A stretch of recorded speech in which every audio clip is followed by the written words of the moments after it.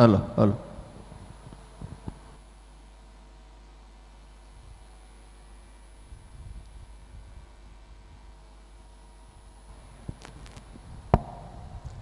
ബഹുമാന്യ സദസ്സിന് സാദര നമസ്കാരം. ഇന്ന് ഇവിടെ ഈ സെഷനിൽ നമ്മൾ അവതരിപ്പിക്കുന്നത് കമ്മ്യൂണിസ്റ്റ് ബിട്രയൽ ഓഫ് ഇന്ത്യ എന്നുള്ളതാണ്. നമ്മുടെ രാജ്യം അതിൻ്റെ ദേശീയതയെക്കുറിച്ച് ഭാരതീയതയെക്കുറിച്ച് ചിന്തിച്ചു തുടങ്ങിയ കാലം മുതൽ തന്നെ അതിൻ്റെ ആന്തരിക ഭീഷണികൾ നമുക്ക് എന്നും ഒരു ത്രെട്ടായിട്ട് നിന്നിട്ടുണ്ട്. അതിൽ സംഘടനാ സംവിധാനത്തിൽ ഒരു രൂപത്തിൽ ഏറ്റവും കൂടുതൽ നമുക്ക് ഭീഷണിയാക്കിയിരുന്ന പ്രസ്ഥാനമെന്ന് പറയുന്നത് കമ്മ്യൂണിസ്റ്റ് പാർട്ടിയാണ്, കമ്മ്യൂണിസമാണ്. ഈ വിഷയത്തെക്കുറിച്ച് നമ്മളോട് സംവദിക്കാനായിട്ട് ഇവിടെ എത്തിച്ചേർന്നിരിക്കുന്നത് അഭിവന്ദ്യനായ സന്ദീപ് വാചസ്പതി അവർകളാണ്. അദ്ദേഹത്തെ നമുക്ക് എല്ലാവർക്കും അറിയാം, പ്രത്യേകിച്ച് ഒരു പരിചയപ്പെടുത്തലിൻ്റെ ആവശ്യമില്ല. ദേശീയതയുടെ രാഷ്ട്രീയത്തിൻ്റെ കേരളത്തിലെ ഏറ്റവും ജ്വലിക്കുന്ന യുവത്വമാണ് സന്ദീപ് ജി. തൻ്റെ സുദീർഘമായ പത്രപ്രവർത്തന ജോലിയെല്ലാം മാറ്റിവെച്ചിട്ട് ഇപ്പോൾ അദ്ദേഹം ഒരു മുഴുവൻ സമയ രാഷ്ട്രീയക്കാരനായി മാറിയിരിക്കുന്നു. അദ്ദേഹം കമ്മ്യൂണിസത്തെക്കുറിച്ച്, ഇന്ത്യയെ കമ്മ്യൂണിസം എങ്ങനെയാണ് ചതിച്ചത് എന്നത് വിശദമാക്കുന്ന ഒരു പുസ്തകം എഴുതിയിട്ടുണ്ട്. കമ്മ്യൂണിസ്റ്റ് ചതിയുടെ 100 വർഷങ്ങൾ, താഷ്കൻഡ് മുതൽ ശബരിമല വരെ. അങ്ങനെ അതുമാത്രമല്ല, അദ്ദേഹത്തിൻ്റെ ജോലിയുമായി ബന്ധപ്പെട്ട് അദ്ദേഹം നിരവധി കമ്മ്യൂണിസ്റ്റ് നേതാക്കന്മാരെയും ഈ പ്രസ്ഥാനത്തിനെയും അതെങ്ങനെയാണ് നമ്മുടെ രാഷ്ട്രത്തിന് ഉള്ളിൽ നിന്നുകൊണ്ട് ചതിച്ചത് എന്നുള്ള കാര്യങ്ങളൊക്കെ വളരെ വിശദമായി പഠിച്ചിട്ടുണ്ട്. നമുക്ക് ആ വിഷയത്തിലേക്ക് കടക്കാം, അല്ലേ സന്ദീപ്? തീർച്ചയായിട്ടും. അപ്പോൾ ഒരു പ്രസ്ഥാനം എന്നുള്ള നിലയിൽ, ഒരു പ്രത്യയശാസ്ത്രം എന്നുള്ള നിലയിൽ ഈ കമ്മ്യൂണിസം എങ്ങനെയാണ് ഭാരതത്തിനുള്ളിൽ നിന്നുകൊണ്ട് ഭാരതീയത എന്ന സത്തയെ ചതിച്ചത് എന്നത് ഒരു ക്രോണോളജിക്കൽ ഓർഡറിൽ അതിൻ്റെ രാഷ്ട്രീയവും പ്രത്യയശാസ്ത്രപരവുമായിട്ടുള്ള വശങ്ങൾ ഒന്ന് വിശദീകരിക്കാമോ? എല്ലാവർക്കും നമസ്കാരം. ഇന്ത്യൻ കമ്മ്യൂണിസ്റ്റ് പ്രസ്ഥാനത്തിൻ്റെ ചരിത്രത്തെപ്പറ്റി പഠിക്കുമ്പോൾ ഏതൊരു രാഷ്ട്രീയ വിദ്യാർത്ഥിക്കും വളരെ കൗതുകമാണ് തോന്നുക. കാരണം എങ്ങനെയാണ് ഒരു രാഷ്ട്രീയ പ്രസ്ഥാനം അത് പ്രവർത്തിക്കുന്ന അല്ലെങ്കിൽ അത് സ്ഥിതി ചെയ്യുന്ന നാടിൻ്റെ താല്പര്യങ്ങൾക്കെതിരായി നിൽക്കാൻ സാധിക്കുക? ഇത് എല്ലാ കാലത്തും കമ്മ്യൂണിസത്തെ പഠിക്കുന്ന ഏതൊരു രാഷ്ട്രീയ വിദ്യാർത്ഥിക്കും ഉണ്ടാകാവുന്ന സംശയമാണ്. കാരണം നാമൊക്കെ കേട്ടിട്ടുള്ളത് രാഷ്ട്രീയം എന്നുള്ളത് ഏതു നാട്ടിലാണോ ആ നാടിൻ്റെ സാമൂഹ്യവും സാമ്പത്തികവും സാംസ്കാരികവുമായ ഉന്നമനത്തിനു വേണ്ടി മാനവരാശി ഏറ്റവും അവസാനം എത്തിച്ചേർന്ന ഭരണക്രമമാണ് ജനാധിപത്യം. ആ ജനാധിപത്യ സംവിധാനത്തിൽ നിന്നുകൊണ്ട് രാഷ്ട്രത്തിൻ്റെ പുരോഗതിക്കായി പ്രവർത്തിക്കുക എന്നതാണ് എല്ലാ രാജ്യത്തിലും പ്രവർത്തിക്കുന്ന രാഷ്ട്രീയ പ്രസ്ഥാനങ്ങളുടെ ദൗത്യം. പക്ഷേ ഇന്ത്യയിൽ പ്രവർത്തിക്കുന്ന കമ്മ്യൂണിസ്റ്റ് പാർട്ടികൾ മാത്രം എങ്ങനെയാണ് നമ്മുടെ രാഷ്ട്രത്തിന് എതിരായി പ്രവർത്തിക്കുന്നത്? അല്ലെങ്കിൽ എങ്ങനെയാണ് ഒരു രാഷ്ട്രീയ പ്രസ്ഥാനത്തിന് അത് ഉൾക്കൊള്ളുന്ന പ്രദേശത്തിൻ്റെ വികാരങ്ങളെ നിരന്തരമായി വഞ്ചിക്കാൻ സാധിക്കുന്നത്? ഈ ഒരു ചോദ്യത്തിന് പിറകെ പോയപ്പോഴാണ് മുമ്പ് രഞ്ജിത് ജി പറഞ്ഞ എൻ്റെ ആ പുസ്തകം തന്നെ ഉണ്ടായത്. കാരണം നമ്മൾ പ്രാഥമികമായി അല്ലെങ്കിൽ പെരിഫറലായി ഒന്ന് അനലൈസ് ചെയ്യുമ്പോൾ മനസ്സിലാകും, ഇന്ത്യയിലെ കമ്മ്യൂണിസ്റ്റ് പ്രസ്ഥാനങ്ങൾ 1920-ലായാലും 25-ലായാലും അവർ രൂപം കൊണ്ട കാലഘട്ടം എന്നാണ് എന്നത് സംബന്ധിച്ച് തന്നെ ഇന്ത്യയിൽ തർക്കമുണ്ട്. കമ്മ്യൂണിസ്റ്റ് പാർട്ടി ഓഫ് ഇന്ത്യ മാർക്സിസ്റ്റിൻ്റെ അല്ലെങ്കിൽ CPIM-ൻ്റെ ഔദ്യോഗിക രേഖകൾ അനുസരിച്ച് 1920 ഓഗസ്റ്റ് മാസം 17-ാം തീയതിയാണ് കമ്മ്യൂണിസ്റ്റ് പ്രസ്ഥാനം രൂപം കൊണ്ടത്. അത് ഇന്ത്യയിലല്ല രൂപം കൊണ്ടത്, അവിഭക്ത സോവിയറ്റ് റഷ്യയിലെ താഷ്കണ്ട് എന്ന് പറയുന്ന സ്ഥലത്താണ് ഇന്ത്യക്ക് വേണ്ടി ഒരു കമ്മ്യൂണിസ്റ്റ് പ്രസ്ഥാനം ആദ്യം രൂപം കൊണ്ടത്. പക്ഷേ CPI-യുടെ ചരിത്രമനുസരിച്ച് അവർ പറയുന്നു 925 കാൺപൂരിലാണ് രൂപം കൊണ്ടത് എന്ന് പറയുന്നു. അത് 20-ലായിക്കൊള്ളട്ടെ 25-ലായിക്കോട്ടെ, അത് അവരുടെ സൗകര്യം. ഏതു വർഷമാണെങ്കിലും നാം ഇന്ന് ഈ സംസാരിക്കുന്ന 2022 വരെയുള്ള ഇന്ത്യൻ കമ്മ്യൂണിസ്റ്റ് പാർട്ടികളുടെ നിലപാട് പരിശോധിച്ചാൽ, ഞാൻ നിലപാട് എന്ന് പറയുമ്പോൾ അവർ ഭരണത്തിലിരിക്കുന്ന അല്ലെങ്കിൽ ഭരണത്തിലിരുന്ന പശ്ചിമ ബംഗാളിലെയോ ത്രിപുരയിലോ കേരളത്തിലെയോ ഭരണപരമായ തീരുമാനങ്ങളെ മാറ്റി നിർത്തിയാൽ ഒരു പ്രസ്ഥാനം എന്ന നിലയിൽ പൊളിറ്റിക്കലി ഇന്ത്യൻ കമ്മ്യൂണിസ്റ്റ് പ്രസ്ഥാനങ്ങൾ സ്വീകരിച്ചിട്ടുള്ള എല്ലാ നിലപാടുകളെയും അവർ തള്ളിക്കളഞ്ഞിട്ടുണ്ട്, അല്ലെങ്കിൽ അവർ അതിനെ റിപ്പൻറ്റ് ചെയ്തിട്ടുണ്ട്, അല്ലെങ്കിൽ അവരതിനെ തിരുത്തി പറഞ്ഞിട്ടുണ്ട്. അത് നിങ്ങൾ അദ്ദേഹം പറഞ്ഞതുപോലെ ആ ക്രോണോളജി ഒന്ന് പരിശോധിച്ചാൽ മനസ്സിലാകും. ആ രൂപം കൊണ്ട കാലഘട്ടം മുതൽ ഏറ്റവും അവസാനം കഴിഞ്ഞ ദിവസവും ഒരു അവരുടെ നിലപാടിനെ ഞാൻ പെട്ടെന്ന് മറന്നുപോയി, തള്ളി പറഞ്ഞൊരു സംഭവം ഉണ്ടായിട്ടുണ്ട്. അപ്പോൾ അവർ സ്വീകരിക്കുന്ന എല്ലാ നിലപാടുകളും തെറ്റായിപ്പോയി എന്ന് പിന്നീട് പശ്ചാത്തപിച്ചിട്ടുള്ള ലോകത്തിലെ ഏക രാഷ്ട്രീയ പ്രസ്ഥാനമാണ് ഇന്ത്യൻ കമ്മ്യൂണിസ്റ്റ് പാർട്ടികൾ. അപ്പോൾ ഈ 920 കമ്മ്യൂണിസ്റ്റ് പ്രസ്ഥാനം രൂപം കൊണ്ടത് എങ്ങനെയാണ് എന്ന് പരിശോധിക്കുന്നത് ഒരുപക്ഷെ ഒരു കൗതുകകരമായിരിക്കും. എന്തുകൊണ്ടാണ് ഇവർക്ക് ഈ ഒരു ഭാരത വിരുദ്ധത അല്ലെങ്കിൽ രാഷ്ട്രവിരുദ്ധത ഉണ്ടായത് എന്ന് അപ്പോൾ നമുക്ക് മനസ്സിലാകും. 1920 ഞാൻ പറഞ്ഞു, താഷ്കൻഡിലാണ് ഇന്ത്യയിലെ കമ്മ്യൂണിസ്റ്റ് പ്രസ്ഥാനങ്ങൾ രൂപം കൊള്ളുന്നത്. അന്ന് അതിന് സംഘടനാപരമായ രൂപമൊന്നും ഉണ്ടായിരുന്നില്ല. ആദ്യ ഒരു പോളിറ്റ് ബ്യൂറോ അല്ലെങ്കിൽ ആദ്യത്തെ ഒരു കമ്മിറ്റി എന്ന നിലയിലാണ് അത് രൂപം കൊള്ളുന്നത്. നമുക്കറിയാം, ഭാരതത്തിൻ്റെ സ്വാതന്ത്ര്യ സമര കാലഘട്ടത്തിൽ എല്ലായ്പ്പോഴും ഈ 885 കോൺഗ്രസ് രൂപം കൊണ്ട സമയത്തായാലും അതിന് മുൻപിലായാലും എപ്പോഴായാലും തീവ്രമായി ചിന്തിക്കുന്ന ആൾക്കാരും മിതവാദികളും എന്ന് ചരിത്രകാരന്മാർ വിലയിരുത്തിയിട്ട് 2 തരം ധാരകൾ, 2, 3, 4 എത്ര വേണമെങ്കിലും നമുക്ക് ധാരകളാക്കാം. പക്ഷേ അതിനെ ബ്രോഡായിട്ടൊന്ന് ക്ലാസിഫൈ ചെയ്യുമ്പോൾ തീവ്രമായി ചിന്തിക്കുന്നവർ അല്ലാത്തവരും എന്നുള്ള 2 ധാരകൾ ഉണ്ടായിരുന്നു. അങ്ങനെ ഇന്ത്യൻ ഈ പൊളിറ്റിക്സിൽ തീവ്രമായി ചിന്തിച്ചവരെ എല്ലാവരെയും റെവല്യൂഷണറികളായിട്ട്, വിപ്ലവകാരികളായിട്ടാണ് വിശേഷിപ്പിച്ചിട്ടുള്ളത്. അങ്ങനെ ഭാരതത്തിലെ സ്വാതന്ത്ര്യത്തിന് ആയുധമെടുത്ത് പോരാടണം, അല്ലെങ്കിൽ ഈ ഒരു രീതി പോരാ എന്ന് പറഞ്ഞ ഒരാളായിരുന്നു MN റോയ് എന്ന് പിൽക്കാലത്ത് അറിയപ്പെട്ട മാനവേന്ദ്രനാഥ റോയ്. അദ്ദേഹം കൊൽക്കത്ത സ്വദേശിയായിരുന്നു. അദ്ദേഹം ഭാരതത്തിൽ നിന്ന് 15-ാം വയസ്സിൽ തന്നെ നാട് വിട്ട് പോയ ആളായിരുന്നു. വലിയ വിഷണറി ആയിരുന്നു, വലിയ വിദ്യാഭ്യാസമുള്ള ഒരാളായിരുന്നു. അദ്ദേഹമാണ് ഇന്ത്യൻ കമ്മ്യൂണിസ്റ്റ് പാർട്ടിക്ക് ബീജാവാപം ചെയ്തിട്ടുള്ളത്. പക്ഷേ ഈ പേര് നിങ്ങൾ കമ്മ്യൂണിസ്റ്റ് പാർട്ടിയുടെ ചരിത്രം ആഴത്തിൽ പരിശോധിച്ച് പോകുമ്പോൾ മാത്രമേ നമുക്ക് കണ്ടെത്താൻ സാധിക്കുകയുള്ളൂ. അവർ ഈ പേരെങ്ങും പറയില്ല. ഇന്ത്യക്ക് വേണ്ടി കമ്മ്യൂണിസ്റ്റ് പാർട്ടി ഉണ്ടാക്കിയ താഷ്കൻഡിലെ ആദ്യ യോഗത്തിൽ പങ്കെടുത്തത് 7 ആൾക്കാരായിരുന്നു.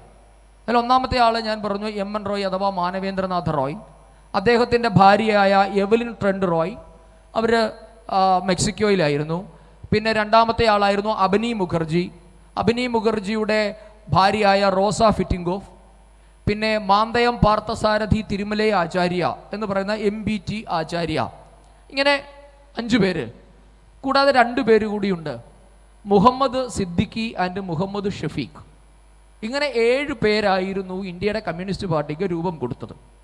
അപ്പോൾ എന്താണ് ഞാൻ അവസാനം പറഞ്ഞ 2 പേരുകളുടെ പ്രത്യേകത? ഒരുപക്ഷെ കേൾക്കുമ്പോൾ നമുക്ക് തോന്നുന്നത് മുസ്ലിങ്ങളായതുകൊണ്ട് നാം മുസ്ലിം പേര് എടുത്തു പറഞ്ഞ അങ്ങനെയല്ല. കാരണം ഈ അവസാനം പറഞ്ഞ 2 പേരുകാരാണ്, അതിലെ മുഹമ്മദ് സിദ്ദിഖിയാണ് ഇന്ത്യൻ കമ്മ്യൂണിസ്റ്റ് പാർട്ടിയുടെ ആദ്യ സെക്രട്ടറി ആയിട്ട് ചുമതലയേറ്റത്. പക്ഷെ ആ പേരുകളൊന്നും കമ്മ്യൂണിസ്റ്റ് പാർട്ടി എങ്ങും പറയില്ല എന്നതാണ് ചരിത്രം. അപ്പോൾ ഈ സിദ്ദിഖിയുടെയും ഷഫീഖിയുടെയും പ്രത്യേകത എന്നുള്ളത്, ഇന്ത്യ തങ്ങളുടെ മാതൃരാജ്യമല്ല എന്ന് പ്രഖ്യാപിച്ചു നാട് വിട്ടവരായിരുന്നു ഇവർ 2 പേരും. അതായത് അന്നത്തെ കാലത്ത് നമുക്കറിയാം ഈ ഖിലാഫത്ത് മൂവ്മെൻറ്റ് ഉണ്ടായിരുന്നു. ഖിലാഫത്തിൻ്റെ ഞാൻ അതിലേക്ക് പോകുന്നില്ല, നമ്മുടെ ടോപ്പിക് അതല്ലാത്തതുകൊണ്ട് ഞാൻ അതിലേക്ക് പോകുന്നില്ല. ഖിലാഫത്ത് മൂവ്മെൻറ്റിൻ്റെ കാലത്ത് ഹിജ്റ ചെയ്തു പോവുക എന്ന് പറയും. ഹിജ്റ ചെയ്യുക എന്ന് പറഞ്ഞാൽ ദാരുൽ അമൻ അല്ലെ ദാരുൽ അറബായ ഭാരതം. ദാരുൽ അറബ് എന്ന് പറഞ്ഞാൽ സംഘർഷങ്ങളുടെ നാടാണ്. അവിടെ നിന്നും ദാരുൽ അമൻ, സമാധാനത്തിൻ്റെ നാടായ എവിടേക്കായിരുന്നു, തുർക്കിയിലേക്ക് പലായനം ചെയ്ത ആൾക്കാരാണ്. അപ്പോൾ അവരത് പറഞ്ഞു, ഭാരതം ഞങ്ങളുടെ മാതൃഭൂമി അല്ല എന്ന് പ്രഖ്യാപിച്ച് വിട്ടുപോയവരായിരുന്നു ഇവർ 2 പേരും. ഇവർ 2 പേരും എന്ന് മാത്രമല്ല, അപ്പോൾ ആദ്യ യോഗത്തിന് ശേഷം ഭാരതത്തിലെ കമ്മ്യൂണിസ്റ്റ് പ്രസ്ഥാനങ്ങൾ, ഭാരതം അടക്കമുള്ള ലോകരാജ്യങ്ങളിൽ കമ്മ്യൂണിസം തുടങ്ങാൻ തീരുമാനിക്കുന്ന USSR ആണ്. അവിടെ 1ാം കോമിൻറ്റേൺ, അതായത് ലോകത്തിലുള്ള കമ്മ്യൂണിസ്റ്റ് പാർട്ടികളുടെ കമ്മ്യൂണിസ്റ്റ് ഇൻ്റർനാഷണൽ, ആ കമ്മ്യൂണിസ്റ്റ് ഇൻ്റർനാഷണലിൻ്റെ കൂട്ടായ്മയ്ക്ക് അവർ പറഞ്ഞ പേരായിരുന്നു കോമിൻറ്റേൺ. 1ാം കോമിൻറ്റേൺ യോഗത്തിലാണ് ഇന്ത്യ അടക്കമുള്ള ഏഷ്യൻ രാജ്യങ്ങളിൽ കമ്മ്യൂണിസം തുടങ്ങണമെന്ന് തീരുമാനിക്കുന്നത്. അതിൻ്റെ ഭാഗമായിട്ടാണ് MN റോയുടെ നേതൃത്വത്തിൽ ഇത് തുടങ്ങുന്നത്. അപ്പോൾ MN റോയ് തന്നെ വെളിപ്പെടുത്തിയ ഒരു സംഗതിയുണ്ട്.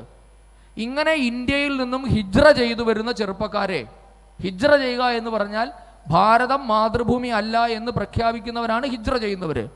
ഇങ്ങനെ ഹിജ്റ ചെയ്തു വരുന്ന ചെറുപ്പക്കാരെ തിരഞ്ഞു പിടിച്ച് അദ്ദേഹത്തിൻ്റെ ഭാര്യയായ എവ്ലിനും നമ്മളുടെ എം.എൻ. റോയും ഈ ചെറുപ്പക്കാരെ തിരഞ്ഞു പിടിച്ച് കോമിൻറ്റേണിൽ കൊണ്ടുവന്നിട്ട് university of the toilers of the east എന്ന് പറഞ്ഞ് USSRൽ കമ്മ്യൂണിസം പഠിപ്പിക്കുന്നതിന് വേണ്ടി ഒരു സർവകലാശാല ഉണ്ടായിരുന്നു. ആ സർവകലാശാലയിൽ ചേർത്ത് പഠിപ്പിച്ചിരുന്നു എന്ന് വെളിപ്പെടുത്തിയത് എം.എൻ. റോയിയാണ്. ഈ എം.എൻ. റോയുടെ വെളിപ്പെടുത്തൽ നമുക്ക് കിട്ടുന്നത് 1997 തോന്നുന്നു. ജ്യോതി ബസു എഡിറ്റ് ചെയ്തിട്ട് കമ്മ്യൂണിസ്റ്റ് പാർട്ടി പുറത്തിറക്കിയ document of the Indian communist party എന്ന് പറഞ്ഞ വലിയ ഒരു ബുക്കുണ്ട്. അത് എനിക്ക് തോന്നുന്നു ഏകദേശം 12 വോളിയത്തോളമുള്ള വലിയ ബുക്കാണ്. ജ്യോതി ബസു ആയിരുന്നു എൻ്റെ എഡിറ്റർ. അത് EMS ആയിരുന്നു. EMSൻ്റെ മരണശേഷം ജ്യോതി ബസുവാണ് അത് എഡിറ്റ് ചെയ്തത്. ആ പുസ്തകത്തിലാണ് ഇത് കൃത്യമായി പറയുന്നത്. ഞാൻ ഒരു ഉദാഹരണം കൂടെ പറയാം. ഞാൻ അതിൽ ചില ഒരു വരി വായിച്ചു കഴിഞ്ഞാൽ നിങ്ങൾക്ക് ഒരുപക്ഷെ അതിനകത്ത് മനസ്സിലാകും ഈ എം.എൻ. റോയ് തന്നെ പറഞ്ഞിട്ടുള്ള കാര്യം എന്താണെന്ന്. അപ്പോൾ അദ്ദേഹം പറയുകയാണ്, they had left India with the purpose of fighting for the Khilafat. അതായത് ഈ ചെറുപ്പക്കാരെല്ലാവരും തന്നെ കമ്മ്യൂണിസ്റ്റ് പാർട്ടി ഉണ്ടാക്കാനോ ഇന്ത്യക്ക് സ്വാതന്ത്ര്യം നേടിത്തരാനോ കമ്മ്യൂണിസത്തോടുള്ള ആദർശത്താലോ നാട് വിട്ടു പോയവരല്ല. അവരെല്ലാവരും ഖിലാഫത്തിൽ പ്രവർത്തിക്കുന്നതിന് വേണ്ടി നാട് വിട്ടവരാണ്. Most of them were not even nationalist. ആ വാചകം നമ്മൾ വളരെ ശ്രദ്ധിക്കുന്നത് എം.എൻ. റോയിയുടെ വാചകമാണ്. ഈ പോയിട്ടുള്ള ചെറുപ്പക്കാരിലെ ബഹുഭൂരിപക്ഷം ആൾക്കാരും ദേശീയത എന്ന സങ്കല്പത്തെ അംഗീകരിക്കുകയോ ദേശീയവാദികളോ പോലും ആയിരുന്നില്ല എന്ന് പറഞ്ഞിട്ടുള്ളത് എം.എൻ. റോയ് തന്നെയാണ്. പക്ഷെ ദേ വെയർ ആൻറ്റി ബ്രിട്ടീഷ്. അവരൊക്കെ ബ്രിട്ടന് എതിരായിരുന്നു. അതാണ് അവർക്കൊക്കെ ഉണ്ടായിരുന്ന ഒരു ക്വാളിറ്റി. പക്ഷെ അവരാരും ഭാരതം എന്ന് പറഞ്ഞ സങ്കല്പത്തെയോ ഭാരതത്തെയോ അംഗീകരിക്കാത്ത ചെറുപ്പക്കാരായിരുന്നു എന്ന് എം.എൻ. റോയ് വെളിപ്പെടുത്തുന്നുണ്ട്. ഒരു കാര്യം കൂടെ പറഞ്ഞ് ഞാൻ ഈ ടോപ്പിക്ക് അവസാനിപ്പിക്കാം. അതിലയാൾ പറയാണ്, I was very much surprised to find that a few of educated young men were more fanatical than the immigrant class.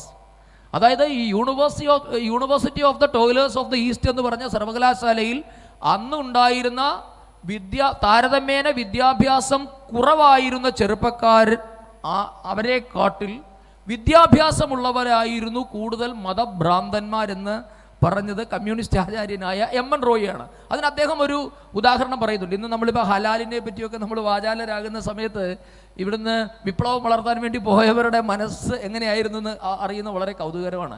ആ യൂണിവേഴ്സിറ്റി ക്യാമ്പസിൽ ഭക്ഷണം വെക്കും. ആ ഭക്ഷണം എന്നുള്ളത് കോമൺ ആയിട്ടാണ്. നമുക്കറിയാം എല്ലാ ഹോസ്റ്റലിലും കോമൺ ആയിട്ട് ഭക്ഷണം കൊടുക്കുമ്പോൾ മാംസം വിളമ്പാറുണ്ട്. അപ്പോൾ ഈ ഇന്ത്യയിൽ നിന്ന് പോയ ഫണാറ്റിക്കായിട്ടുള്ള മുസ്ലിം ചെറുപ്പക്കാർ ആ ക്യാമ്പിൽ പ്രശ്നമുണ്ടാക്കി. നമ്മളൊന്ന് ആലോചിക്കണം, മതമില്ല എന്നും എന്താണ് പറയുന്നത്, ഈശ്വരൻ എന്ന സങ്കല്പത്തെ പോലും നിഷേധിക്കുന്നവർ അവിടെ പ്രശ്നമുണ്ടാക്കിയത് എന്തിനു വേണ്ടിയാണെന്ന് അറിയാമോ? ഞങ്ങൾക്ക് നൽകുന്ന മാംസം ആധുനിക ഭാഷയിൽ പറഞ്ഞാൽ ഹലാലാണെന്ന് ഉറപ്പിക്കണം, കിട്ടുന്നത് പന്നി മാംസമല്ല എന്ന് ഞങ്ങൾക്ക് ഉറപ്പ് വേണമെന്ന് ആവശ്യപ്പെട്ടുകൊണ്ട് അവർ ഈ ക്യാമ്പിൽ ബഹളമുണ്ടാക്കിയതായിട്ടും അവരുടെ മുൻപിലിട്ട് ആടിനെ കശാപ്പ് ചെയ്ത് കൊടുക്കേണ്ടി വന്നു എന്നും രേഖപ്പെടുത്തിയത് എം.എൻ. റോയിയാണ്. അപ്പോൾ എങ്ങനെയുള്ളവരാണ് ഭാരതത്തിന് വേണ്ടിയുള്ള കമ്മ്യൂണിസം രൂപപ്പെടുത്തിയത് എന്ന് നമുക്കിതിൽ നിന്ന് മനസ്സിലാകും. അപ്പോൾ എന്തുകൊണ്ടാണ് ഇന്ത്യയുടെ കമ്മ്യൂണിസ്റ്റുകാർ ദേശീയവാദികളല്ലാതെ ആകുന്നത്? അല്ലെങ്കിൽ ഇപ്പോൾ നമ്മൾ ആധുനിക കാലത്ത് പറയും കമ്മ്യൂണിസ്റ്റുകാരും ജിഹാദികളും തമ്മിൽ ഒരു അൺഹോളി നെക്സസ് ഉണ്ട്, അവിശുദ്ധമായ കൂട്ടുകെട്ടുണ്ട് എന്ന് പറയുമ്പോൾ നാം ആരും അതിൽ അത്ഭുതപ്പെടേണ്ട ആവശ്യമില്ല. കാരണം ഇവരുടെ ജീൻ എന്ന് പറയുന്നത് ആൻറ്റി നാഷണലാണ്. ഇവരാരും ഭാരതത്തെ ഒരു രാഷ്ട്രമായിട്ടോ തങ്ങളുടെ മാതൃരാജ്യമായിട്ടോ കാണാതെ ഖിലാഫത്ത് ചെയ്യുന്നതിന് വേണ്ടി ഭാരതം മാതൃഭൂമിയല്ല എന്ന് പ്രഖ്യാപിച്ചു പോയവരെ ചേർത്താണ് ഇന്ത്യക്ക് വേണ്ടിയുള്ള കമ്മ്യൂണിസ്റ്റ് പാർട്ടി ഉണ്ടാക്കിയതെന്ന് അറിയാം. നന്ദി. അതിനുശേഷം നമ്മുടെ സ്വാതന്ത്ര്യ സമരത്തിൻ്റെ വിവിധ ഘട്ടങ്ങളിൽ, അതായത് ക്വിറ്റ് ഇന്ത്യ പ്രസ്ഥാനത്തിനെ കമ്മ്യൂണിസ്റ്റ് പാർട്ടി ഒറ്റിക്കൊടുക്കുകയും ഈ മൊളാട്ടോ റിബൺ ടോപ്പ് പാക്ട് അനുസരിച്ച് അവർ റഷ്യയ്ക്ക് അനുകൂലമായ നിലപാടെടുക്കുകയും ഒക്കെ ചെയ്ത ഒരു സംഭവ വികാസങ്ങളുണ്ട്. ഈ മൊറാഴ സംഭവവും കയ്യൂർ സംഭവവും ഒക്കെ പോലും, കാരണം ഈ മൊളാട്ടോ നമ്മുടെ USSRനെ ഹിറ്റ്ലർ ഒരു 2 മാസം മുമ്പ് ആക്രമിച്ചിരുന്നെങ്കിൽ ഈ പറയുന്ന കയ്യൂർ സമരം ഉണ്ടാവുകയില്ലായിരുന്നു. E.K. നായനാർ ഇങ്ങനൊരു നേതാവ് ഉണ്ടാവുകയില്ലായിരുന്നു. കൊയ്ത്താറ്റിൽ ചിരികണ്ഠൻ ഉൾപ്പെടെയുള്ള മീനമാസത്തിലെ സൂര്യൻ എന്ന് പറയുന്ന ഒരു സിനിമ ഉണ്ടാവുകയില്ലായിരുന്നു. അപ്പോൾ ഹിറ്റ്ലർ ആ സംഭവ വികാസങ്ങളെക്കുറിച്ചുകൂടി ഒന്ന് വിശദീകരിക്കാം. അതിലേക്ക് വരുന്നതിന് മുമ്പ് ഒരു കാര്യം കൂടെ നമുക്ക് ഒന്ന് മനസ്സിലാക്കാം. അതായത് ഇപ്പോൾ അദ്ദേഹം പറഞ്ഞ ഒരു കാര്യം, ഈ ക്വിറ്റ് ഇന്ത്യ സമരത്തെ പറ്റിയും ഇന്ത്യയിലെ കമ്മ്യൂണിസ്റ്റുകളുടെ പിന്നീടുണ്ടായിട്ടുള്ള ആൻറ്റി നാഷണൽ സ്വഭാവത്തെ പറ്റിയൊക്കെ നാം മനസ്സിലാക്കുന്നു. അപ്പോൾ എന്താണ് കമ്മ്യൂണിസ്റ്റുകൾക്ക് ഈ ഇന്ത്യയുടെ ദേശീയ കാര്യത്തിലുള്ള ഒരു പങ്കാളിത്തം? അത് മനസ്സിലാക്കുന്നത് വളരെ കൗതുകകരമായിരിക്കും. കാരണം ഞാൻ പറഞ്ഞില്ല, ഇത് മുഴുവൻ ഇവരുടെ രീതികൾ എന്നുള്ളത് ആൻറ്റി നാഷണൽ ആയിരുന്നു. ഞാൻ ഒരു ഉദാഹരണം കൂടെ പറയുമ്പോൾ മനസ്സിലാക്കാം. എന്താണ് ഇന്ത്യൻ കമ്മ്യൂണിസ്റ്റ് പാർട്ടിക്ക് ഇന്ത്യൻ സ്വാതന്ത്ര്യ സമരത്തിലുള്ള പങ്ക്?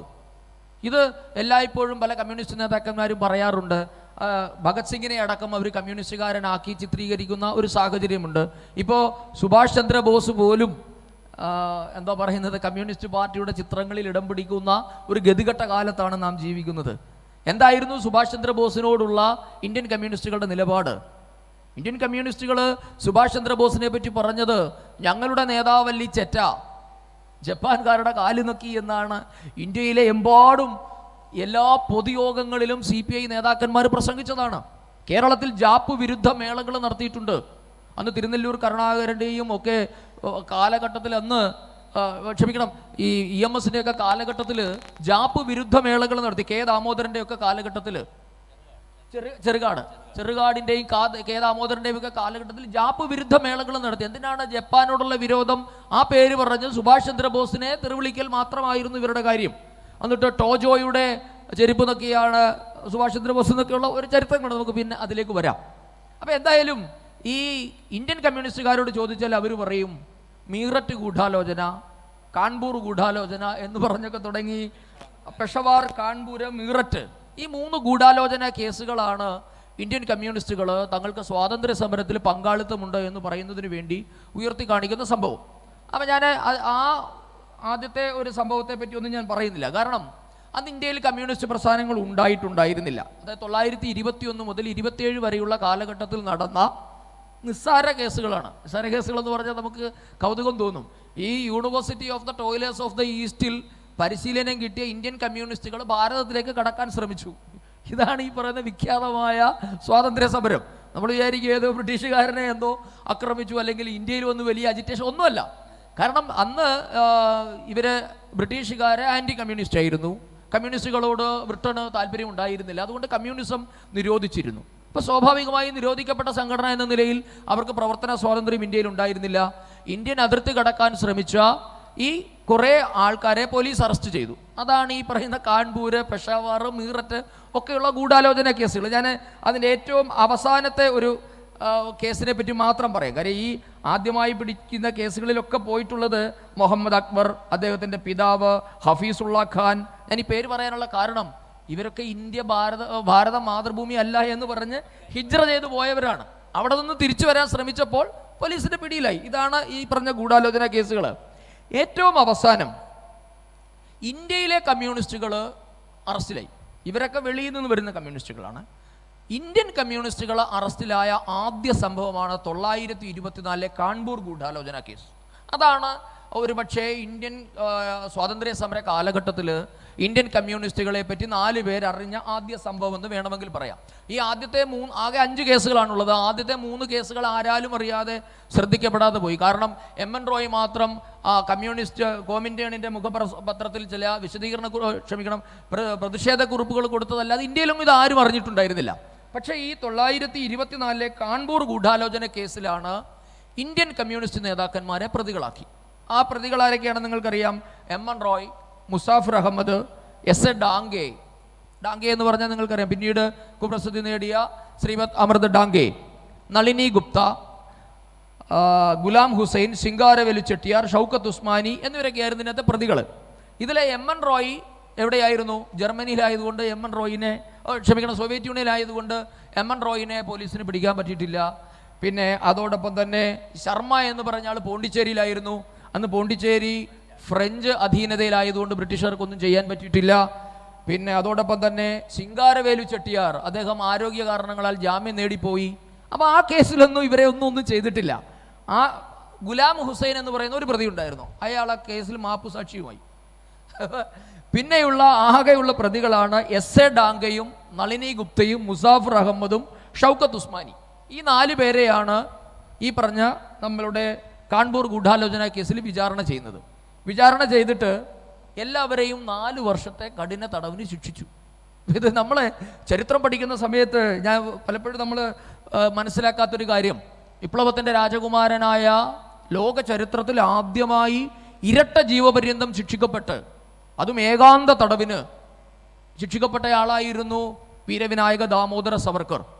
സവർക്കർ മാപ്പെഴുതി കൊടുത്തു എന്ന പേരിൽ കമ്മ്യൂണിസ്റ്റുകാർ വലിയ കള്ളക്കഥകളാണ് നമ്മുടെ നാട്ടിൽ പ്രചരിപ്പിക്കുന്നത്.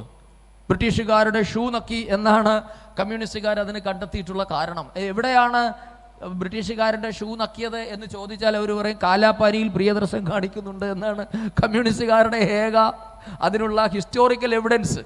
ആ കാലാപ്പാനിയിൽ പോലും സവർക്കറിൻ്റെ കഥാപാത്രം അവതരിപ്പിച്ചത് മോഹൻലാൽ അല്ല. മോഹൻലാൽ അവതരിപ്പിച്ചത് ഗോവർദ്ധൻ എന്ന് പറയുന്ന കഥാപാത്രമാണ് ബ്രിട്ടീഷ് ഓഫീസറുടെ കാല് നക്കുന്നതായി കാണിക്കുന്നത്. സവർക്കറുടെ കഥാപാത്രം അവതരിപ്പിച്ചത് അനൂപ് കപൂറാണ്. അപ്പോൾ അവിടെ പോലും കമ്മ്യൂണിസ്റ്റുകാർക്ക് ഇതേപ്പറ്റി വലിയ ധാരണയൊന്നുമില്ല. അപ്പോൾ അവരുടെ ചരിത്രം അത്രയൊക്കെ ഉള്ളൂ. അപ്പോൾ എന്നിട്ട് 4 വർഷം നിങ്ങൾ ചിന്തിച്ചു നോക്കൂ, ഇന്ത്യൻ സ്വാതന്ത്ര്യ സമര കാലഘട്ടത്തിൽ കമ്മ്യൂണിസ്റ്റുകാരെ ബ്രിട്ടനെതിരായി പ്രവർത്തിച്ചതിന് ശിക്ഷിച്ചതാണ് 4 വർഷത്തെ കഠിന തടവ്. എന്താ സംഭവിച്ചതെന്ന് മനസ്സിലാക്കുമ്പോഴാണ് ഈ എന്താ പറയുന്നത് ഇവരുടെ എന്താ പറയുക ഇരട്ടത്താപ്പെന്നോ അല്ലെങ്കിൽ ഇവരുടെ ആ ഒരു സ്വാതന്ത്ര്യത്തോടുള്ള ഇവരുടെ വിപ്ലവത്തിൻ്റെ ഒരു ഇൻറ്റൻസിറ്റി നമുക്ക് മനസ്സിലാകുന്ന അപ്പോഴാണ്. ഇവിടെയാണ് ഒരുപക്ഷെ പിൽക്കാലത്ത് 1964 ഇന്ത്യൻ കമ്മ്യൂണിസ്റ്റ് പ്രസ്ഥാനം പിളർപ്പിലേക്ക് പോയതിന് പോലും കാരണമായ സംഭവം ഈ നമ്മളുടെ കാൺപൂർ ഗൂഢാലോചന കേസുമായി ബന്ധപ്പെട്ടാണ്. കാരണം ജയിലിൽ കിടന്ന എസ് എ ഡാംഗയും നളിനി ഗുപ്തയും ബ്രിട്ടന് മാപ്പപേക്ഷ എഴുതി കൊടുത്തു. വെറും 4 വർഷം ശിക്ഷിക്കപ്പെട്ടപ്പോഴാണെന്ന് ഓർക്കണം. 4 വർഷത്തെ ശിക്ഷാ കാലാവധിയിൽ 6 മാസം കഴിഞ്ഞപ്പോൾ തന്നെ നളിനി ഗുപ്തയും എസ് എ ഡാംഗയും ചേർന്ന് ബ്രിട്ടന് ഈ എന്താ പറയുന്നത് മാപ്പ് എഴുതി കൊടുത്തു. അത് ഇന്ത്യയുടെ ബ്രിട്ടീഷ് ആർക്കൈവൽ ലൈബ്രറിയിൽ ഈ കത്തുകൾ അവൈലബിൾ ആണ്. പിൽക്കാലത്ത് അത് ഡാംഗെ കത്തുകൾ എന്ന പേരിൽ ഇന്ത്യൻ കമ്മ്യൂണിസ്റ്റ് പാർട്ടിയിൽ വലിയ വിസ്ഫോടനം ഉണ്ടാക്കിയതാണ് ഡാംഗെ കത്തുകൾ. ഇന്നും ഏതെങ്കിലും ഒരു കമ്മ്യൂണിസ്റ്റുകാരോട് നിങ്ങൾ ഡാംഗെ കത്തുകളെ പറ്റി സംസാരിക്കാമെന്ന് പറഞ്ഞാൽ അവർക്ക് ഡാംഗെ അറിയുക പോലും ഇല്ലാത്ത അവസ്ഥയിലാണ് അവർ പ്രതികരിക്കുകയുള്ളൂ. അപ്പോൾ ഈ ഡാംഗെ കത്തുകളാണ് ഇന്ത്യൻ കമ്മ്യൂണിസ്റ്റ് പാർട്ടിയുടെ ഇന്ത്യയിലെ കുഴി തോണ്ടിയതെന്ന് വേണമെങ്കിൽ നമുക്ക് പറയാം. അതിലൊരു കത്തിൻ്റെ ഒരു വാചകം ഞാൻ വായിക്കാം. നളിനി ഗുപ്തയും എസ് എ ഡാംഗയും ചേർന്ന് എഴുതിയ കത്താണ്. അതിൽ പറയാണ്, we the undersigned beg to inform you that we are willing to give an undertaking to government not to commit any more offences for which we are at present convicted, and we shall be thankful to government if they will deign to consider our request favorably and release us as soon as possible, as we are undergoing sufferings which we cannot sustain. അതായത് ഞങ്ങൾക്ക് അതിജീവിക്കാൻ പറ്റാത്ത രീതിയിലുള്ള വിഷമതകൾ കൂടിയാണ് ഞങ്ങൾ കടന്നു പോകുന്നത്. എവിടെയാണ് 4 വർഷം ശിക്ഷിക്കപ്പെട്ടപ്പോഴത്തെ പറച്ചിലാണ്. ആ സമയത്താണ് വീരവിനായക ദാമോദര സവർക്കറെ ജീവിതാവസാനം വരെ ഏകാന്ത തടവെന്ന് പറയുമ്പോൾ തൊട്ടപ്പുറത്തെ സെല്ലിൽ സ്വന്തം അനുജനായ സവർക്കർ കിടപ്പുണ്ട് എന്ന് തിരിച്ചറിയുന്നത് വർഷങ്ങൾക്ക് ശേഷമാണ്. ജ്യേഷ്ഠനും അനുജനും അപ്പുറത്തെയും ഇപ്പുറത്തെയും സെല്ലുകളിൽ ഏകാന്ത തടവിൽ കിടക്കുകയാണ്. ഒരാൾക്ക് കഷ്ടിച്ച് നിവർന്നു നിൽക്കാൻ പറ്റാവുന്ന പൊക്കം മാത്രം, 6 അടി പൊക്കം മാത്രമുള്ള ഒരു കുടിസുമുറിയിൽ 2 കൈകളും കാലുകളും ഭിത്തിയിലേക്ക് ബോൾട്ട് ചെയ്തു വെച്ച അവസ്ഥയിലാണ് സവർക്കറെ ഏകാന്ത തടവിന് വിധിച്ചത്. ദിവസത്തിൽ പുറത്തിറക്കും. എന്തിനു വേണ്ടിയിട്ടാണ്? ചക്കാട്ടിക്കാൻ, അതിക്രൂരമായ ജോലികൾ ചെയ്യിപ്പിക്കുന്നതിന് വേണ്ടി മാത്രമാണ് സവർക്കറെ പുറത്തിറക്കിയിട്ടുള്ളത്. ആ സവർക്കർ പിൽക്കാലത്ത് ഭാരതം ഈ സ്വാതന്ത്ര്യം പ്രാപിച്ചതിന് ശേഷമൊക്കെ ചെല്ലുമ്പോൾ കണ്ട കാഴ്ചകൾ ഇപ്പോഴും നിങ്ങൾക്ക് ആൻഡമാൻസിൽ പോകാമെങ്കിൽ സെല്ലുലാർ ജയിൽ ഭാരത സർക്കാർ സൂക്ഷിച്ചിട്ടുണ്ട്. നമുക്ക് കണ്ണ് നിറഞ്ഞല്ലാതെ അത് കാണാൻ പറ്റില്ല. കാരണം തൻ്റെ വിലങ്ങിലുണ്ടായിരുന്ന ഇരുമ്പാണി ഉപയോഗിച്ചുകൊണ്ട് സവർക്കർ ആ ജയിലിൻ്റെ ഭിത്തിയിൽ അതിമനോഹരമായ കവിതകൾ, ദേശസ്നേഹം തുളുമ്പുന്ന കവിതകൾ, വലിയ വലിയ മുദ്രാവാക്യങ്ങളൊക്കെ എഴുതിയിട്ടത് ഇന്നും കാണാം. ആലോചിച്ച് നോക്കൂ. നമ്മൾ ആ സവർക്കറെയാണ് ഇവർ മാപ്പപേക്ഷിച്ചു, കാല് നക്കി എന്നൊക്കെ വിളിക്കുമ്പോൾ ഈ ഡാംഗെ കത്തുകളെ പറ്റി നാം ചോദിക്കണം. വെറും 4 വർഷം കഴിഞ്ഞപ്പോൾ പറയുകയാണ്, അതായത് ഞങ്ങളിങ്ങനെ ഇപ്പോൾ ഞങ്ങൾ ശിക്ഷിക്കപ്പെട്ടിരിക്കുന്ന തരത്തിലുള്ള കുറ്റകൃത്യം ഇനി ഒരിക്കലും ആവർത്തിക്കില്ലെന്ന് സത്യവാങ്മൂലം തരാൻ ഞങ്ങൾ തയ്യാറാണ്. ഞങ്ങളുടെ ഈ അപേക്ഷ പരിഗണിച്ച് എത്രയും പെട്ടെന്ന് വിട്ടയച്ചാൽ ഞങ്ങൾ സർക്കാരിനോട് എന്നും നന്ദിയുള്ളവരായിരിക്കും. ഇപ്പോൾ തടവിൽ അനുഭവിച്ചു കൊണ്ടിരിക്കുന്ന വിഷമതകൾ അതിജീവിക്കാൻ ഞങ്ങൾക്ക് സാധ്യമല്ല. അങ്ങയുടെ അനുസരണയുള്ള സേവകർ ശ്രീമദ് അമൃത് ഡാംഗെ, നളിനി ഭൂഷൺ ദാസ് ഗുപ്ത, ഇങ്ങനെ ഡാംഗെ കത്തുകൾ എന്ന പേരിൽ അറിയപ്പെടുന്ന കത്തുകൾ ഉണ്ടായിരുന്നു. ഈ കത്തുകൾ പിന്നീട് 1964 കമ്മ്യൂണിസ്റ്റ് പാർട്ടി പിളരുന്നതിന് കാരണമായി. കാരണം ഡാംഗെ കോടതിയിൽ പോയിട്ട് ഇതിലും ഭീകരമായ രീതിയിൽ റിപ്പൻറ്റ് ചെയ്യുന്നുണ്ട്. കോടതിയിൽ ഡാംഗെ ഹാജരാക്കുന്ന സമയത്ത് നിങ്ങൾ കേട്ടിട്ടുണ്ടാകും ബെർലിൻ കുഞ്ഞനന്ദൻ നായർ. അദ്ദേഹം ജീവിച്ചിരിപ്പുണ്ട്. ഇപ്പോഴും കണ്ണൂരെ നാറാത്ത് എന്ന് പറയുന്ന സ്ഥലത്ത് ജീവിച്ചിരിക്കുന്ന ആളാണ് ബെർലിൻ കുഞ്ഞനന്ദൻ നായർ. ബെർലിൻ കുഞ്ഞനന്ദൻ നായരുടെ പ്രത്യേകത, കുഞ്ഞനന്ദൻ നായർ പാർട്ടിയുടെ ഒരു ചരിത്രകാരനായിരുന്നു. പാർട്ടിക്ക് വേണ്ടി ചരിത്രം എഴുതുക, പാർട്ടിക്ക് വേണ്ടി മാധ്യമ പ്രവർത്തനം ചെയ്തായിരുന്നു കുഞ്ഞനന്ദൻ നായർ ചെയ്തിട്ടുള്ളത്. അദ്ദേഹം ജർമ്മനിയിലായിരുന്നു വർഷങ്ങൾ താമസിച്ചത്. അപ്പോൾ അദ്ദേഹം പറയുന്നുണ്ട്, അദ്ദേഹം തൻ്റെ പൊളിച്ചെഴുത്ത് എന്ന് പറയുന്ന പുസ്തകമുണ്ട്. ബെർലിൻ കുഞ്ഞനന്ദൻ നായരുടെ പൊളിച്ചെഴുത്ത് DC ബുക്സ് ആണ് മാതൃഭൂമിയാണ് പ്രസിദ്ധീകരിച്ചിരിക്കുന്നത്. നിങ്ങൾക്ക് കിട്ടിയാൽ വായിക്കാൻ പറ്റും. അതിൽ പറയുകയാണ്, ഈ ഡാംഗെ കോടതിയിൽ ചെന്നിട്ട് പറയുന്ന ഒരു രംഗമുണ്ട്. ഡാംഗെ പറയുകയാണ്, ഞാൻ ധനതത്വശാസ്ത്രം പഠിച്ച ആളാണ്, അതുകൊണ്ട് എനിക്കറിയാം വ്യവസായവൽക്കരണത്തോടൊപ്പം തൊഴിലാളികളും ഉണ്ടാകാം. തൊഴിലാളികൾ സമരം ചെയ്യുന്നത് സ്വാഭാവികമാണ്. പക്ഷേ ബ്രിട്ടീഷുകാർ ഇന്ത്യ വിട്ടു പോകണമെന്ന ആശയത്തെ ഞാൻ ഒരിക്കലും അനുകൂലിച്ചിട്ടില്ല. ചക്രവർത്തി തിരുമനസ്സിൻ്റെ പരമാധികാരം നിഷേധിക്കാനുള്ള വിപ്ലവം നടത്തുന്ന ഗൂഢാലോചനയിൽ ഞാൻ ഒരിക്കലും പങ്കാളിയായിട്ടില്ല. ബഹുമാനപ്പെട്ട കോടതി എന്നെ കുറ്റവിമുക്തനാക്കണം എന്ന് ആവശ്യപ്പെട്ട് കത്തയച്ചിരിക്കുന്നത് ശ്രീപദ് അമൃത ഡാംഗെ എന്ന SA ഡാംഗെയാണ്. ഈ കത്ത് വെളിവിട്ടിരിക്കുന്നത് ബെർലിൻ കുഞ്ഞനന്ദൻ നായരാണ്. അപ്പോൾ ഇങ്ങനെയാണ് ഇന്ത്യൻ കമ്മ്യൂണിസ്റ്റുകൾക്ക് ഇന്ത്യൻ സ്വാതന്ത്ര്യ സമരവുമായിട്ടുള്ള ബന്ധം. പിന്നീടാണ് നമ്മുടെ ഈ ശ്രീജി ചോദിച്ചതുപോലെ ക്വിറ്റ് ഇന്ത്യ കാലഘട്ടത്തിലേക്ക്, ക്വിറ്റ് ഇന്ത്യയുടെ കാര്യമാണ് ചോദിച്ചത്, ഈ ക്വിറ്റ് ഇന്ത്യ കാലഘട്ടത്തിലേക്ക് വരുന്ന എല്ലാ കാലത്തും അത് നിങ്ങൾ ഏത് സംഭവം എടുത്താലും ക്വിറ്റ് ഇന്ത്യ കാലഘട്ടമാകുമ്പോഴത്തെ പ്രത്യേകത എന്താണ്? ഇവർ ക്വിറ്റ് ഇന്ത്യ സമരത്തെ അനുകൂലിച്ചില്ല. ഒരു പക്ഷേ വേറൊരു ചരിത്രം നമ്മൾ പരിശോധിക്കുമ്പോൾ ക്വിറ്റ് ഇന്ത്യ സമരം എന്നുള്ളൊരു പരാജയപ്പെട്ട സമരം തന്നെയായിരുന്നു, വിജയിച്ച സമരമായിരുന്നില്ല ക്വിറ്റ് ഇന്ത്യ സമരം. പക്ഷെ അന്ന് ബ്രിട്ടൻ ഭാരതം വിട്ടു പോകുന്നത് സംബന്ധിച്ച് ഒരുപക്ഷെ ലോകവ്യാപകമായി ഇന്ത്യയുടെ എല്ലാ ഭാഗത്തും എന്നത് ഉപരി ലോകത്തിൻ്റെ വിവിധ ഭാഗങ്ങളിൽ ഒരു ചർച്ചയാക്കാൻ ഇന്ത്യൻ നാഷണൽ കോൺഗ്രസിന് സാധിച്ചു ഈ ക്വിറ്റ് ഇന്ത്യ സമരത്തിൻ്റെ ഭാഗമായിട്ട്. എങ്ങനെയാണ് ഈ ക്വിറ്റ് ഇന്ത്യ സമരവുമായി കമ്മ്യൂണിസ്റ്റുകൾ സഹകരിച്ചത്? അത് പരിശോധിക്കുമ്പോൾ അറിയാം, കമ്മ്യൂണിസ്റ്റുകാർ ആദ്യഘട്ടത്തിൽ ക്വിറ്റ് ഇന്ത്യ സമരത്തിന് അനുകൂലമായിരുന്നു. അതെന്തുകൊണ്ടാണ് എന്ന് ചോദിച്ചാൽ, അന്ന് ഈ രണ്ടാം ലോക മഹായുദ്ധ കാലഘട്ടത്തിൽ സോവിയറ്റ് യൂണിയൻ ഒരു കക്ഷിയായിരുന്നില്ല. നമ്മൾ പറയാറില്ലേ, സോവിയറ്റ് യൂണിയനിൽ മഴ പെയ്താൽ ഇന്ത്യയിൽ കുട പിടിക്കും കമ്മ്യൂണിസ്റ്റുകളെന്ന് പണ്ട് കാലത്ത് അവരെ പറ്റി ഒരു വിശേഷണം ഉണ്ടായിരുന്നു. അപ്പോൾ സോവിയറ്റ് യൂണിയൻ രണ്ടാം ലോക മഹായുദ്ധ കാലഘട്ടത്തിൽ പങ്കാളികളാകാത്തത് കൊണ്ട് ഇന്ത്യയിലെ കമ്മ്യൂണിസ്റ്റുകളും ഹാപ്പി. കാര്യം സോവിയറ്റ് യൂണിയൻ്റെ അഭിപ്രായമായിരുന്നു അവരുടെ അഭിപ്രായം. അവരുടെ ഫാദർ ലാൻഡ് എന്നാണ് അവർ USSRനെ വിശേഷിപ്പിച്ചിട്ടുള്ളത്. അപ്പോൾ ആ കാലഘട്ടത്തിൽ സോവിയറ്റ് യൂണിയൻ രണ്ടാം ലോക മഹായുദ്ധത്തിൽ പങ്കെടുക്കാതിരുന്നത് കൊണ്ട് ബ്രിട്ടനെതിരായ സമരത്തെ അല്പസ്വല്പമൊക്കെ ഇവരൊക്കെ സഹായിച്ചു. പക്ഷേ അന്ന് നിലനിന്നിരുന്ന ഒരു കരാറുണ്ടായിരുന്നു. ജർമ്മനിയും സോവിയറ്റ് യൂണിയനും തമ്മിലൊരു കരാറുണ്ടായിരുന്നു. ജർമ്മനി സോവിയറ്റ് യൂണിയനെ ആക്രമിക്കില്ല എന്നുള്ളത്. പക്ഷേ ഹിറ്റ്ലർ ഈ കരാർ ഏകപക്ഷീയമായി ലംഘിച്ചിട്ട് ജർമ്മനി USSRനെ ആക്രമിച്ചു. അതോടുകൂടി റഷ്യ ജർമ്മനിക്കെതിരാവുകയും അമേരിക്കയുടെ സഖ്യകക്ഷിയായി ചേർന്ന് അമേരിക്ക നേതൃത്വം നൽകുന്ന ചേരി ജർമ്മനിക്കും ജപ്പാനും ഒക്കെ എതിരായി വലിയ ഒരു അച്ചുതണ്ട് സഖ്യകക്ഷികൾ രൂപപ്പെട്ട് അവർ യുദ്ധം ചെയ്തു. അതോടുകൂടി ഇന്ത്യയിലെ കമ്മ്യൂണിസ്റ്റുകൾ അവരുടെ നിലപാട് മാറ്റി.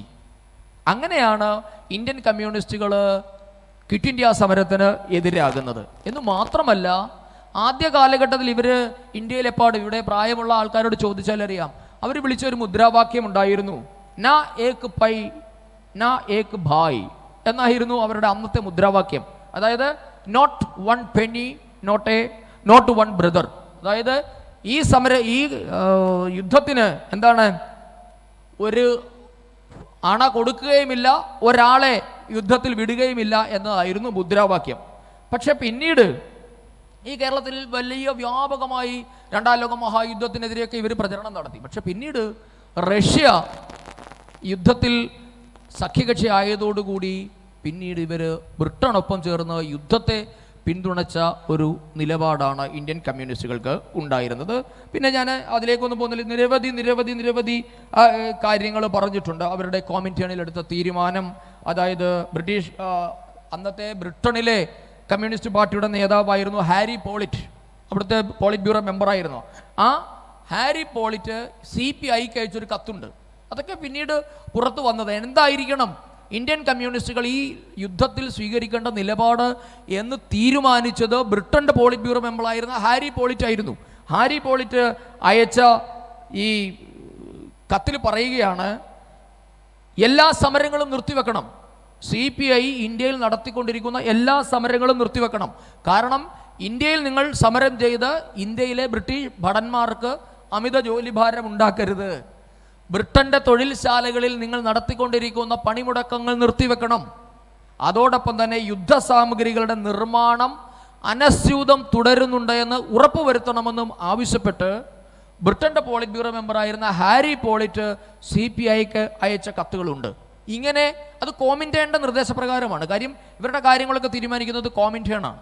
അപ്പോൾ കോമിൻറ്റേണിൽ നിന്നൊരു നിർദ്ദേശം പോയി, ആ നിർദ്ദേശം ഇന്ത്യയിലേക്ക് വന്നു. അതോടുകൂടി ഇന്ത്യയിലെ മുഴുവൻ കമ്മ്യൂണിസ്റ്റുകളും ബ്രിട്ടൻ അനുകൂലികളായിട്ട് മാറി. ആ സമയത്താണ് 1942 ക്വിറ്റ് ഇന്ത്യ സമരത്തിന് അരങ്ങൊരുങ്ങുന്നത്.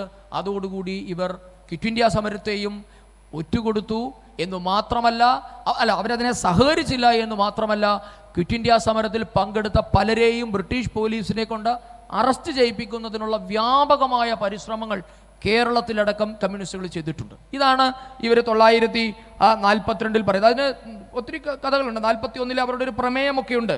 ഞാൻ മുമ്പ് പറഞ്ഞ R.C. മജുംദർ എഴുതിയ പുസ്തകമുണ്ട്, history of freedom movement in India. ആ പുസ്തകത്തിൽ പറയുന്നു, we are a practical party and in a new situation it's our task not only to evolve a new form of struggle for it but also to advance new slogans. The key slogan of our party is make the Indian people play a people's role in people's war. അതായത് ആദ്യ കാലഘട്ടത്തിൽ സാമ്രാജ്യത്വ യുദ്ധമെന്ന് വിശേഷിപ്പിച്ച രണ്ടാം ലോകമഹായുദ്ധം ബ്രിട്ടനോടൊപ്പം Soviet union ചേർന്നതോടുകൂടി അത് ജനകീയ യുദ്ധമായി മാറി. പിന്നീട് ആ ജനകീയ യുദ്ധത്തെ സഹായിക്കുക എന്നുള്ളത് ലോകമെമ്പാടുമുള്ള പ്രോലറ്റേറിയൻസിൻ്റെ, തൊഴിലാളി വർഗത്തിൻ്റെ കടമയായി മാറി എന്ന് പ്രമേയം പാസ്സാക്കിയിട്ടുണ്ട് ഇവർ. അപ്പം ഇത്തരത്തിൽ നിരവധി ചരിത്ര രേഖകളുടെ പിൻബലത്തിൽ തന്നെ നമുക്ക് ഈ കാര്യങ്ങളൊക്കെ പറയാം. ഈ ഒരു ഉറപ്പിലാണ് ഇന്ത്യയിലുണ്ടായിരുന്ന കമ്മ്യൂണിസ്റ്റ് പാർട്ടിക്ക് മേലുള്ള നിരോധനം നീക്കിയത് എന്ന് മാത്രമല്ല, കേരളത്തിലെ ദേശാഭിമാനി അടക്കമുള്ള പത്രങ്ങൾക്ക് ന്യൂസ് പ്രിന്റ് കിട്ടിക്കൊണ്ടിരുന്നത് ക്വിറ്റ് ഇന്ത്യ സമരത്തെ ഒറ്റുകൊടുത്തതിൻ്റെ പ്രതിഫലമാണ് എന്ന് നാം മനസ്സിലാക്കണം. അടിയന്തരാവസ്ഥ കാലഘട്ടത്തിൽ ഇവിടെ സംഘപരിവാർ പ്രസ്ഥാനങ്ങൾ എങ്ങനെയാണ് ഒരു കഷണം പേപ്പർ പോലും ഇല്ലാതെ വിപ്ലവം നയിച്ചത് എന്ന് നമ്മൾ കണ്ടിട്ടുണ്ട്. അന്ന് കുരുക്ഷേത്രയും കേസരിയും ഒക്കെ നടത്തിയിട്ടുള്ള സമാനതകളില്ലാത്ത ഒരു പോരാട്ടമുണ്ട്. ആ സമയത്താണ് 1942 ബ്രിട്ടനെ സഹായിച്ചതിൻ്റെ പേരിൽ ന്യൂസ് പ്രിന്റ്, അന്ന് നമുക്കറിയാം ഇപ്പോഴും ന്യൂസ് പ്രിന്റ് ഒരു കോട്ടയിലാണ് കിട്ടുക. ന്യൂസ് പ്രിന്റ് എന്നുള്ളത് വലിയ വിലപിടിപ്പുള്ള വസ്തുവാണ് അന്നും ഇന്നും. അത് കോട്ടയാണ്, നിങ്ങൾ പത്രത്തിൻ്റെ സർക്കുലേഷൻ അനുസരിച്ചൊക്കെ കിട്ടുള്ളൂ, അത് വേറെ വിഷയം. പക്ഷെ അന്ന് ഇന്ത്യയിലെമ്പാടുമുള്ള പാർട്ടി പ്രസിദ്ധീകരണങ്ങൾക്ക് വേണ്ടി ന്യൂസ് പ്രിന്റ് സബ്സിഡി വിലയിൽ കിട്ടിയത് ക്വിറ്റ് ഇന്ത്യ സമരത്തെ അന്ന് CPIM ഇല്ല, CPI ഒറ്റുകൊടുത്തതിൻ്റെ ഫലമാണ് എന്ന് നാം അറിയണം. അപ്പം ഇങ്ങനെ ഇഷ്ടംപോലെ കാര്യങ്ങൾ നമുക്ക് അതോടൊപ്പം തന്നെ പറയാനുണ്ട്. അതോടൊപ്പം തന്നെ ഒരു കാര്യം കൂടെ പറഞ്ഞാൽ വളരെ കൗതുകമായിട്ട് നിങ്ങൾക്ക് തോന്നും. സ്വദേശി, ഇപ്പം ഗാന്ധി സ്വദേശി വസ്ത്രങ്ങൾ ശീലമാക്കാനും വിദേശ വസ്തുക്കൾ ബഹിഷ്കരിക്കാനും ആവശ്യപ്പെട്ടു. അന്ന് എന്തായിരുന്നെന്നറിയോ ഇന്ത്യൻ കമ്മ്യൂണിസ്റ്റുകളുടെ നിലപാട്? അവർ പറയണത്, കാര്യം ഇവർക്ക് എപ്പോഴും ഈ മുമ്പ് നമ്മൾ പറഞ്ഞില്ല, ദേശീയത എന്ന സങ്കല്പവുമായി കോറിലേറ്റ് ചെയ്യാൻ പറ്റാത്തത് കൊണ്ട് ഇവരെപ്പോഴും ഇവരുടെ ഫ്രീക്വൻസി എപ്പോഴും ലോകത്തിലെ തൊഴിലാളി വർഗവുമായിട്ടാണല്ലോ. കാരണം ആഗോള തൊഴിലാളികളാണല്ലോ ഇവരുടെ സർവ്വരാജ്യ തൊഴിലാളികളെ സംഘടിക്കുക എന്ന മുദ്രാവാക്യമുള്ളത് കൊണ്ട് ഇവരന്ന് പറഞ്ഞത് ഈ സ്വദേശി വസ്ത്രത്തോടുള്ള ആഹ്വാനം അല്ലെങ്കിൽ വിദേശ വസ്ത്രങ്ങൾ ബഹിഷ്കരിക്കാനുള്ള തീരുമാനം തെറ്റാണ്. കാരണം ഇന്ത്യ സ്വദേശി നടപ്പാക്കിയാൽ ലണ്ടനിലെ മാഞ്ചസ്റ്റർ എന്നുള്ളത് വലിയ വസ്ത്ര വ്യാപാര കേന്ദ്രമാണ് അന്നും ഇന്നും. ഇന്ത്യയിൽ കൊൽക്കത്തയൊക്കെ അന്ന് വലിയ വസ്ത്രവ്യാപാര കേന്ദ്രമായിരുന്നു. അപ്പോൾ ലണ്ടനിലെ മാഞ്ചസ്റ്ററിലുള്ള തൊഴിലാളികൾക്ക് തൊഴിൽ നഷ്ടമാകും. അതുകൊണ്ട് ഞങ്ങൾക്കിവിടെ സ്വദേശി വസ്ത്രം സ്വീകരിക്കാൻ പറ്റില്ല എന്ന് പറഞ്ഞവരാണ് ഇവിടുത്തെ കമ്മ്യൂണിസ്റ്റുകൾ എന്ന് കൂടി അറിയണം. അതിനുശേഷം ഭാരതം സ്വതന്ത്രയാകാൻ പോകുന്ന സമയത്ത് പാകിസ്ഥാൻ എന്ന സങ്കല്പനത്തിനെ ഏറ്റവും കൂടുതൽ സഹായിക്കുകയും ഇന്ത്യ ഒരു ദേശീയതയല്ല, ഇന്ത്യ എന്നൊരു ദേശീയത തന്നെ ഇല്ല, വിവിധ ഭാഷകൾ, വിവിധ സംസ്കാരങ്ങൾ, ഇതൊക്കെ വേറെ വേറെ ദേശീയതകളാണ് എന്നുള്ള നിലപാടാണ് കമ്മ്യൂണിസ്റ്റ് പാർട്ടി എടുത്തത്. പാകിസ്ഥാൻ അനുകൂലമായിട്ടുള്ള കമ്മ്യൂണിസ്റ്റ് പാർട്ടിയുടെ നിലപാട്, അല്ലെങ്കിൽ ഇസ്ലാമിക ജിഹാദിനും വർഗീയതയ്ക്കും അനുകൂലമായിട്ടുള്ള ആ കാലഘട്ടത്തിലെ കമ്മ്യൂണിസ്റ്റ് പാർട്ടിയുടെ നിലപാട്, അതിനെക്കുറിച്ചൊന്ന് വിശദീകരിക്കാം. എനിക്ക് തോന്നുന്നു അതും ഈ 1942 കാലഘട്ടത്തിലാണ് ആദ്യമായി പാർട്ടിയിൽ നിന്ന് പുറത്തു വരുന്നത്. നമ്മളൊരു കാര്യം മനസ്സിലാക്കേണ്ടത്, ഇന്ന് ഇന്ത്യൻ സ്വാതന്ത്ര്യ സമരവുമായി ബന്ധമുള്ള ഒരു വിദ്യാർത്ഥി പ്രസ്ഥാനം എന്ന് ഇന്ത്യയിൽ ഏതെങ്കിലും ഒരു വിദ്യാർത്ഥി പ്രസ്ഥാനത്തെ പറയാമെങ്കിൽ അത് AISF ആണ്. AISF. ഇന്നത് CPIയുടെ വിദ്യാർത്ഥി സംഘടനയാണ്. AISF എന്നുള്ളത് കോൺഗ്രസിൻ്റെ വിദ്യാർത്ഥി സംഘടനയായിരുന്നു. എത്ര പേർക്കറിയാം അത്? ജവഹർലാൽ നെഹ്റുവാണ് AISFൻ്റെ ആദ്യ സമ്മേളനം ഉദ്ഘാടനം ചെയ്തത്. അപ്പം എങ്ങനെയാണ് ഈ കമ്മ്യൂണിസ്റ്റുകൾ ഇന്ത്യയുടെ മുമ്പ് നമ്മുടെ കശ്മീർ ഫയൽസ് പറഞ്ഞതുപോലെ ഗവൺമെൻറ് അവരുടെ ആണെങ്കിലും സിസ്റ്റം ഞങ്ങളുടേതാണ് എന്ന് പറഞ്ഞ തരത്തിലേക്ക് ഉയർന്നതെന്ന് മനസ്സിലാക്കാൻ വേണ്ടി ഞാൻ ഇത് പറഞ്ഞതേ ഉള്ളൂ. AISFൻ്റെ ആദ്യ സമ്മേളനത്തിൽ മുഹമ്മദ് അലി ജിന്നയും ജവഹർലാൽ നെഹ്റുവും പങ്കെടുത്തു. നെഹ്റുവാണ് AISF ഔപചാരികമായി ഉദ്ഘാടനം ചെയ്തത്. പിന്നീട് പാർട്ടിയുടെ തീരുമാനമായിരുന്നു. അതായത് 1940 ശേഷം ഈ ഇന്ത്യൻ കമ്മ്യൂണിസ്റ്റ് പാർട്ടികൾക്ക് ഇന്ത്യയുടെ സാഹചര്യത്തിൽ ഉണ്ടായ ഒരു തിരിച്ചടിയുണ്ട്. കാര്യം ഇവർ ചതിയന്മാരാണെന്ന് നാട്ടുകാർ തിരിച്ചറിഞ്ഞു. അപ്പോഴാണ് കോൺഗ്രസിൽ നുഴഞ്ഞു കയറണം എന്ന ഒരു തീരുമാനം പാർട്ടി എടുത്തു. കാരണം എന്താ? പബ്ലിക് അക്സെപ്റ്റൻസ് കിട്ടണം. കമ്മ്യൂണിസ്റ്റുകളെ ആരും അംഗീകരിക്കുന്നില്ല. അതിനുവേണ്ടി ഇന്ത്യൻ പട്ടാളത്തിൽ നുഴഞ്ഞു കയറാൻ അവർ ശ്രമം നടത്തിയിട്ടുണ്ട്. അത് കേരളത്തിൽ അതിന് ചുക്കാൻ പിടിച്ചത് P. കൃഷ്ണപിള്ളയായിരുന്നു. P. കൃഷ്ണപിള്ളയുടെ നേതൃത്വത്തിലായിരുന്നു ഇന്ത്യൻ ആർമിയിലേക്ക്, അന്ന് ഇന്ത്യൻ ആർമി ഇല്ല, ബ്രിട്ടീഷ് ആർമിയാണുള്ളത്, റോയൽ ആർമിയിലേക്ക് സഖാക്കന്മാരെ നുഴഞ്ഞു കയറ്റാനുള്ള എല്ലാ സംവിധാനങ്ങളും അവർ ചെയ്തിരുന്നു. അപ്പം നമ്മൾ ഈ കമ്മ്യൂണിസ്റ്റ് പാർട്ടികളെ പറ്റി പറയുമ്പോൾ നമ്മളെപ്പോഴും നമ്മൾ അവരെ കുറച്ച് കാണരുത്. അവർക്കൊരു നൂറ്റാണ്ട് കാലം നീണ്ടു നിൽക്കുന്ന ഒരു ലെഗസി ഉണ്ട്. അത് വഞ്ചനയുടേതായിക്കൊള്ളട്ടെ, നുഴഞ്ഞുകയറ്റത്തിൻ്റെതായിട്ട്, ഒറ്റുകൊടുക്കലിൻ്റേതായിട്ടുള്ളത്. ഇവനിത് വളരെ കൃത്യമായി എക്സിക്യൂട്ട് ചെയ്തിട്ടുള്ള ആൾക്കാരാണ്. അപ്പോൾ ഇന്ത്യൻ ആർമിയിൽ, അന്നത്തെ ബ്രിട്ടീഷ് ആർമിയിൽ, ഞാൻ ഇന്ത്യൻ ആർമി എന്ന് പറയുമ്പോൾ നിങ്ങൾ ബ്രിട്ടീഷ് ആർമി എന്ന് മനസ്സിലാക്കുക, അന്നത്തെ ഇന്ത്യൻ ആർമിയിൽ നുഴഞ്ഞു കയറുന്നതിന് വേണ്ടി പാർട്ടി ഒരു പദ്ധതി ആവിഷ്കരിക്കുകയും ആ പദ്ധതി ഏറെക്കുറെ വിജയിക്കുകയൊക്കെ ചെയ്തിരുന്നു പലയിടങ്ങളിലും. പക്ഷേ അന്ന് ഇവരെ ചാരന്മാരായി ബ്രിട്ടീഷുകാർ കണ്ടെത്തി പിരിച്ചുവിട്ട സംഭവങ്ങളൊക്കെ നിരവധിയുണ്ട്. ഇന്ന് പല കമ്മ്യൂണിസ്റ്റുകാരും പറയുന്നത് ഞങ്ങളെ പട്ടാളത്തിൽ നിന്ന് പിരിച്ചുവിട്ടത് കമ്മ്യൂണിസ്റ്റുകാരനായതുകൊണ്ടാണ് എന്ന് പറയുമ്പോൾ എന്തിനു വേണ്ടിയിട്ടായിരുന്നു നുഴഞ്ഞു കയറിയത് എന്ന ചോദ്യം ബ്രിട്ടനെതിരെ യുദ്ധം ചെയ്യാനല്ല.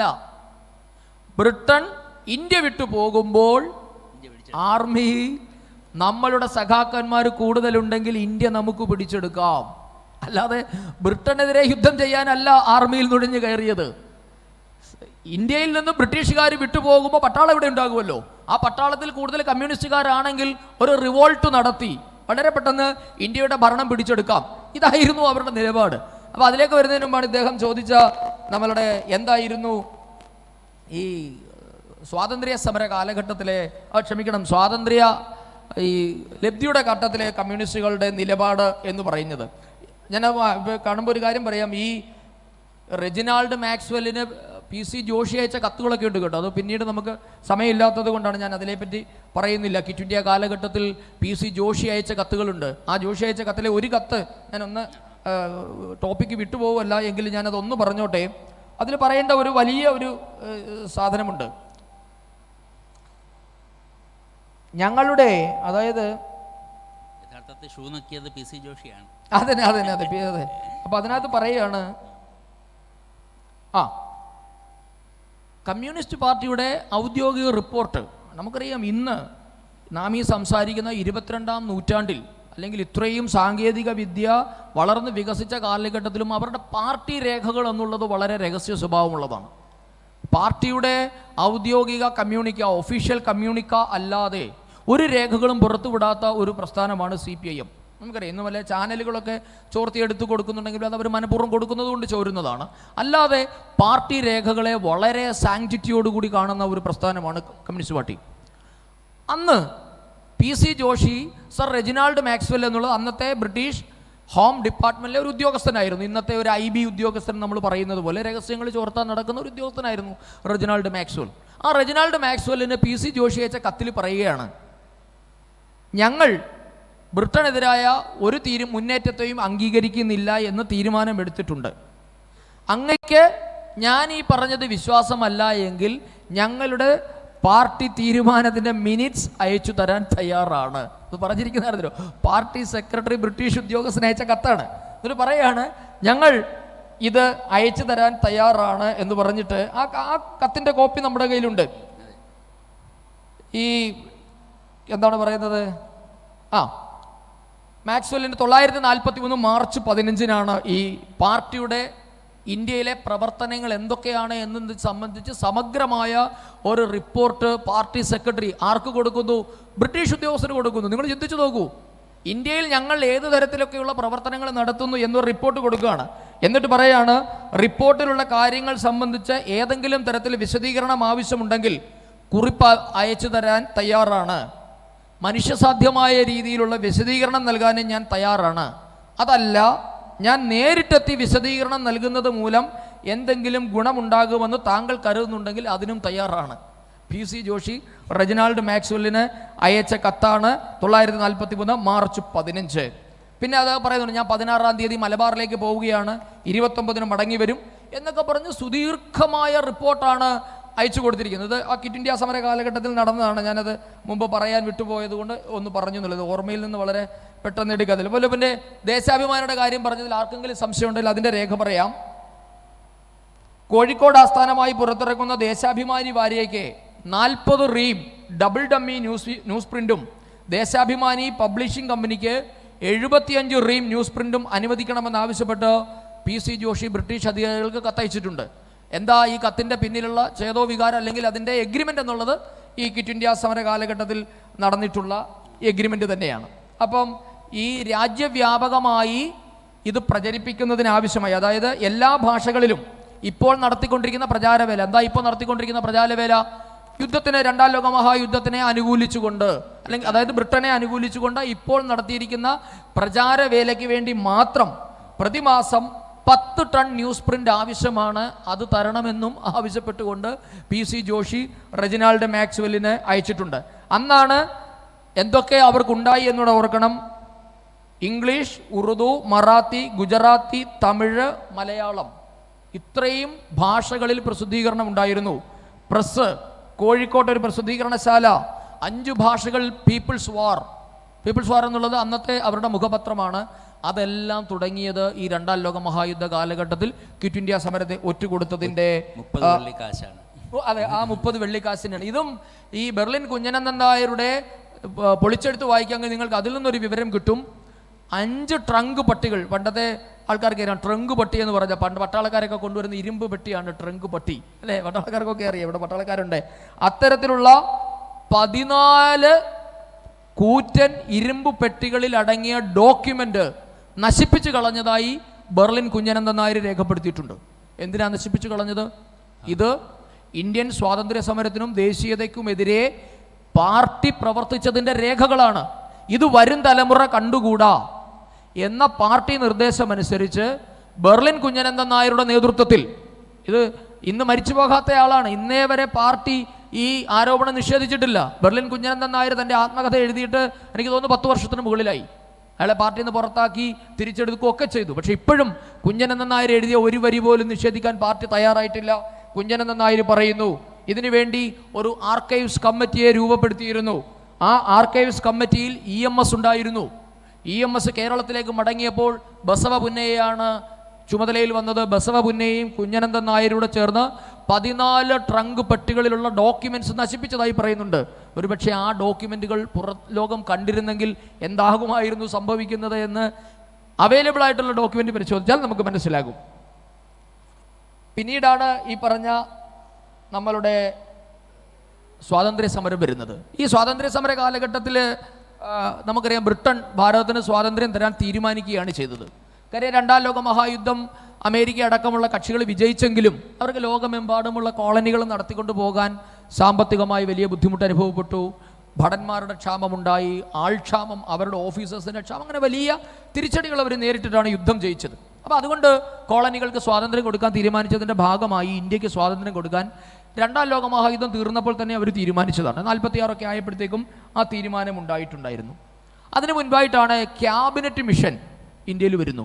എന്താണ് ക്യാബിനറ്റ് മിഷൻ ഇന്ത്യയിൽ വരുമ്പോൾ അവരുടെ പ്രധാനമായ ചുമതല ഇന്ത്യയിലെ രാഷ്ട്രീയ പാർട്ടികളുമായി തീരുമാനിച്ച് എങ്ങനെയാകണം അധികാര കൈമാറ്റം, പിന്നീട് ഉണ്ടാകാൻ പോകുന്ന മന്ത്രിസഭ എങ്ങനെയാകണം എന്നൊക്കെയുള്ള നിരവധി കാര്യങ്ങൾ വരുന്നു. അപ്പോൾ എല്ലാ പാർട്ടിക്കാരെയും കാണുന്നുണ്ട്. അവിടെയാണ് ഈ 40കളിൽ ഉണ്ടായ ദ്വിരാഷ്ട്രവാദം ലീഗ് ഈ ക്യാബിനറ്റ് മിഷന് മുമ്പാകെ ഉന്നയിക്കുന്നതും പിന്നീട് നമുക്കറിയുന്നത് പോലെ ഭാരതം രണ്ടായി വിഭജിക്കപ്പെടുന്നതും.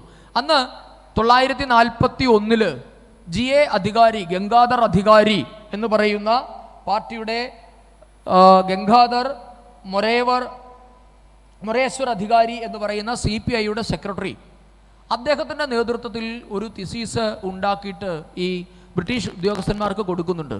ആ തിസീസിൽ പറയുന്നു, ഇന്ത്യ എന്നുള്ളത് ഒരു രാഷ്ട്രമേ അല്ല, ഇന്ത്യയിൽ 18 ഭാഷകൾ സംസാരിക്കുന്നുണ്ട്, അതുകൊണ്ട് ഇന്ത്യയെ 18 രാഷ്ട്രങ്ങളായി വിഭജിക്കണം. ഇത് ഔദ്യോഗിക ഡോക്യുമെൻ്റാണ്. ഇന്ത്യൻ കമ്മ്യൂണിസ്റ്റുകൾ, അതായത് നിങ്ങളൊന്ന് ആലോചിക്കുക, മുഹമ്മദ് അലി ജിന്നയൊക്കെ എത്രയോ പാവം അല്ലേ, മുഹമ്മദ് അലി ജിന്നയൊക്കെ എത്രയോ മതേതരവാദിയാണെന്ന് നാം പഠിക്കണം. സത്യം പറഞ്ഞാൽ അദ്ദേഹമൊക്കെ എത്ര കുറഞ്ഞ കുഴപ്പങ്ങളെ ഭാരതത്തിന് ചെയ്തിട്ടുള്ളൂ. ഒന്നുകിൽ ഒരു കഷണം മേടിച്ചുകൊണ്ട് അങ്ങ് പോവുകയാണല്ലോ ചെയ്തത്. പക്ഷേ കമ്മ്യൂണിസ്റ്റുകാർ പറഞ്ഞത് അങ്ങനെയല്ല, രണ്ടായിട്ടല്ല, ഇന്ത്യയെ 18ആയിട്ട് വിഭജിക്കണമെന്നാണ് ഇന്ത്യൻ കമ്മ്യൂണിസ്റ്റുകൾ ബ്രിട്ടീഷുകാരോട് ആവശ്യപ്പെട്ടത്. അന്നും ഇന്നും അവരുടെ ശബ്ദത്തിന് വലിയ ചെവി ആരും കൊടുക്കാത്തത് കൊണ്ട് ഭാരതം രക്ഷപ്പെട്ടു എന്ന് വേണമെങ്കിൽ പറയാം. അപ്പോൾ 18ആയിട്ട് ഇന്ത്യയെ വിഭജിക്കണമെന്ന് ആവശ്യപ്പെട്ടവരാണ് ഇന്ത്യൻ കമ്മ്യൂണിസ്റ്റുകൾ. ഇനി എന്തായിരുന്നു അധികാര കൈമാറ്റ സമയത്തെ കമ്മ്യൂണിസ്റ്റുകളുടെ നിലപാട്? ഈ 18ആയിട്ട് വിഭജിച്ചില്ല. അതിനുശേഷം കമ്മ്യൂണിസ്റ്റുകൾ എന്ത് പറഞ്ഞു വരുത്തി? ഇന്ത്യക്ക് സ്വാതന്ത്ര്യമേ കിട്ടിയിട്ടില്ല എന്നാണ് അവർ പറഞ്ഞത്. ആസാദി ജൂട്ടി ഹേ എന്നായിരുന്നു അന്നത്തെ കമ്മ്യൂണിസ്റ്റ് പാർട്ടിയുടെ മുദ്രാവാക്യം. കാരണം അവർ പറഞ്ഞത് എന്താണെന്നറിയുമോ? ഇത് ബൂർഷ്വാസികളായ ബ്രിട്ടൻ്റെ കയ്യിൽ നിന്നും ഇന്ത്യൻ ബൂർഷ്വയായ കോൺഗ്രസിലേക്ക് ഒരു അധികാര കൈമാറ്റമാണ് നടക്കുന്നത്, അല്ലാതെ സ്വാതന്ത്ര്യം നമുക്ക് കിട്ടിയിട്ടില്ല. ഇനി സ്വാതന്ത്ര്യം എവിടെയോ അകലെ കിടക്കുകയാണ്. ഇനി എങ്ങനെ സ്വാതന്ത്ര്യം മേടിക്കണം? അതിന് നാം വിപ്ലവം നടത്തണം, സായുധ സമരം നടത്തണം. അതിൻ്റെ ഭാഗമായിട്ടാണ് നമ്മൾ കേരളത്തിലെ ഏറ്റവും കുപ്രസിദ്ധമായ പുന്നപ്ര വയലാർ അടക്കമുള്ള സമരങ്ങൾ നടക്കുന്നത്. അവിടെയാണ് ഈ പുന്നപ്ര വയലാർ സമരത്തിൻ്റെ പ്രസക്തിയെ നാം ചോദ്യം ചെയ്യുന്നത്. കശ്മീരിലെ തേഭാഗ സമരം, 1/3 കൂലിക്ക് വേണ്ടിയുള്ള സമരം, തെലങ്കാന പ്രക്ഷോഭം, പുന്നപ്ര വയലാർ, കൊൽക്കത്തയിൽ നടന്നത്, ത്രിപുരയിൽ തുടങ്ങി ഇവരുടെ, മഹാരാഷ്ട്രയിൽ തുടങ്ങി ഇവരുടെ ശക്തി കേന്ദ്രങ്ങളിലെല്ലാം തന്നെ ഇവർ സായുധ സമരവുമായി രംഗത്ത് വന്നു. നമുക്കറിയാം, ഹൈദരാബാദിൽ നടന്ന തെലങ്കാന സമരത്തിൽ പിന്നീട് റസാക്കർമാരുമായി പോലും കമ്മ്യൂണിസ്റ്റുകൾ സഹകരിച്ച് പ്രവർത്തിച്ച ചരിത്രമൊക്കെ ഉണ്ട്. അതിലേക്ക് ഞാൻ പ്രവേശിക്കുന്നില്ല. പിന്നീട് ഒറ്റ സുപ്രഭാതത്തിൽ തെലങ്കാന സമരം ഫുൾ സ്റ്റോപ്പ് ഇട്ടതുപോലെ പാർട്ടി അവസാനിപ്പിക്കരുത്. എന്താണ് കാരണമെന്ന് ഇന്നും അജ്ഞാതമാണ്. എന്തിന് കമ്മ്യൂണിസ്റ്റ് പാർട്ടിയുടെ തെലങ്കാന മൂവ്മെന്റ് 5 വർഷം നീണ്ടു നിന്ന സമരമായിരുന്നു തെലങ്കാന പ്രക്ഷോഭം, വലിയ പ്രക്ഷോഭം. ഒരുപക്ഷെ ഇന്ത്യയിൽ ആദ്യമായി കമ്മ്യൂണിസ്റ്റുകൾ അധികാരത്തിൽ വരുമെന്ന് പ്രതീക്ഷിച്ചത് തെലങ്കാനയിലായിരുന്നു, അല്ലെങ്കിൽ അന്നത്തെ ആന്ധ്രാപ്രദേശത്തിലായിരുന്നു. വന്നത് കേരളത്തിലാണ് എന്ന് നമുക്കറിയാം. അപ്പോൾ പുന്നപ്ര വയലാർ അടക്കമുള്ള സായുധ സമരങ്ങളുടെ പിന്നിൽ ഇന്ത്യക്ക് സ്വാതന്ത്ര്യം കിട്ടിയിട്ടില്ല എന്ന പാർട്ടിയുടെ മുൻകൂട്ടിയുള്ള തീരുമാനത്തിൻ്റെ ഭാഗമായിട്ടാണ്. അതല്ലെങ്കിൽ മറ്റൊരു രീതിയിൽ പറഞ്ഞാൽ, ഇന്ത്യക്ക് സ്വാതന്ത്ര്യം കിട്ടുമ്പോൾ മെയിൻ സ്ട്രീമിൽ കമ്മ്യൂണിസ്റ്റുകൾ വേണം, ഞങ്ങളുടെ ഒരു എഫേർട്ട് ഈ സ്വാതന്ത്ര്യത്തിന് പിന്നിൽ ഉണ്ടായിരുന്നു എന്ന് പറയുന്നതിന് വേണ്ടി മാത്രമാണ് പുന്നപ്രയിലും തേഭാഗ സമരവും തെലങ്കാനയും ഒക്കെ പാർട്ടിക്കാർ നടത്തിയത്. പക്ഷെ അവരുടെ അന്നത്തെ നിലപാട് ഇന്ത്യയെ 18ആയിട്ട് വിഭജിക്കണമെന്നായിരുന്നു. ഇന്ത്യക്ക് സ്വാതന്ത്ര്യം കിട്ടിയിട്ടില്ല എന്ന് പറഞ്ഞു. പിന്നീടാണ് നമുക്ക് രണദിവേ തിസീസൊക്കെ ഉണ്ടാകുന്നത്. അങ്ങനെ ഒത്തിരി ചരിത്രങ്ങളുണ്ട്. അതായത് കേരളത്തിലെ ഒരു പ്രത്യേക സാഹചര്യം എടുക്കുകയാണെങ്കിൽ, EMSൻ്റെ നേതൃത്വത്തിൽ കേരളത്തിൽ ആദ്യത്തെ കമ്മ്യൂണിസ്റ്റ് സർക്കാർ ബാലറ്റിലൂടെ അധികാരമേറ്റു. അതിനുശേഷം വിമോചന സമരം ഉണ്ടാവുകയും ആ സർക്കാർ താഴെ ഇറങ്ങേണ്ടി വരികയും ഒക്കെ ചെയ്ത, നെഹ്റു ആ സർക്കാരിനെ പിരിച്ചുവിടുകയും ഒക്കെ ചെയ്ത ഒരു സാഹചര്യം ഉണ്ടായിട്ടുണ്ട്. അതിനുശേഷം ഇന്നോളം കേരളത്തിലെ കമ്മ്യൂണിസ്റ്റ് പാർട്ടി എന്ന് പറയുന്നത് ദേശീയതയെ പിന്നിൽ നിന്ന് കുത്തുന്ന, എപ്പോഴും പിന്നിൽ നിന്ന് കുത്തുന്ന ഒരു നിലപാടാണ് സ്വീകരിച്ചിട്ടുള്ളത്. ഈ കേരളത്തിലെ പരിപ്രേക്ഷ്യത്തിൽ കമ്മ്യൂണിസ്റ്റുകൾ ദേശീയതയോടും നമ്മുടെ രാഷ്ട്രത്തോടും എന്തൊക്കെയാണ് ചെയ്തതെന്ന് വിശദീകരിക്കാം. ഈ ഇന്ത്യയുടേത് മാത്രമല്ല, ക്ഷമിക്കണം, കേരളത്തിൻ്റേത് എന്ന് മാത്രമല്ല, ഇന്ത്യയിലെ മുഴുവൻ, നമ്മൾ ഇത്രയും നേരം പറഞ്ഞതുപോലെ ഇന്ത്യയിലെ എല്ലാ കാലത്തും കമ്മ്യൂണിസ്റ്റുകൾ, ഞാൻ പറഞ്ഞത് നാഷണാലിറ്റി എന്ന് പറയുന്ന സങ്കല്പമേ ഇല്ലാത്ത ഒരു വിഭാഗമാണ് എന്ന് നമുക്ക് മനസ്സിലായി. ഇത് പറഞ്ഞ കൂട്ടത്തിൽ ഇന്ന് ഒരു സംഭവം കൂടെ പറഞ്ഞിട്ട് ഞാൻ അതിലേക്ക് വരാം. ഈ പുന്നപ്ര വയലാർ സമരത്തെ പറ്റി പറഞ്ഞപ്പോൾ ഓർത്ത ഒരു കാര്യമാണ്. നമ്മളുടെ കേരളത്തിലെ ഇന്ന് അറിയപ്പെടുന്ന ഒരു ചരിത്രകാരൻ അല്ലെങ്കിൽ മുതിർന്ന മാധ്യമ പ്രവർത്തകനാണ് G. യദുകുലകുമാർ. അദ്ദേഹം ഇന്ന് തിരുവനന്തപുരത്ത് കവടിയാറിൽ ജീവിച്ചിരിക്കുന്ന ഒരാളാണ്. അദ്ദേഹമാണ് കേരളത്തിലെ അറിയപ്പെടാത്ത 2 വിപ്ലവകാരികളെ പറ്റി കേരളത്തിന് പറഞ്ഞു തന്നത് ജി യദുകുലകുമാർ എന്ന് പറയുന്ന മാധ്യമ പ്രവർത്തകനാണ്. ഞാൻ പറഞ്ഞത്, നമ്മൾ ഈ ചരിത്രങ്ങൾ തേടി പോകുമ്പോൾ ഇത്തരം ആൾക്കാരുണ്ട്. അവർക്കൊക്കെ കമ്മ്യൂണിസ്റ്റ് ചായ്വായിരിക്കാം, പക്ഷേ എങ്കിൽ പോലും കമ്മ്യൂണിസ്റ്റുകാരുടെ കാപട്യം തുറന്നു കാണിക്കുന്നതിൽ അവരും മുന്നിലാണ് എന്ന് പറയാൻ വേണ്ടി ഞാൻ പറയുകയാണ്. പുന്നപ്ര വയലാറിൻ്റെ ഡിക്റ്റേറ്ററായിരുന്ന കുന്തക്കാരൻ പത്രോസ് എന്ന് പറയുന്ന വ്യക്തിയെ മലയാളിക്ക് മുൻപാകെ അവതരിപ്പിച്ചത് ജി യദുകുലകുമാറാണ്. അതോടൊപ്പം തന്നെ അദ്ദേഹം അവതരിപ്പിച്ച മറ്റൊരു വിപ്ലവകാരിയാണ് KCS മണി. KCS മണിയെ പറ്റി നിങ്ങൾ കേട്ടിട്ടുണ്ടാകും. സർ CPA വെട്ടിയ ഒരു പ്രവർത്തകനായിരുന്നു KCS മണി. മണിക്ക് പിന്നീട് എന്ത് സംഭവിച്ചു എന്നുള്ളതൊക്കെ ചരിത്രമാണ്. കുന്തക്കാരൻ പത്രോസിന് സംഭവിച്ചതിനെക്കാട്ടിൽ ഗതികെട്ട അവസ്ഥയിലാണ് KCS മണി കേരളത്തിൻ്റെ നാട്ടിൽ ജീവിച്ച് മരിച്ചത്. പോയിക്കോട്ടെ. പക്ഷേ ആ പറച്ചിലിൽ ഇന്ന് ഞാൻ അദ്ദേഹവുമായി സംസാരിക്കുകയുണ്ടായി ഞാൻ ഇങ്ങോട്ട് വരുന്നതിന് മുൻപ്. അതിനകത്ത് കൗതുകകരമായി തോന്നിയ, ഒരുപക്ഷെ നിങ്ങൾക്ക് ഭാവിയിൽ ഇവിടെ ഇരിക്കുന്ന ഏതെങ്കിലുമൊക്കെ ആൾക്കാർ ഒരു ഗവേഷണം നടത്തേണ്ട ഒരു വിഷയത്തെ പറ്റിയാണ് ഞാൻ പറയുന്നത്. ഈ പുന്നപ്ര വയലാറിന് വേണ്ടിയിട്ട് ആയുധങ്ങൾ സമാഹരിക്കാൻ കമ്മ്യൂണിസ്റ്റ് പാർട്ടി തീരുമാനിച്ചു. കാര്യം അന്ന് ആയുധങ്ങളില്ല, നമുക്കറിയാം. അപ്പോൾ ഈ നമ്മളുടെ യദുകുലകുമാർ അദ്ദേഹത്തിൻ്റെ, ഇതാണ് ആ പുസ്തകം, CPA വെട്ടിയ മണിയും സ്വാതന്ത്ര്യം എന്ന് പറഞ്ഞ് ജി യദുകുലകുമാറിൻ്റെ പുസ്തകമുണ്ട്. ഈ പുസ്തകത്തിൽ അദ്ദേഹം പറയുന്നു, ആയുധങ്ങൾ കൊണ്ടുവരുന്നതിന് വേണ്ടി ഇന്ത്യൻ സോഷ്യലിസ്റ്റ് പാർട്ടിയുടെ അഖിലേന്ത്യാ നേതാവായിരുന്ന മാധവ മേനോൻ്റെ പുത്രനും താമ്പരം ക്രിസ്ത്യൻ കോളേജ് വിദ്യാർത്ഥിയുമായിരുന്ന ബാലൻ മേനോൻ എന്ന ബാലൻ, അടുത്ത പേര് നിങ്ങൾ ശ്രദ്ധിക്കണം, കാഴ്ചയിലും ഭയങ്കരനായിരുന്ന ഹിന്ദു മഹാസഭക്കാരനായിരുന്ന ഭയങ്കരാചാരി. ഈ പേര് എല്ലാവരും ഒന്ന് മനസ്സിൽ വെക്കേണ്ട ഒരു പേരാണ്, ഭയങ്കരാചാരി. ഭയങ്കരാചാര്യരുടെ മുഴുവൻ പേര് പ്രതിവാദി ഭയങ്കര വെങ്കടാചാരി എന്നാണ് അദ്ദേഹത്തിൻ്റെ പേര്. ആന്ധ്രാപ്രദേശ് സ്വദേശിയാണ്. പക്ഷേ യദുകുലകുമാർ പറയുന്നു, അദ്ദേഹം നേരിട്ട് കണ്ട ഡോക്യുമെൻറ്റിനെ പറ്റിയാണ് അദ്ദേഹം എന്നോട് പറഞ്ഞത്. പുന്നപ്ര KS ജോസഫ് എന്ന് പറയുന്ന പഴയ ഒരു ചരിത്രകാരനുണ്ടായിരുന്നു. അദ്ദേഹത്തിൻ്റെ വീട്ടിൽ നിന്നും അദ്ദേഹം നേരിട്ട് കണ്ട ഡോക്യുമെൻറ്റിനെ പറ്റി പറയുകയാണ്. ഈ ഭയങ്കരാചാരി ഹിന്ദു മഹാസഭയുടെ പ്രവർത്തകനായിരുന്നു എന്നാണ് യദുകുലകുമാർ രേഖപ്പെടുത്തിയിട്ടുള്ളത്.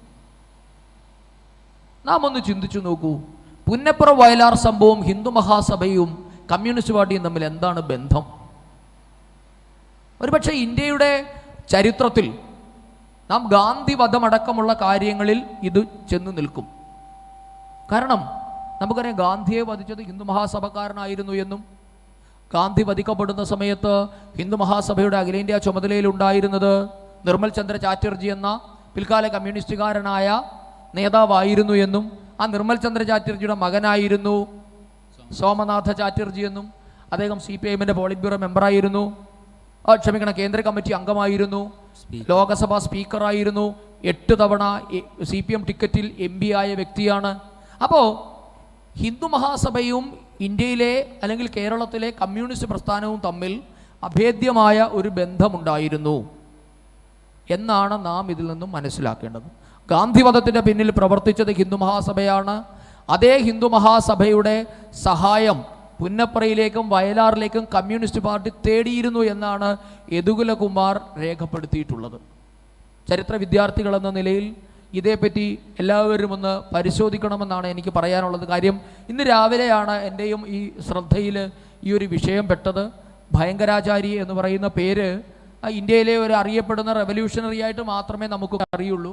അദ്ദേഹം ആദ്യ കാലഘട്ടത്തിൽ ഞാൻ മനസ്സിലാക്കുന്നത്, ഞാൻ ഇന്നലെ വൈകുന്നേരം മുതൽ ഇതിൻ്റെ ഒരു പിന്നാമ്പുറത്ത് നോക്കിയ സമയത്ത് അനുശീലൻ സമിതി എന്ന് പറയുന്ന പഴയ വിപ്ലവ പ്രസ്ഥാനവുമായി ഭയങ്കരാചാരിക്ക് ബന്ധമുണ്ടായിരുന്നു.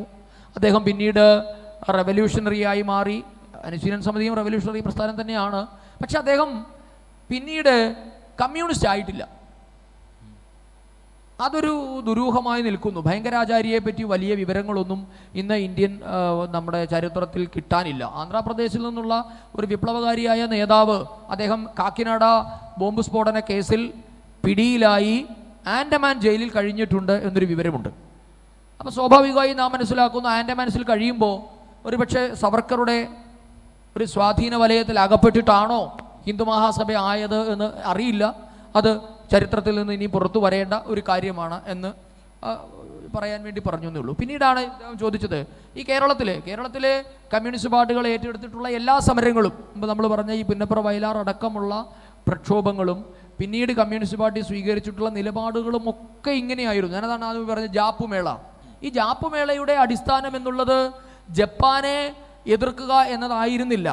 ആ ജപ്പാനെ എതിർക്കുന്നതിൻ്റെ പേരിൽ സുഭാഷ് ചന്ദ്രബോസ് എന്ന് പറയുന്ന എക്കാലത്തെയും ഇന്ത്യൻ വിപ്ലവത്തിൻ്റെ അല്ലെങ്കിൽ ഇന്ത്യൻ ദേശീയ സ്വാതന്ത്ര്യ സമരത്തിൻ്റെ ഒരു ഐക്കണായിരുന്നു സുഭാഷ് ചന്ദ്രബോസ്. നമുക്കറിയാം, ഗാന്ധി മുൻപോട്ടേക്ക് വെച്ച സ്ഥാനാർത്ഥിയെ തോൽപ്പിച്ച് AICCയുടെ അധ്യക്ഷനായ ആളാണ് സുഭാഷ് ചന്ദ്രബോസ്. ബോസിന് ഇന്ത്യയിലുണ്ടായിരുന്ന സ്റ്റേച്ചർ എന്തായിരുന്നു എന്ന് നമുക്ക് ഊഹിക്കാൻ പോലും പറ്റാത്ത രീതിയിലുള്ള ഔന്നത്യമുള്ള നേതാവായിരുന്നു സുഭാഷ് ബോസ്. ആ സുഭാഷ് ചന്ദ്രബോസിനെ ഇകഴ്ത്തുന്നതിന് വേണ്ടിയായിരുന്നു കമ്മ്യൂണിസ്റ്റ് പാർട്ടി എക്കാലവും ശ്രമിച്ചത്. അതുകൊണ്ടാണ് പറഞ്ഞത്, ഞങ്ങളുടെ നേതാവല്ലി ചെറ്റ ജപ്പാൻകാരുടെ കാലുനക്കി, ടോജോയുടെ ബോസ് എന്ന കഴുതപ്പുറത്തിരുന്ന് ടോജോ സഞ്ചരിക്കുന്ന കാർട്ടൂണുകൾ, അക്കാലത്തെ പീപ്പിൾസ് വാറിൻ്റെ എല്ലാ എഡീഷനിലും സുഭാഷ് ചന്ദ്രബോസിനെ അവഹേളിച്ചുകൊണ്ടുള്ള കാർട്ടൂണുകളായിരുന്നു അതിൻ്റെ ഏറ്റവും വലിയ പ്രത്യേകത. സുഭാഷ് ബോസിനെതിരെയായിരുന്നു ലേഖനങ്ങൾ. ഏറ്റവും അവസാനം നമ്മൾ ഈ പറഞ്ഞ എല്ലാ വിഷയങ്ങളിലും റിപ്പൻറ്റ് ചെയ്തതുപോലെ സുഭാഷ് ചന്ദ്രബോസിൻ്റെ ജന്മശതാബ്ദി വർഷത്തിന് ശേഷമാണ് ബുദ്ധദേവ് ഭട്ടാചാര്യ സുഭാഷ് ചന്ദ്രബോസ് വലിയ വിപ്ലവകാരിയായിരുന്നു എന്നൊരു സർട്ടിഫിക്കറ്റ് കൊടുക്കാൻ തയ്യാറായത്. അപ്പോൾ ഇങ്ങനെ ഇത് സുഭാഷ് ബോസിനോട് മാത്രമായിരുന്നില്ല.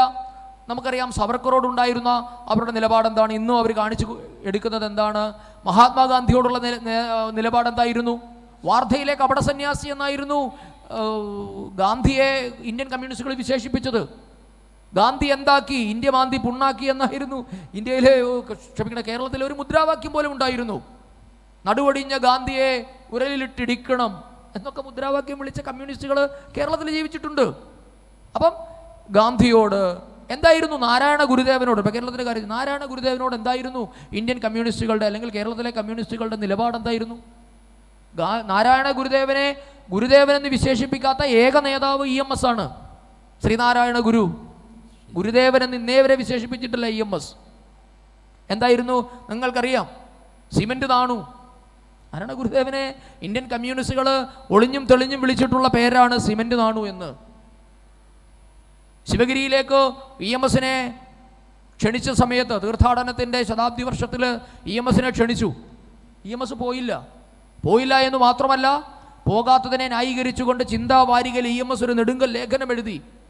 ആ ലേഖനത്തിൽ EMS വ്യക്തമായി പറയുന്നു, എന്നെ പോലെയുള്ള ആൾക്കാർ ശിവഗിരിയിൽ ചെന്നാൽ ശ്രീനാരായണൻ്റെ ദർശനങ്ങൾക്ക് ഇന്നും പ്രാമുഖ്യമുണ്ട്, ഇന്നും പ്രാധാന്യമുണ്ട് എന്ന് സമ്മതിക്കേണ്ടി വരും.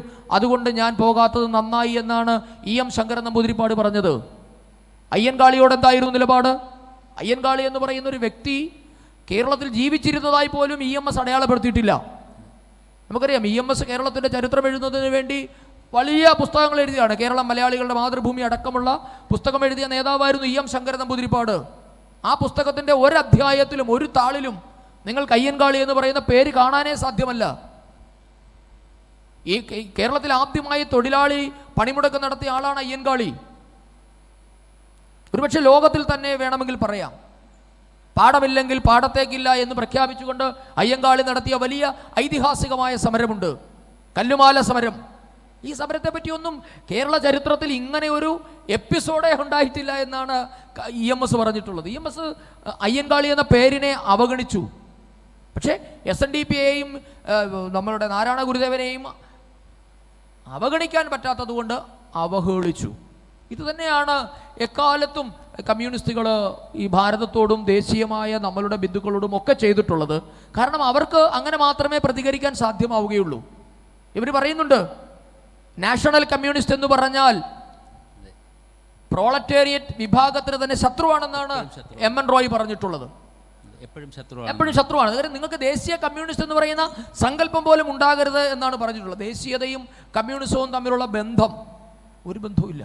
കടലും കടലാളിയും പോലെയുള്ള ബന്ധമേ ഉള്ളൂ. നിങ്ങൾക്കറിയുമോ, കമ്മ്യൂണിസ്റ്റ് പാർട്ടികൾ രൂപം കൊള്ളുന്നതിന് മുമ്പ് പിളർന്ന പ്രസ്ഥാനമാണ്. നമ്മളൊക്കെ പറയുന്നത് 1964 ഇന്ത്യൻ കമ്മ്യൂണിസ്റ്റ് പാർട്ടി പിളർന്നതെന്നാണ്. അല്ല, ഇന്ത്യൻ കമ്മ്യൂണിസ്റ്റ് പാർട്ടി ഇന്ത്യയിൽ രൂപം കൊണ്ട്, ഞാൻ പറഞ്ഞു 1920 ആദ്യ പോളിറ്റ് ബ്യൂറോ അവിടെ ചേർന്നതിന് ശേഷം ഇന്ത്യയിൽ ഒരു സംഘടനാ രൂപമുണ്ടാക്കാൻ ഇവർ ശ്രമിക്കുന്ന ഒരു എപ്പിസോഡുണ്ട്. ആ എപ്പിസോഡിൽ സത്യഭക്ത എന്ന് പറയുന്ന ആളാണ് ഇന്ത്യയിൽ ആദ്യമായി കമ്മ്യൂണിസ്റ്റുകളെ വിളിച്ചു കൂട്ടുന്നത്. കമ്മ്യൂണിസ്റ്റ് ചിന്താഗതി ഉള്ളവരൊക്കെ ഇഷ്ടംപോലെ ഉണ്ടായിരുന്നു. പക്ഷേ എം.എൻ. സത്യഭക്തയാണ് കാൺപൂരിൽ വെച്ച് ഇന്ത്യയിലെ കമ്മ്യൂണിസ്റ്റുകളെയൊക്കെ ഒന്ന് വിളിച്ചു കൂട്ടാൻ ശ്രമിച്ചു. കേട്ടാൽ വളരെ കൗതുകകരമാണ്. അന്ന് അതിനകത്ത് എം.എൻ. റോയ് ഒന്നും പങ്കെടുത്തിട്ടില്ല, പക്ഷേ ഡാംഗെ അടക്കമുള്ളവർ പങ്കെടുക്കുന്നുണ്ട്.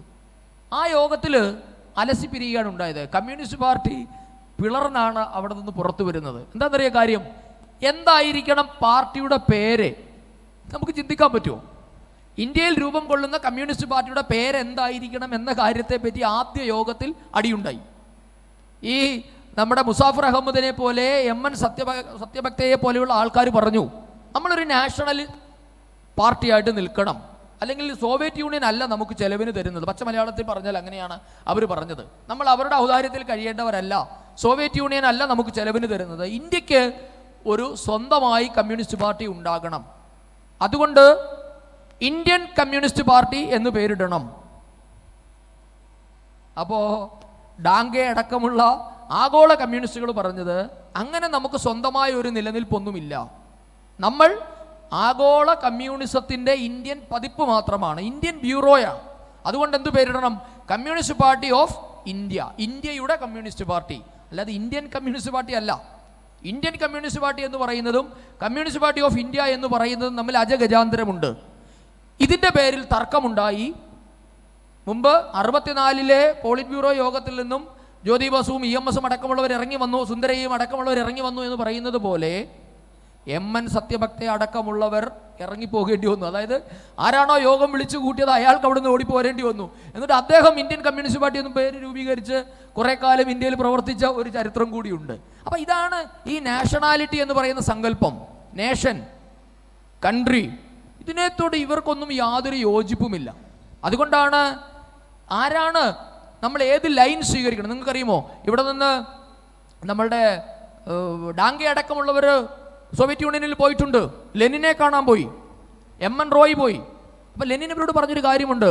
ലെനിൻ കമ്മ്യൂണിസ്റ്റ് ആണെങ്കിലും ലെനിൻ പറഞ്ഞു, നിങ്ങൾ ഇന്ത്യൻ സാഹചര്യത്തിനനുസരിച്ച് പ്രവർത്തിക്കുകയാണ് വേണ്ടത്. സമ്മതിച്ചില്ല. എം.എൻ. റോയ് പറഞ്ഞു പറ്റില്ല. എം.എൻ. റോയ് എന്ന് പറഞ്ഞാൽ വലിയ ലെനിൻ അടക്കമുള്ള ആൾക്കാരുടെ സമശീർഷനായിരുന്നു, ബൗദ്ധിക നിലവാരത്തിൽ വലിയ എന്താ പറയുന്നത് പവർഫുൾ പേഴ്സണാലിറ്റി ആയിരുന്നു എം.എൻ. റോയ്. ആ എം.എൻ. റോയ് സമ്മതിച്ചില്ല. അതുകൊണ്ടാണ് ദേശീയത എന്ന് പറയുന്ന സങ്കല്പത്തിന് അവർ പുറംതിരിഞ്ഞു നിന്നു. ഇന്ത്യയുടെ കമ്മ്യൂണിസ്റ്റ് പാർട്ടിയുടെ ലൈൻ എന്തായിരിക്കണം? എന്തിനാണ് കമ്മ്യൂണിസ്റ്റ് പാർട്ടി ഇന്ത്യയിൽ പിളർന്നത്? ചൈനീസ് ലൈൻ വേണോ, സോവിയറ്റ് ലൈൻ വേണോ? ഇതേ ഉള്ളൂ, സിമ്പിൾ. ഒറ്റ ചോദ്യമേ ഉള്ളൂ. നമ്മളെ ഏത് പാർട്ടിയുടെ ലൈൻ സ്വീകരിക്കണം? അതിനകത്ത് ഒത്തിരി ഘടകങ്ങൾ വരുന്നുണ്ട്.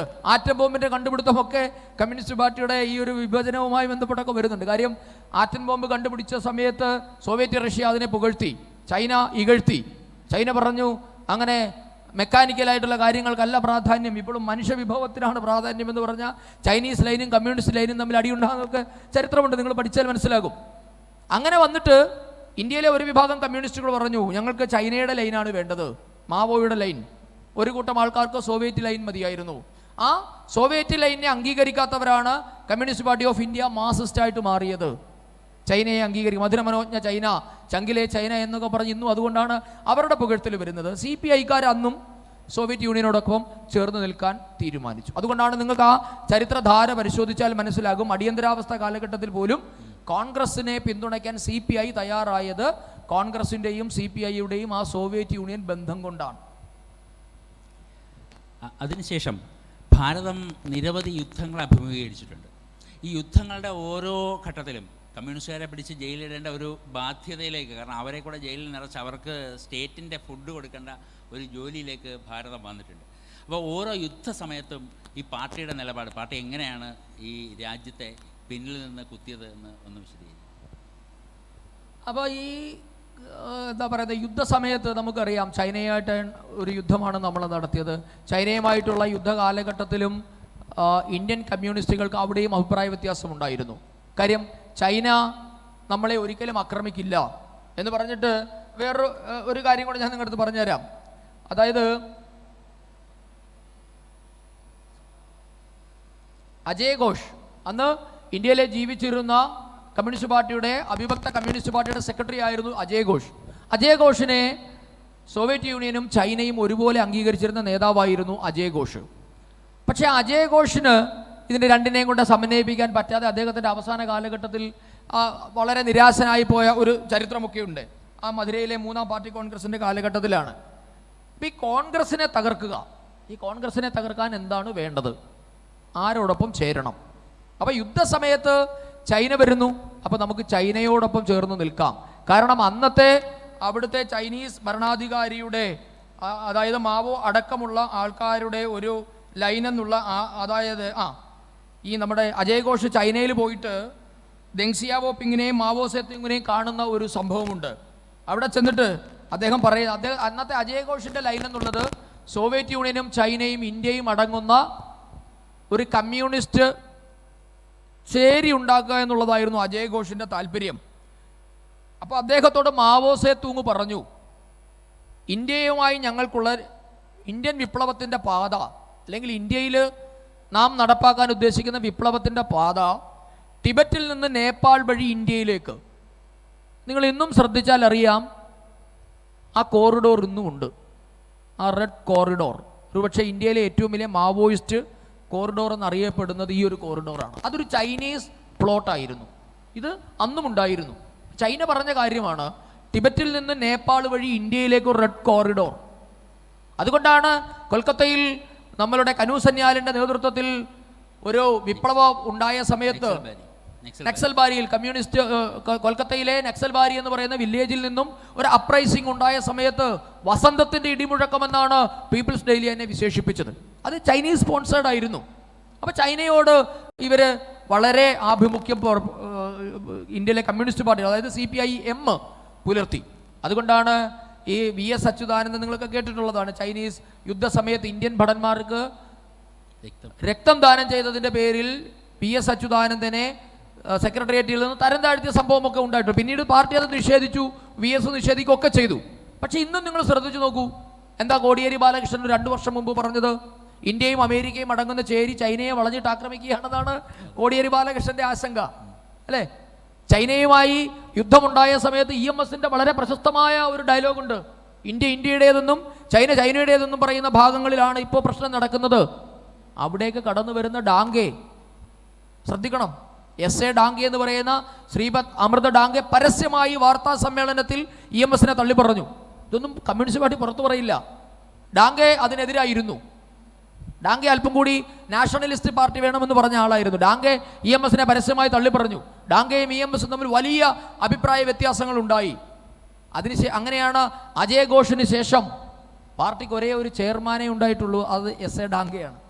EM ശങ്കരൻ നമ്പൂതിരിപ്പാട് പാർട്ടി സെക്രട്ടറിയും ഡാങ്കെ ചെയർമാനുമായി ഒരു ഭരണ സംവിധാനം ഉണ്ടായത് അതുകൊണ്ടാണ്.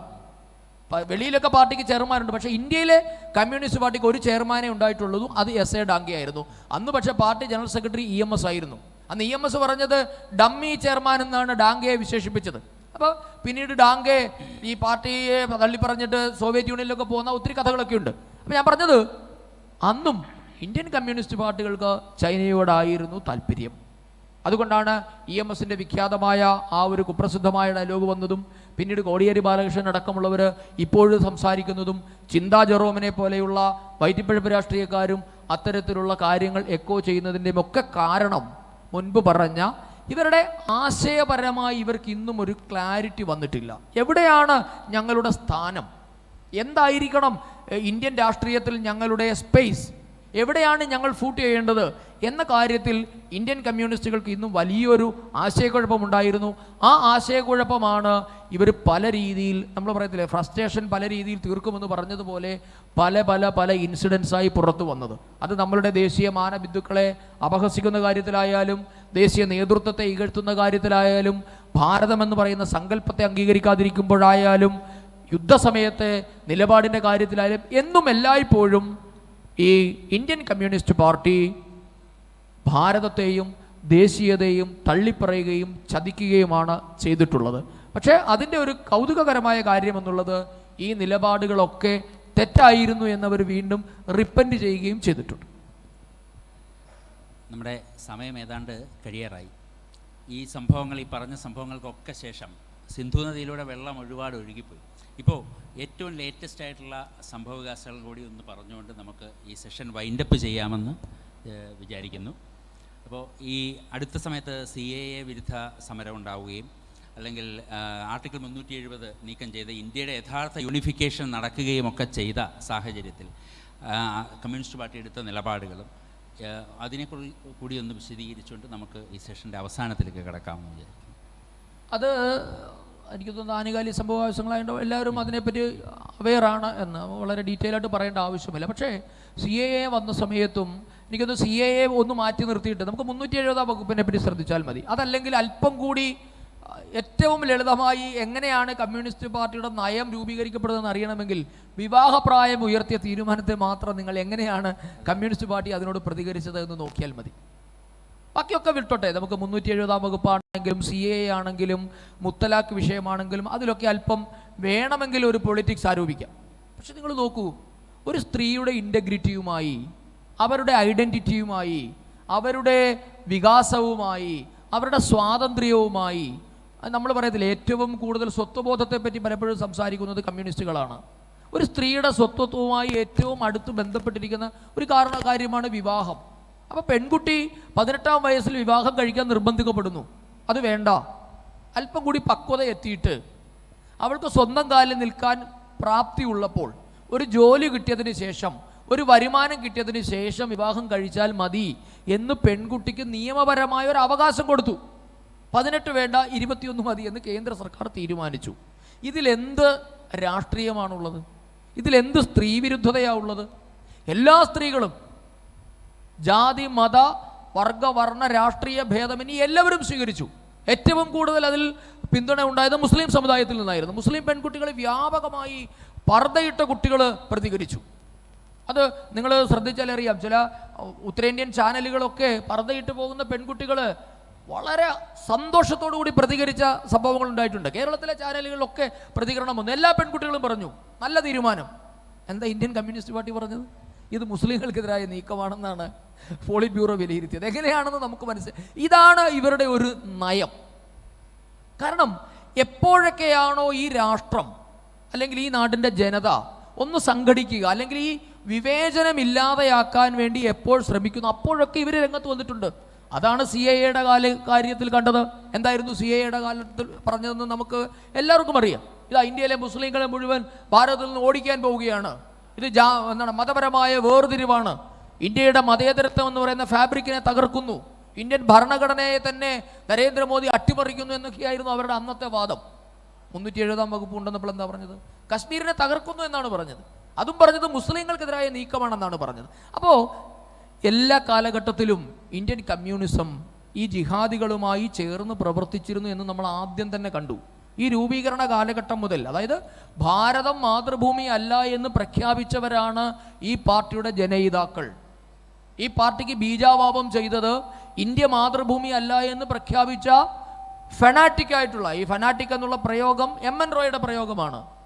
പാർട്ടി സ്ഥാപകനായ MN റോയ് പറയുന്നു, ഫെനാറ്റിക് ആയിട്ടുള്ള ചെറുപ്പക്കാരാണ് ഇന്ത്യൻ കമ്മ്യൂണിസ്റ്റ് പാർട്ടി രൂപീകരിക്കാൻ മുൻപോട്ടേക്ക് വന്നത് എന്ന്. അപ്പോൾ 10 ഗുണം 10 ഗുണം, അതിനപ്പുറത്തേക്ക് നമുക്കൊന്നും പറയാനില്ല. വളരെ നന്ദി സന്ദീപ് ജി. ഈ സെഷൻ നമ്മളോടൊപ്പം ഇത്ര വിശദമായിട്ട്. അപ്പോൾ അടുത്തത് ചോദ്യോത്തര വേളയാണ്. സന്ദീപ് ജിയുടെ അടുത്ത് ചോദ്യങ്ങൾ ചോദിക്കാനുണ്ടെങ്കിൽ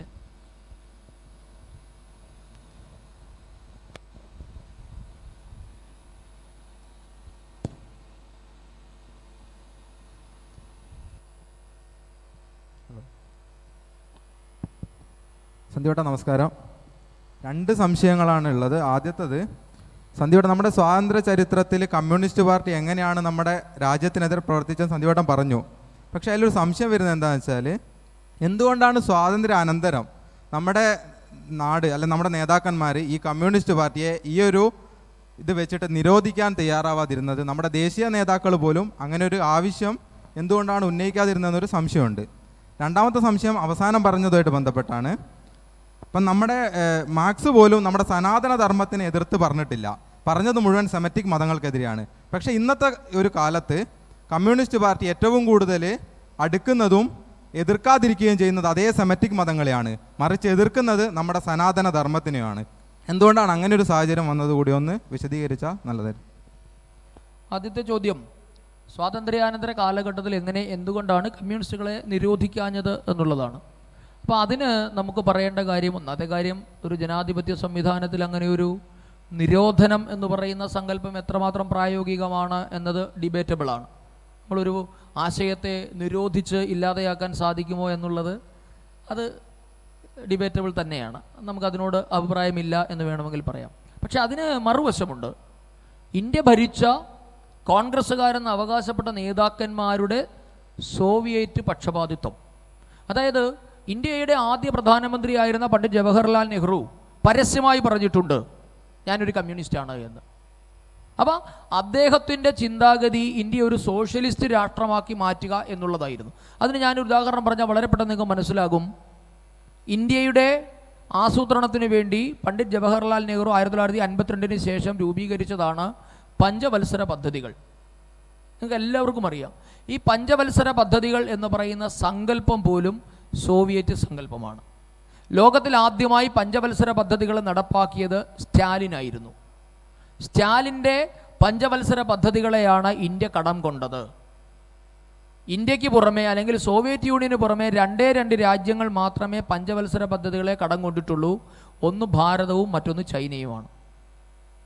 അതാണ് നരേന്ദ്രമോദി 2016 വന്ന് 14 ശേഷം 2016 ആയപ്പോൾ പഞ്ചവത്സര പദ്ധതികൾ അവസാനിപ്പിച്ചു. 13ാം പഞ്ചവത്സര പദ്ധതിയുടെ ടെന്യൂവർ തീർന്നതോടുകൂടി നമ്മളതിനെ ഫിനിഷ് ചെയ്തത് അതുകൊണ്ടാണ്. ശരിക്കും ഞാൻ പറയും, നരേന്ദ്രമോദി സർക്കാർ കൈക്കൊണ്ടിട്ടുള്ള ഏറ്റവും വിപ്ലവകരമായ തീരുമാനങ്ങളിലൊന്നായിരുന്നു പഞ്ചവത്സര പദ്ധതികൾ നിർത്തലാക്കിയത്. അതൊരു സൈലൻറ്റ് റെവല്യൂഷനായിരുന്നു. എനിക്ക് തോന്നുന്നു ഒരു കമ്മ്യൂണിസ്റ്റുകൾക്ക് അതിൻ്റെ അപകടം ഇതുവരെ മനസ്സിലാകാത്തത് കൊണ്ടായിരിക്കും അവർ വലുതായിട്ടൊന്നും അതിനകത്ത് അവരുടെ വലിയ ഒരു കൈകാലിട്ടടിക്കൽ നമ്മൾ കണ്ടില്ല. അന്നും അവർ പ്രതിഷേധവുമായി രംഗത്ത് വന്നിരുന്നു. പക്ഷേ ഈ പഞ്ചവത്സര പദ്ധതികൾ എന്നുള്ളത് ഒരിക്കലും ഒരു രാജ്യത്തിന് ചേരാത്ത പദ്ധതികളായിരുന്നു. കാരണം എന്താ, ഓരോ 5 വർഷവും ഈ അടുത്ത 5 വർഷം ഫോക്കസ് ചെയ്യേണ്ട ഏരിയ, ഒന്നാം പഞ്ചവത്സര പദ്ധതി കൃഷിക്കായിരുന്നു പ്രാധാന്യം കൊടുത്തത്. എനിക്ക് തോന്നുന്നു ഏകദേശം 1300 1700 എനിക്ക് ഓർമ്മയില്ല എത്രയോ തുക മാറ്റിവെച്ചു. പഞ്ചവത്സര പദ്ധതിക്ക് വേണ്ടി മാറ്റിവെച്ചു. 5 വർഷം അതിനുവേണ്ടി പണം ചെലവഴിച്ചു. പിന്നെ പറയുന്നു കൃഷിയല്ല, വ്യവസായമാണ് ഭാരതത്തിന് വേണ്ടത്. അടുത്ത 5 വർഷം വ്യവസായത്തിന് വേണ്ടി പോയി. അങ്ങനെ ഈ പഞ്ചവത്സര പദ്ധതികൾ അടക്കമുള്ള കാര്യങ്ങളിൽ ഇന്ത്യ മാതൃകയാക്കിയത് സോവിയറ്റ് യൂണിയനെ ആയിരുന്നു. ചേരിചേരാ നയമായാലും ഇന്ത്യൻ ഭരണഘടനയിൽ മുമ്പ് പറഞ്ഞ സോഷ്യലിസം എന്നത് എഴുതി ചേർത്തതായാലും മതേതരത്വം എഴുതി ചേർത്തതായാലും ഒക്കെ ഈ ഒരു സോവിയറ്റ് കമ്മ്യൂണിസ്റ്റ് പിന്മുറയുടെ ഭാഗമായിട്ടാണ്. ഇന്ദിരയും അതുതന്നെയാണ് തുടർന്നത്. അതുകൊണ്ടാണ് പിന്നീട് എന്താ പറയുന്നത്, ദേശസാൽക്കരണം അടക്കമുള്ള കാര്യങ്ങൾ, അതോടൊപ്പം തന്നെ നമ്മളുടെ സ്വകാര്യവൽക്കരണത്തെ എതിർത്ത് സ്റ്റേറ്റിൻ്റെ ജോലി എന്താണ്, സ്റ്റേറ്റ് ബിസിനസ് റൺ ചെയ്യലാണോ സ്റ്റേറ്റിൻ്റെ ജോലി എന്നൊക്കെ ഉള്ളതൊരു വലിയ പോയിൻ്റാണ്. അപ്പം എന്തായാലും അതുകൊണ്ടാണ് അതിന്. പിന്നെ രണ്ടാമത്തെ കാര്യം, എന്തുകൊണ്ടാണ് ഇവരിപ്പോഴും നമ്മളെ എതിർക്കുന്നത് എന്ന് ചോദിച്ചാൽ ഞാൻ മുമ്പ് പറഞ്ഞത് തന്നെയാണ്. ദേശം, ദേശീയത, നാഷണാലിറ്റി, ഈ ഐഡൻറ്റിറ്റിയെ അവർ ഒരിക്കലും വർഗത്തെയാണ് അവർ അഡ്രസ്സ് ചെയ്യുന്നത്. നിങ്ങൾക്ക് അവർ എന്ത് വിഷയം വന്നാലും വർഗം, പ്രോളറ്റേറിയൻ തിയറിയാണ് അവർ അവതരിപ്പിക്കുക. തൊഴിലാളി വർഗവുമായിട്ട് താതാത്മ്യം പ്രാപിക്കുക. അവിടെ നിങ്ങൾക്ക് മറ്റ് എക്സിസ്റ്റൻസ് ഒന്നുമില്ല. അതുകൊണ്ടാണ് MN റോയ് പറഞ്ഞത് a national communist is an enemy of proletarian എന്നാണ് പറഞ്ഞത്. അപ്പോൾ തൊഴിലാളി വർഗത്തിൻ്റെ ശത്രുവാണ് നാഷണൽ കമ്മ്യൂണിസ്റ്റ്. അപ്പം നാഷണൽ കമ്മ്യൂണിസ്റ്റ് എന്ന് പറയുന്ന സങ്കല്പം പോലുമില്ല. കാരണം എന്താ, ഞങ്ങൾ താതാത്മ്യം പ്രാപിക്കുന്നത് ആഗോള തൊഴിലാളി വർഗവുമായിട്ടാണ്. അതിനിടയിൽ നിങ്ങൾക്ക് മറ്റ് ക്ലാസ്സുകളില്ല എന്നാണ് വെയ്പ്പ്. ഇപ്പോൾ ഒത്തിരി ക്ലാസ്സുകൾ വന്നിട്ടുണ്ട്. ഒരു കാര്യം കൂടെ പറയാം. നമ്മുടെ വിഷ്ണുനാരായണൻ നമ്പൂതിരി സാർ പറഞ്ഞ ഒരു വാചകമുണ്ട്. അതായത് ഈ നമ്മളുടെ കമ്മ്യൂണിസ്റ്റ് മാനിഫെസ്റ്റോ തയ്യാറാക്കുന്നതിന് മുൻപ് ഈ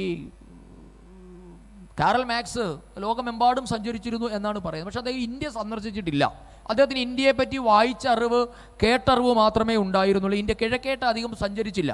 അപ്പോൾ ലോകം മുഴുവൻ പോയിട്ട് നമ്മളുടെ കാറൽ മാക്സ് പറഞ്ഞു, there are 2 type of people in the world, haves and have nots, ഉള്ളവനും ഇല്ലാത്തവനും. ഇങ്ങനെ മാത്രം ക്ലാസ്സിനെ കമ്മ്യൂണിസ്റ്റ് പാർട്ടിക്ക് കാണാൻ പറ്റുള്ളൂ, അല്ലെങ്കിൽ കാറൽ മാക്സിന് കാണാൻ പറ്റിയിട്ടു. ഉള്ളവനെന്നും ഇല്ലാത്തവനുമെന്നും ആ വേർതിരിവിൻ്റെ അടിസ്ഥാനത്തിലാണ് കമ്മ്യൂണിസം ഉണ്ടായിട്ടുള്ളത്. പക്ഷേ ഇന്ത്യയിൽ വന്നിരുന്നു എങ്കിൽ, നമ്മൾ പറയത്തില്ലേ, ഒരു ഹൈപ്പത്തിക്കറ്റിക്കലായിട്ടുള്ള ഒരു എങ്കിലാണത്. ഇന്ത്യയിൽ വന്നിരുന്നു എങ്കിൽ കമ്മ്യൂണിസം ഇങ്ങനെ ആകുമായിരുന്നോ എന്നൊരു ചോദ്യത്തിന് ലോകത്തിൽ എല്ലാ കാലത്തും അല്ലെങ്കിൽ ഭാരതത്തിൻ്റെ ചരിത്രത്തിൽ എക്കാലത്തും പ്രസക്തമായൊരു ചോദ്യമായിരുന്നു അത്. കാറൽ മാർക്സ് ഇന്ത്യയിൽ വന്നിരുന്നെങ്കിൽ കമ്മ്യൂണിസം ഇങ്ങനെ ആകുമായിരുന്നോ പറയുന്നു. ഇന്ത്യയിൽ വന്നിരുന്നെങ്കിൽ മാർക്സ് മൂന്നാമതൊരു വിഭാഗത്തെ കണ്ടിരുന്നേനെയും പരിചയപ്പെട്ടേനെയും. ഉള്ളവനും ഇല്ലാത്തവനും മാത്രമല്ല, ഉണ്ടായിട്ട് വേണ്ടാത്തവൻ എന്ന വിഭാഗം ഭാരതത്തിലേ ഉണ്ടായിരുന്നുള്ളൂ. നിങ്ങളുടെ ദേശീയ നേതാക്കന്മാരെയൊക്കെ എടുത്താൽ അറിയാം, അവരൊക്കെ ഉണ്ടായിട്ട് വേണ്ടാത്തവരായിരുന്നു. അപ്പോൾ ഉണ്ടായിട്ട് വേണ്ടാത്തവൻ എന്ന വിഭാഗം ഭാരതത്തിലേ ഉള്ളൂ. ആ വിഭാഗത്തെ അഡ്രസ്സ് ചെയ്യാൻ കമ്മ്യൂണിസ്റ്റ് പാർട്ടിക്ക് കഴിയാത്തതാണ് അവർക്ക് വേരുറപ്പിക്കാൻ കഴിയാത്തതിൻ്റെ കാരണം.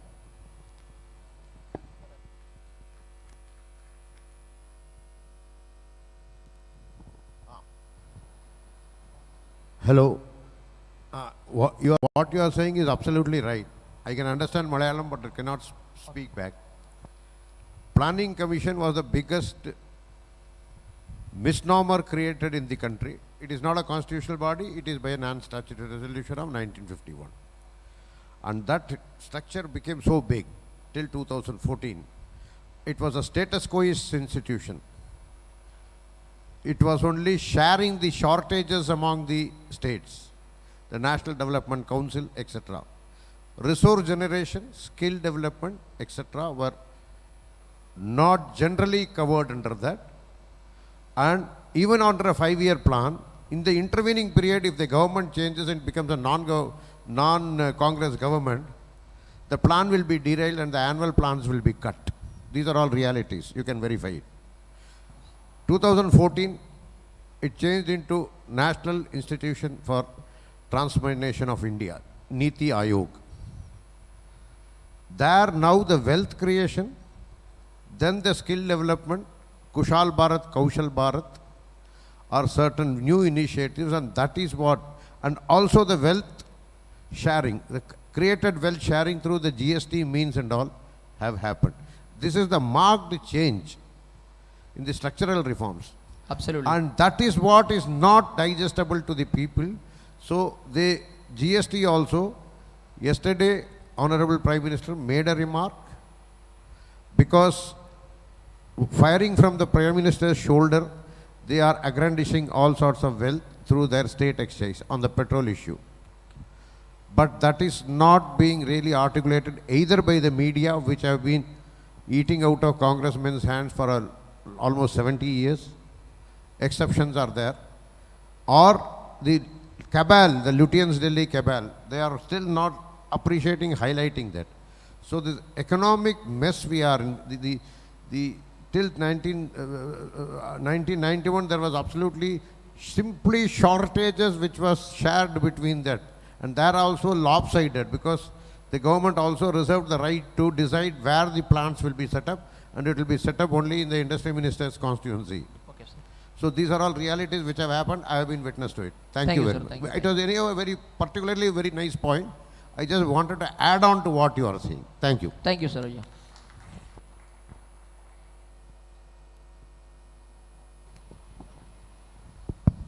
ഒരു ചെറിയ ചോദ്യം. ഈ കമ്മ്യൂണിസ്റ്റ് പാർട്ടിയെ നെഹ്റു നിരോധിക്കാഞ്ഞത് നേതാജി സുഭാഷ് ചന്ദ്രബോസ് റഷ്യൻ തടവറയിൽ ഉണ്ടായിരുന്നത് കൊണ്ടാണ് എന്ന് പറയുന്നുണ്ടല്ലോ.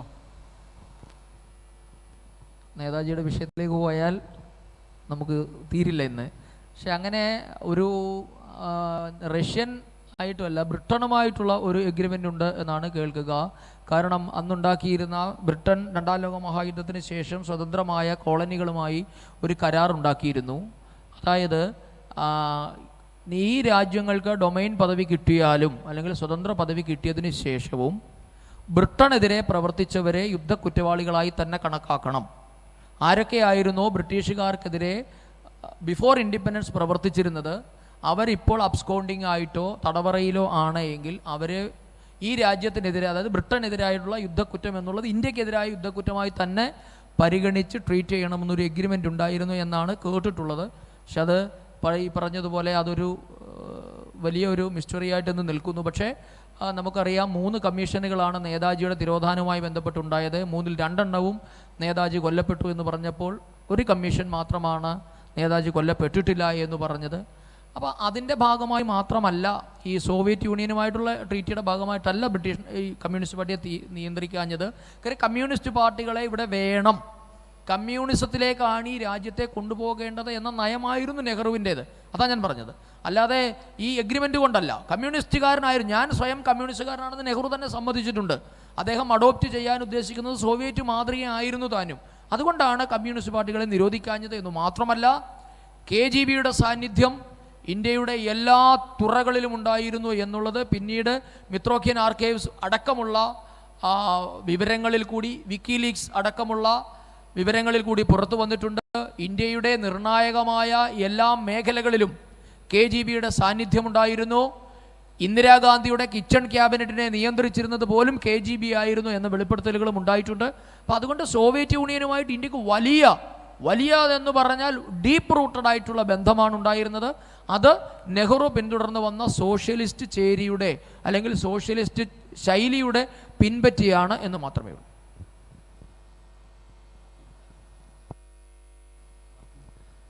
നമസ്കാരം സന്ദീപ് ഏട്ടാ.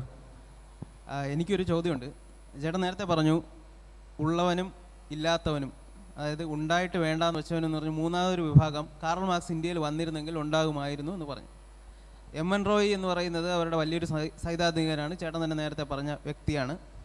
അപ്പോൾ MN റോയ് ആരുടെ ശിഷ്യനായിരുന്നു എന്നുള്ള ചേട്ടനറിയാം, നമ്മൾ ആ വിഷയത്തിലേക്ക് പോകുന്നില്ല. ഇന്ത്യയിൽ ജീവിച്ച് ബാഘാജതിൻ എന്ന് പറയുന്ന ഒരു സന്യാസ ദീക്ഷ തന്നെ എടുത്തിരുന്ന ഒരു വ്യക്തിയുടെ ശിഷ്യനായിരുന്ന MN റോയ് എന്തുകൊണ്ടാണ് ഈ ഒരു വിഭാഗത്തെ ഇന്ത്യയിൽ സൃഷ്ടിക്കാത്തത്? അല്ല, അതാ പറഞ്ഞത്, അവർ അന്നത്തെ കാലത്തെ അവരുടെ ഇപ്പോൾ MN റോയുടെ കാര്യമാണെങ്കിൽ MN റോയ് മരിക്കുന്നത് കമ്മ്യൂണിസ്റ്റുകാരനായിട്ടല്ല, അതറിയാമല്ലോ. ഈ അതിനകത്ത് ഏറ്റവും കൗതുകകരമായ വസ്തുത, ഈ ആദ്യത്തെ പോളിറ്റ് ബ്യൂറോ മെമ്പർമാരായ 7 പേരും പിന്നീട് ആ കമ്മ്യൂണിസ്റ്റുകാരായിരുന്നില്ല. അഭിനയ് മുഖർജിയെ ദ ഗ്രേറ്റ് പർജിൻ്റെ കാലഘട്ടത്തിൽ സ്റ്റാലിൻ വെടിവെച്ച് കൊല്ലുകയായിരുന്നു അഭിനയ് മുഖർജിയെ. അപ്പോൾ MN റോയ് ഭാരതത്തിൽ തിരിച്ചു വന്ന് ഈ പറഞ്ഞതുപോലെയുള്ള വലിയ മാറ്റങ്ങളൊക്കെ സംഭവിച്ചു, സ്വന്തമായി പാർട്ടി ഉണ്ടാക്കി, അവസാനം കമ്മ്യൂണിസ്റ്റുകാരനല്ലാതെയാണ് മരിച്ചത്. അപ്പോൾ പക്ഷേ പാർട്ടി ലൈൻ അതാണ്. ഈ കമ്മ്യൂണിസ്റ്റ് പാർട്ടിയുടെ ഏറ്റവും വലിയ പ്രത്യേകത എന്നുള്ളത് എന്താണെന്ന് പറഞ്ഞാൽ കീഴ്പ്പെട്ട് പ്രവർത്തിക്കുക. അത് വലിയൊരു പാർട്ടി തത്വമാണ്. നമ്മൾ പലപ്പോഴും ഇവർ പറയുന്നില്ല, പാർട്ടി തത്വം എന്താ? കീഴ്ഘടകം മേൽഘടകത്തിന് കീഴ്പ്പെട്ട് പ്രവർത്തിക്കണം.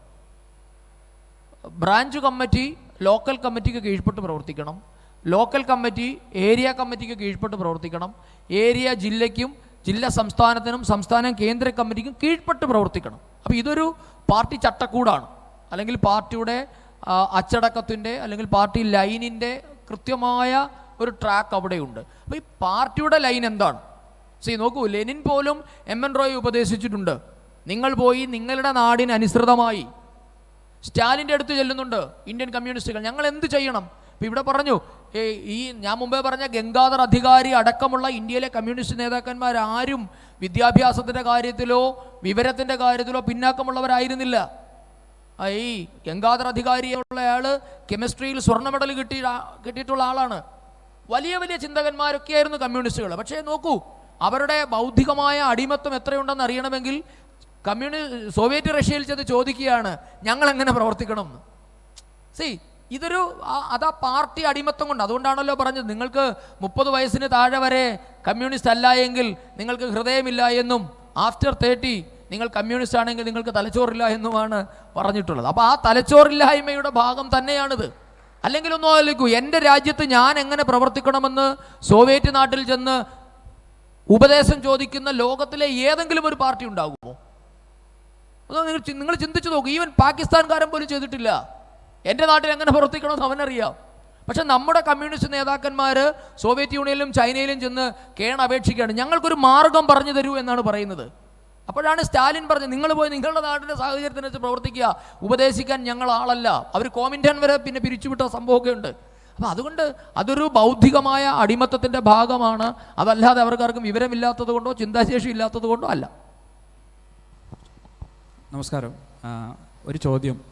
MN റോയിയെക്കുറിച്ച് താങ്കൾ പറഞ്ഞുകൊണ്ടാണ്. MN റോയി ഇപ്പോൾ അംഗീകരിക്കുന്നില്ല ഇന്ത്യയിലെയും കേരളത്തിലെയും കമ്മ്യൂണിസ്റ്റുകളെന്ന് നമുക്കറിയാം. കാര്യം നമുക്കറിയാം, ലെനിനെ തന്നെ തിരുത്തിയൊരു സപ്ലിമെൻ്ററി തീസിസ് MN റോയി അവതരിപ്പിക്കുകയും അപ്പോൾ ഇന്ത്യൻ മാർക്സിസത്തിൻ്റെ സ്ഥാപകനായി നിൽക്കുകയും ചെയ്ത ആളാണ് MN റോയി.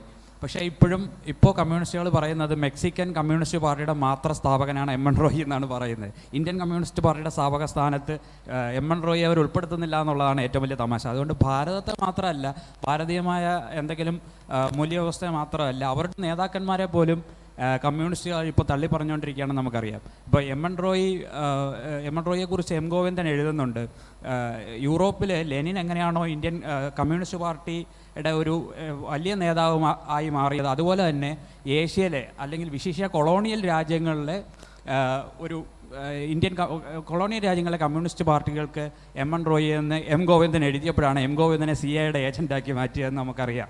അതുപോലെ വയലാറിൻ്റെ കേസ് താങ്കൾ പറഞ്ഞു, ചൈനീസ് അനുകൂലമായ നിലപാട്. ഇപ്പം മധുര മനോജ്ഞ ചൈന എന്ന് എഴുതിയപ്പോഴാണ്, അതിനെ വിമർശിച്ചപ്പോഴാണ് പിന്നെ വയലാർ ഇവർക്ക് ഒരു സിനിമാ പാട്ട് എഴുത്തുകാരനായിട്ട് മാറിയതെന്ന് നമുക്കറിയാം. അപ്പോൾ അതുകൊണ്ട് ഈ അവരുടെ നേതാക്കന്മാരെ തന്നെ അവർ തള്ളിപ്പറഞ്ഞുകൊണ്ടിരിക്കുകയാണ്. എം എൻ റോയിയെ സംബന്ധിച്ച് പറയുമ്പോൾ അതാണ് പ്രധാനപ്പെട്ട ഒരു കാര്യം എന്ന് എനിക്ക് തോന്നുന്നത്. ഒരു ചോദ്യം വരികയാണെങ്കിൽ, ഇപ്പോൾ കുറച്ച് നാൾ മുമ്പ്, അതായത് നമ്മൾ ലോകം വലിയ സാമ്പത്തിക പ്രതിസന്ധിയിലേക്ക് പോകുന്നൊരു കാലഘട്ടത്തിൽ വീണ്ടും ഒരു ചർച്ചയിലേക്ക് വന്നൊരു ഒരു സാധനം ഞാൻ ഒന്ന് ചൂണ്ടിക്കാണിക്കുകയാണ്. അതായത് മാർക്സ് തിരിച്ചു വരുന്നു. ഒരു പൊളിറ്റിക്കൽ രാഷ്ട്രീയ സമ്പദ്ശാസ്ത്ര വ്യവസ്ഥ എന്ന രീതിയിൽ മാർക്സ് തിരിച്ചു വരുന്നു എന്ന് പറഞ്ഞുകൊണ്ട് ലോകത്തെല്ലായിടത്തും വലിയ ചർച്ചകൾ, അല്ലെങ്കിൽ ഇപ്പോൾ അക്കാഡമികളിലൊക്കെ വലിയ ചർച്ചകൾ നടന്നു. അതായത് ഞാൻ പറയുന്നത് കമ്മ്യൂണിസം എന്നുള്ള രീതിയിലല്ല, അതിപ്പോൾ ഇല്ലാതെ നമുക്കറിയാം. രാഷ്ട്രീയ സമ്പദ്ശാസ്ത്രം എന്ന നിലയിൽ ഇപ്പം അക്കാഡമിക്സ് ആയാലും അല്ലെങ്കിൽ എക്കണോമിക് സർക്കിളുകളിലായാലും മാർക്സ് തിരിച്ചു വരുന്നു എന്ന് പറഞ്ഞുകൊണ്ട് നടക്കുന്ന ഒരു ചർച്ച താങ്കളും ശ്രദ്ധിച്ചു കാണും. ഇതിൽ എന്താണ് താങ്കൾക്ക് കമൻറ്റ് ചെയ്യാനുള്ളത്? പറയാം. അതിന് മുമ്പ് നിങ്ങൾ പറഞ്ഞ ഒരു കാര്യത്തിനോട് പറയാം. ഈ പി ഗോവിന്ദപിള്ളയെ പാർട്ടി ഒരിക്കൽ ശാസിച്ചു. എന്തിനാണെന്നറിയാമല്ലോ? ടിയാനൻമെൻ സ്ക്വയറിലെ കാട്ടാളത്വത്തിനെതിരെ പ്രതികരിച്ചതിനാണ് പി ഗോവിന്ദപിള്ളയെ ശാസിച്ച് തരം താഴ്ത്തുകയൊക്കെ ചെയ്തത്. പോയിക്കോട്ടെ. അപ്പോൾ താങ്കൾ ചോദിച്ചത് മാർക്സിസം തിരിച്ചു വരുമോ എന്ന് ചോദിച്ചാൽ, എങ്ങനെയാണ് മാർക്സ് സിദ്ധാന്തം ആവിഷ്കരിച്ചിരുന്നത് എന്ന് കൂടി മനസ്സിലാക്കണം. സമയമില്ല, വളരെ പെട്ടെന്ന് ഞാൻ പറയാം. മാർക്സ് പറയുന്നു പ്രാകൃത കമ്മ്യൂണിസത്തിൽ നിന്നും അടിമ ഉടമ വ്യവസ്ഥയിലേക്ക് പോകും എന്നാണ് പറയുന്നത്. അടിമ ഉടമ വ്യവസ്ഥ നാടുവാഴിത്തത്തിൽ നിന്നും മുതലാളിത്തത്തിൽ നിന്നും സോഷ്യലിസം, ശാസ്ത്രീയ സോഷ്യലിസം, അതും കഴിഞ്ഞാണ് കമ്മ്യൂണിസം വരിക എന്നാണ് പറഞ്ഞിട്ടുള്ളത്. ഇതാണ് മാർക്സിൻ്റെ തിയറി. അവിടെ മാർക്സിന് ആദ്യഘട്ടത്തിൽ തന്നെ പരാജയപ്പെട്ടു. സാമ്രാജ്യത്വം എന്ന് പറയുന്ന സങ്കല്പത്തെ അഡ്രസ്സ് ചെയ്യാൻ മാർക്സിന് പറ്റിയിട്ടില്ല. സാമ്രാജ്യത്വത്തെ അഡ്രസ്സ് ചെയ്തത് ലെനിനാണ്. ഈ തിയറി പരിശോധിക്കുമ്പോൾ പറയാം, ലെനിനാണ് സാമ്രാജ്യത്വം ഒരു റിയാലിറ്റിയാണ് എന്ന് പറഞ്ഞു വെച്ചത്. അപ്പം മാർക്സിൻ്റെ കാലഘട്ടത്തിൽ തന്നെ കമ്മ്യൂണിസം പരാജയപ്പെട്ടു. കാരണം മാർക്സ് ജർമ്മൻകാരനായിരുന്നെങ്കിലും അദ്ദേഹത്തിൻ്റെ കർമ്മമേഖല ലണ്ടനായിരുന്നു, അല്ലെങ്കിൽ ഇംഗ്ലണ്ടായിരുന്നു. ലോകത്തിലെ അന്ന് ഏറ്റവും വലിയ മുതലാളിത്ത രാജ്യമായിരുന്നു ലണ്ടൻ, അല്ലേ? മാർക്സിൻ്റെ തിയറി ശരിയാണ് എങ്കിൽ മുതലാളിത്തത്തിൽ നിന്നാണ് എന്തുണ്ടാകേണ്ടത്? സോഷ്യലിസം ഉണ്ടാകേണ്ടത്. അതല്ല എങ്കിൽ മറ്റൊരു രീതിയിൽ പറഞ്ഞാൽ മുതലാളിത്തത്തിൻ്റെ ബൈ പ്രോഡക്റ്റാണ് സോഷ്യലിസം. മുതലാളിത്തമാണ് തൊഴിലാളികൾക്ക് ജന്മം നൽകുന്നത്, അല്ലേ? മുതലാളിത്തം ഗർഭം ധരിക്കുന്നതാണ് തൊഴിലാളികളെ. ആ തൊഴിലാളികൾ ചേർന്ന് സംഘടിച്ച് വിപ്ലവം ഉണ്ടാക്കിയാണ് ഇതുണ്ടാകേണ്ടത്. അപ്പം മുതലാളിത്തത്തിൻ്റെ ബൈ പ്രൊഡക്റ്റായിട്ടാണ് സോഷ്യലിസം ഉണ്ടാകേണ്ടത്. പക്ഷേ ഏറ്റവും കൂടുതൽ മുതലാളിത്തം കൊടികുത്തവാണ് ഇംഗ്ലണ്ടിൽ കമ്മ്യൂണിസം അധികാരത്തിൽ വന്നില്ല. ശ്രദ്ധിച്ചോ? ഇംഗ്ലണ്ടിലല്ല കമ്മ്യൂണിസം ലോകത്തിൽ ആദ്യമായി അധികാരത്തിൽ വന്നത്. നാടുവാഴിത്തത്തിൽ നിന്നാണ് സർ ചക്രവർത്തിമാരുടെ കാലത്ത് റഷ്യയിലാണ് അധികാരത്തിൽ വന്നത്. അപ്പോൾ മാർക്സിൻ്റെ തിയറി തെറ്റാണെന്ന് അന്നേ തെളിയിക്കപ്പെട്ടതാണ്. ഒരിക്കലും മാർക്സ് പറയുന്ന രീതിയിലല്ല ലോകക്രമം പുരോഗമിക്കുന്നത് എന്നതിൻ്റെ ഏറ്റവും വലിയ ഉദാഹരണം. അല്ലെങ്കിൽ ഏറ്റവും വലിയ മുതലാളിത്ത രാജ്യമായ ഇംഗ്ലണ്ടിലായിരുന്നു കമ്മ്യൂണിസം അധികാരത്തിൽ വരേണ്ടിയിരുന്നത്. പക്ഷെ വന്നത് നാടുവാഴിത്ത രാജ്യമായ റഷ്യയിലാണ്. അപ്പോൾ കമ്മ്യൂണിസം എന്നുള്ളത് ശാസ്ത്രീയമായി പരാജയപ്പെട്ടതാണ്, അന്ന് തന്നെ സാമ്പത്തികമായും പരാജയപ്പെട്ടതാണ്. കാരണം ലോകത്തിലെ ഏകദേശം 100ഓളം രാജ്യങ്ങളിൽ, ചെറുതും വലുതുമായ 100ഓളം രാജ്യങ്ങളിൽ കമ്മ്യൂണിസം ഉണ്ടായിരുന്നു. എവിടെയാ വിജയിച്ച ഒരു കമ്മ്യൂണിസ്റ്റ് മോഡൽ പറയാമോ വിജയിച്ച സാമ്പത്തികമായി? ഒരു സാമ്പത്തിക മോഡൽ ഇപ്പം നമ്മൾ കമ്മ്യൂണിസ്റ്റുകാർ പറയുമ്പോൾ തിരിച്ചൊറ്റ ചോദ്യമേ ഉള്ളൂ, വിജയിച്ച ഒരു മോഡൽ കാണിച്ചു തരിക. ഒരു രാജ്യത്തും കമ്മ്യൂണിസം വിജയിച്ചിട്ടില്ല.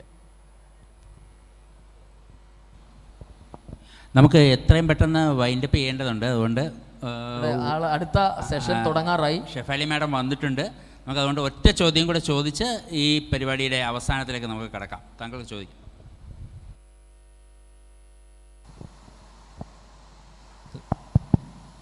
സാർ ഇപ്പോൾ പറഞ്ഞല്ലോ, അതുപോലെ തന്നെ കമ്മ്യൂണിസം ഉള്ള രാജ്യങ്ങൾ എന്തുകൊണ്ടാണ് ദരിദ്രത്തിലേക്ക് പോകുന്നത്, അല്ലെങ്കിൽ ദാരിദ്ര്യമുള്ള രാജ്യങ്ങളിലാണോ communism പച്ചപിടിക്കുന്നത്?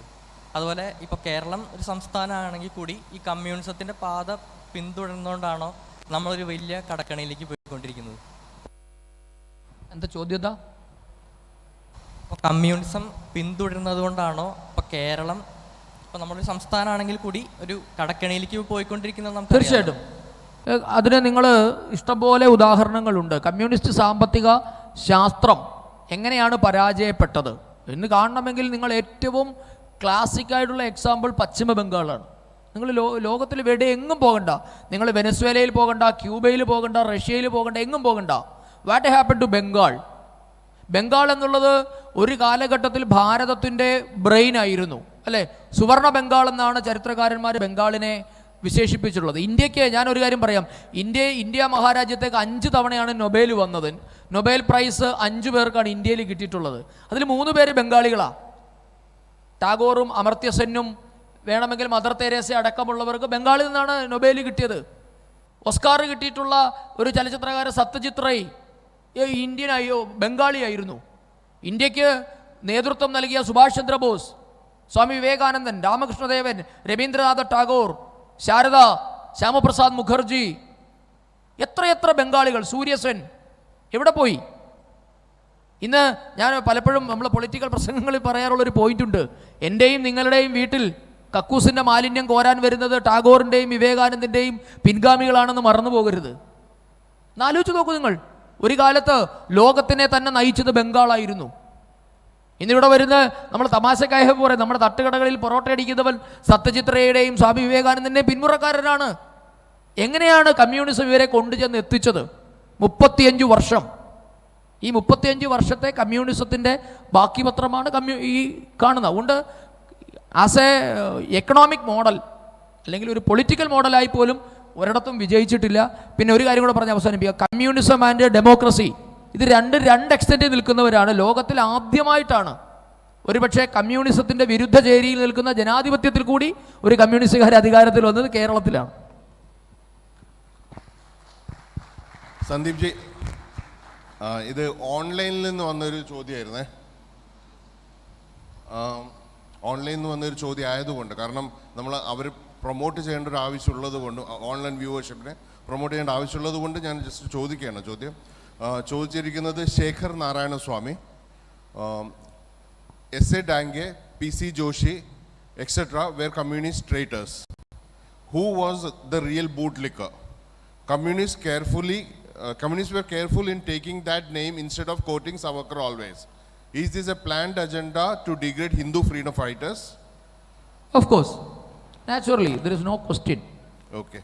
And also the second question is KG. As a matter of that, we have already discussed in the first part of the discussion. And I mean the S.A. Dange, then the communication between Reginald Maxwell and PC Joshi. Okay. It's evident there. Okay. And the question is again on the KGB. Sonia Gandhi's father was from communist. So KGB was in regular touch with her also. All these things lead to the hiding of the mystery death of Subhash Chandra Bose? Do you have any suggestion on that? Subhash ചന്ദ്രബോസിൻ്റെ മരണവുമായി ബന്ധപ്പെട്ട് ഞാൻ പറഞ്ഞില്ല, അത് നമുക്ക് actually ഇവിടെ സംസാരിക്കാനുള്ള സമയമില്ലാത്തത് കൊണ്ട് മാത്രം അത് റിസർവ് ചെയ്യുന്നു. We have answer, but later we will discuss it. വളരെ നന്ദി സന്ദീപ് ജി. വളരെ നല്ല രീതിയിൽ, മികച്ച രീതിയിൽ കമ്മ്യൂണിസം എങ്ങനെയാണ് ഭാരതീയതയെ പിന്നിൽ നിന്ന് കുത്തിയത് എന്ന് നമ്മോട് പറഞ്ഞ് നമ്മെ മനസ്സിലാക്കിയ സന്ദീപ് വാചസ്പതി ജിക്ക് എല്ലാ നന്ദിയും, അദ്ദേഹത്തിൻ്റെ തുടർന്നുള്ള പ്രവർത്തനങ്ങളിൽ എല്ലാ ഭാവങ്ങളും ആശംസിച്ചുകൊണ്ട് നിർത്തുന്നു. നന്ദി, നമസ്കാരം. അടുത്ത വേദിയിലേക്ക് പ്രവേശിക്കാം.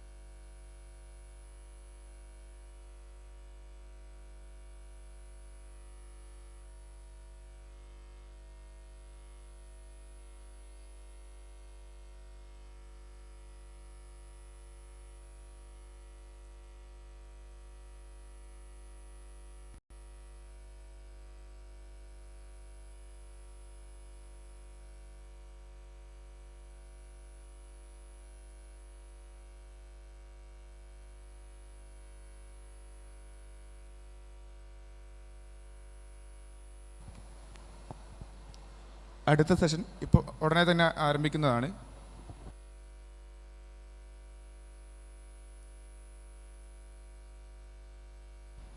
Hello, 1, 2, 3. Check.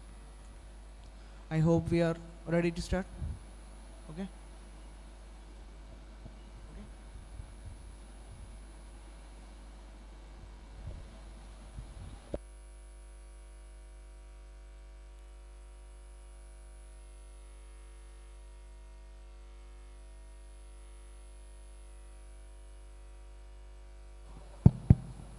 ഓഡിറ്റോറിയത്തിന് പുറത്തുപോയ ആൾക്കാരൊക്കെ ഒന്ന് അകത്തേക്ക് വരണമെന്ന് അഭ്യർത്ഥിക്കുന്നു. ഇത് പുതിയ സെഷൻ തുടങ്ങാൻ പോവുകയാണ്. സോ എല്ലാവരും അകത്തേക്ക് വരാൻ അഭ്യർത്ഥിക്കുന്നു. Hello. Okay. 1, 2, 3. Check. Okay. Hindu മഹാസമ്മേളനത്തിൻ്റെ ഭാഗമായി നടത്തുന്ന യൂത്ത് കോൺക്ലേവിൻ്റെ രണ്ടാമത്തെ സെഷനിലേക്ക് നമ്മൾ കടക്കുകയാണ്. സോ ഇന്നത്തെ ഈ സെഷൻ്റെ ടോപ്പിക് എന്ന് പറയുന്നത് operatives of internal threads in India. ആഭ്യന്തരമായി നമുക്കുണ്ടാകുന്ന ഭീഷണികൾ ഒരുപക്ഷെ വളരെ റെലവൻ്റ് ആയിട്ടുള്ള വിഷയമാണ്. So for the convenience we'll be switching to English. So a heartily welcome to each one of you to the second session of Youth Conclave conducted as a part of Hindu Mahasammelanam here in Trivandrum. So today the topic for the session is, I believe this is one of the most important topic to be discussed, to be talked and to be known. So the topic for today is operatives of internal threats in India, and we have one of the most distinguished guests with us today. We have writer, columnist, independent writer. We have Shifali ma'am with us, ma'am. With a huge round of applause, ladies and gentlemen, let me welcome Shifali Vaidya here to Trivandrum. Ma'am, it's a pleasure having you here as a part of Youth Conclave here in Trivandrum. It's a pleasure having you. So, as a small introductory part, how do you feel being here on this occasion here for the Youth Conclave here in Trivandrum? Namaskaram ellavarkum. I am very grateful that I am in Sri Padmanabha Kshetram. I also come from Goa, which is also Parshurama Kshetram. So in that sense, it is very much a homecoming actually. And I've been to Kerala before, but not here. And I'm especially happy that there is this youth Hindu conclave that's being organized here. And I cannot think of a better location than at Lord Padmanabha's lotus feet. So I'm very, very happy to be here. Yes, and without much delay, ma'am, I'm straightly heading into questions. Sure. Ma'am, the topic for today's session, operatives of internal threats in India. So, when we discuss about internal threats that this country has faced, I don't believe we have to stick on to a period after 1947. This country has always faced threats, like be it the cultural invasion, whatsoever we have faced before 1947, we have always resisted protecting the motherland from cultural invasion, be it the British, Dutch, French, anyone. We have always resisted. So, as an introductory portion, how do you define the history of internal threats that this country has faced? There are a lot of people who will tell you, the left, their favorite narrative is that India was not a country before the British came in. It was just a landmass. Yesterday Nankumarji talked about it, that there was no such thing called Bharatavarsha. So it's the British who gave us that tag of a country, is what they are saying. That the British gave us roads, the British gave us railways, British gave us a lot of nice things. They don't talk about British gave us Jallianwala Bagh massacre. They don't talk about British giving us Bengal famine. They don't talk about British sucking us dry. But their narrative is India was not a country to begin with. But that is not true. India has been Bharatvarsha for thousands of years, and the political power may have been different, as in there were always many kingdoms in this big cultural landmass, but the place was always united and culturally we were always together. That is why if you go to Odisha today and if you see the caves of Udaygiri, you find an epigraph of an emperor called Kharavela. This is more than 2000 years ago. And in that, he talks about the king having gone on a pilgrimage to the word used there is Bharatavassa, Meaning he went from east to west, north to south on a pilgrimage to Bharata Varsha. So that tells you that even 2000 years ago, this complete landmass was known as Bharata Varsha. And culturally, religiously, we were always united. When Adi Shankara, who started from Kaladi, and when the great Acharya, one of the greatest thinkers that our dharma has produced, we think that he is the reincarnation of Lord Shiva himself. When he started off uniting India, he went all the way from the tip of Kerala to Kedarnath. And he went from Kashmir to Kanyakumari. He went from the east to west, north to south. And why he could go there? And in those days, you know, today you can just hop on a flight and find the cheapest fare possible and go to Kashmir in one day. But it was not possible in that time, more than 1,200, 1,300, 1,400 years ago. But even then, people did pilgrimages. They went from the tip to toe of India. That is because they viewed India from Himalayas to the sea as one contiguous cultural identity. So we were always one. Now you come to your next question. Who were our enemies? So our first enemies were actually external.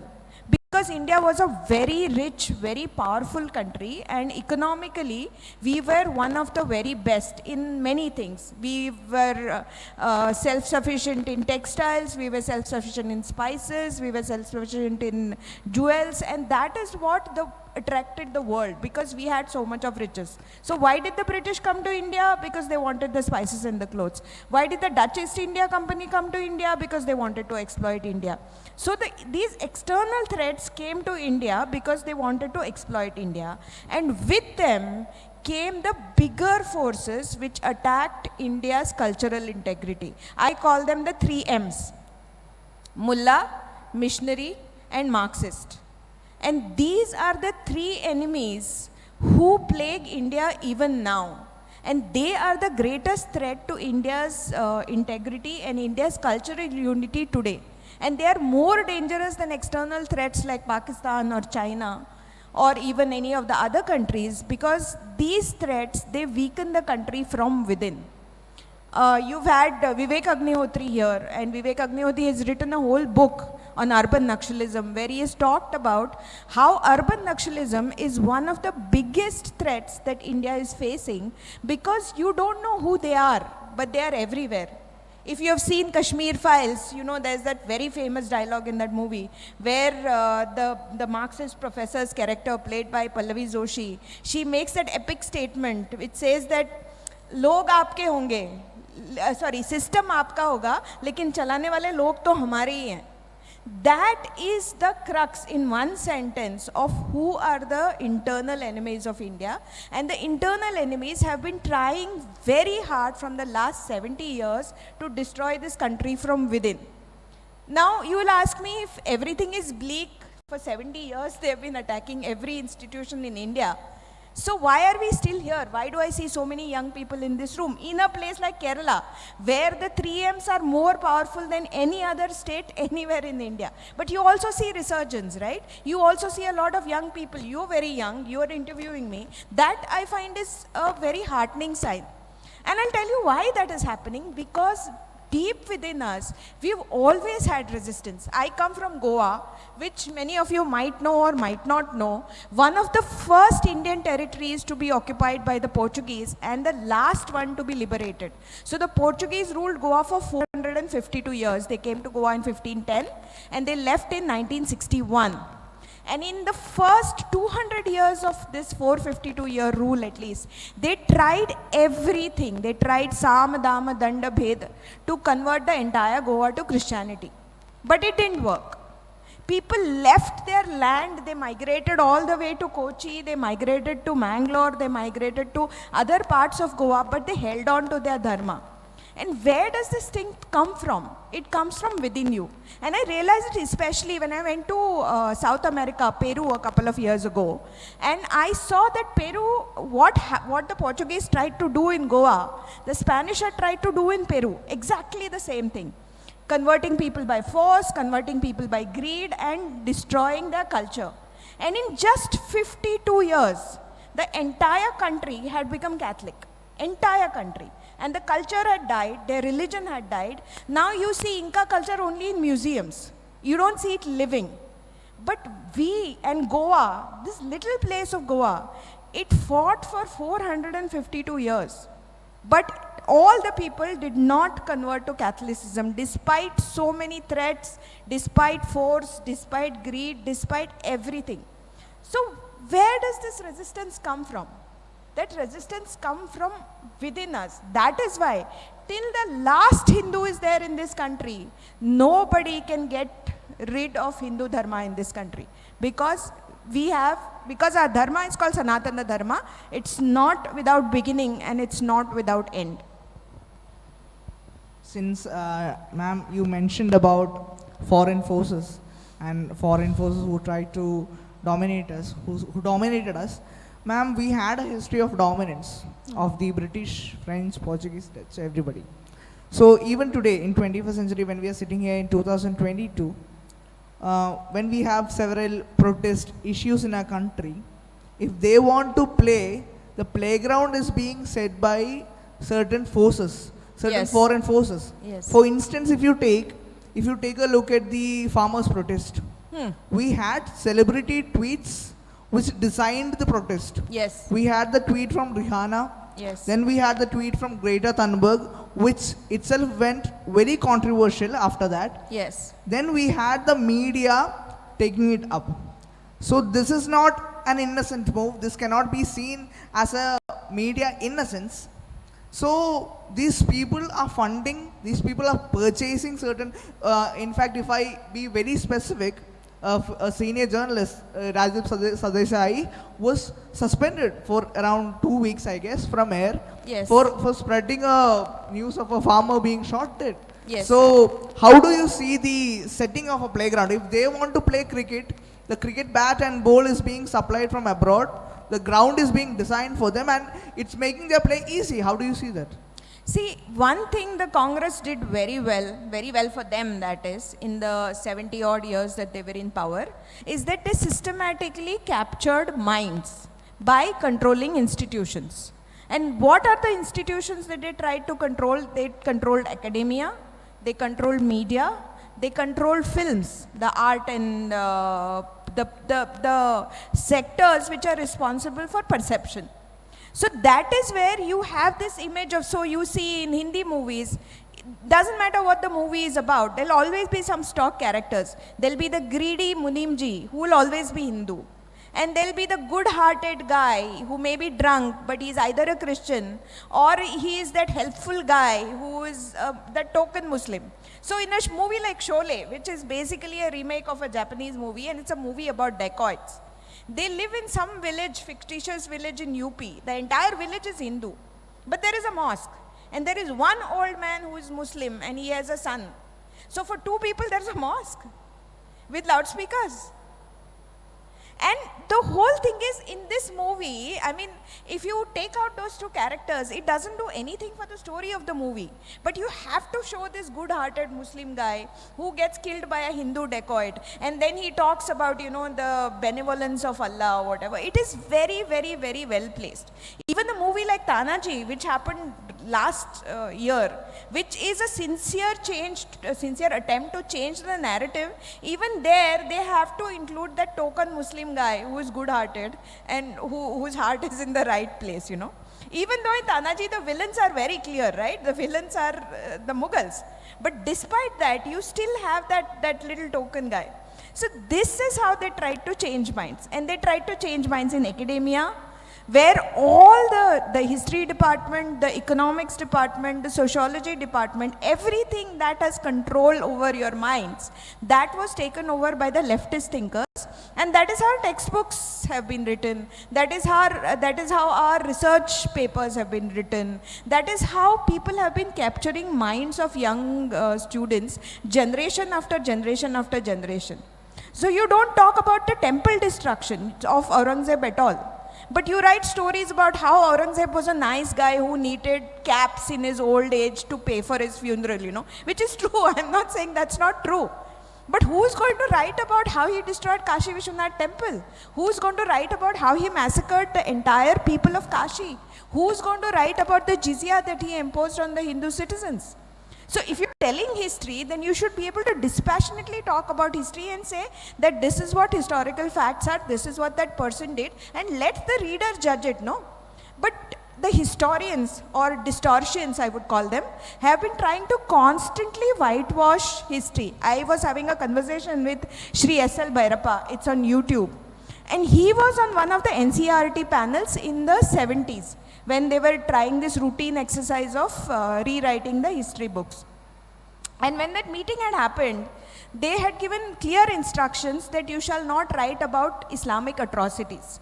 So don't mention killings of Khilji, don't mention destruction of temples, don't mention destruction of Somnath, but write about how Mughals gave us biryani, how Mughals gave us Taj Mahal, and how Mughals gave us Mughal gardens. Only that you are allowed to write.